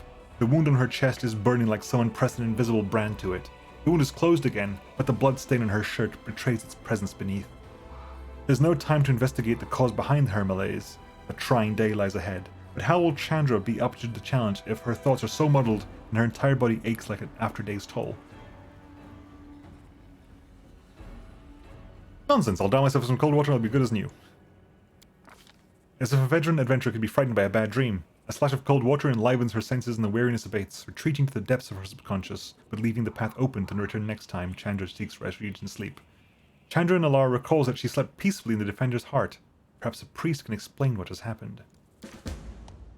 Nightmares and corruption prevent you from resting well. Corruption increases during rest at different rates in different areas. When your corruption reaches the first, second, and third level, various negative effects are applied. There are 3 corruption levels in total. The higher the level, the more difficult it becomes to fight your battles. The character who is assigned to protective rituals role performs these rituals before the party goes to sleep, which reduces the corruption gain.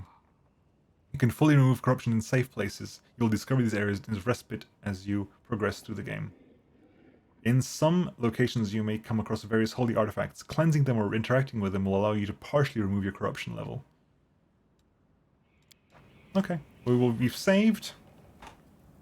And I think I'm going to call it there because my voice is really starting to give out. I need to have some honey lemon tea because otherwise I'll have no voice for next week. Oh, but that was good. It feels good to be back into Pathfinder. And we'll have even more Pathfinder next week because Friday is going to be Pathfinder Day as well. So we're going to go to 2 Pathfinder days a week. Hopefully doing Pathfinder on Friday isn't going to kill my voice so much that I can't do Pathfinder on Saturday as well. But it's going to be Pathfinder double next week, which I'm looking forward to tremendously. But yeah, thank you everyone for hopping by. Thank you for all the watchers, for all the new viewers as well. I know a lot of people... You should have sent the Holy Skull skill. I want to get that as well. Have I saved? I have saved. Yes, we have a good save here. Good. Hang on, what the fuck? Save. Actual save. But yeah, thank you for everyone hopping by. Thank you for Shadow the Storyteller for the raid, much appreciated. And I will be back next week. Thank you for the new people who I haven't seen before, and some people who apparently have been here before, but I don't remember their names because they don't talk very often. It's very nice, always nice to have new faces in chat and see new faces, the old faces return, like Oni, and who else is back in early games? Hypernova, Eclectic Fruit, Tratosi, Anapra Pirate. Always good to have new faces and old. But right now I need to rest my throat because, oh my god, I can feel the stinging. So I'm gonna see who's streaming at the moment.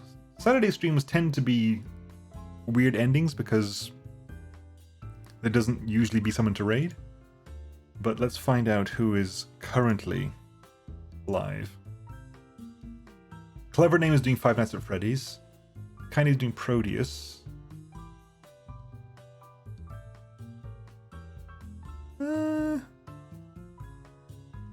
I don't know. We're going to Clevers, I think. We'll raid Clever.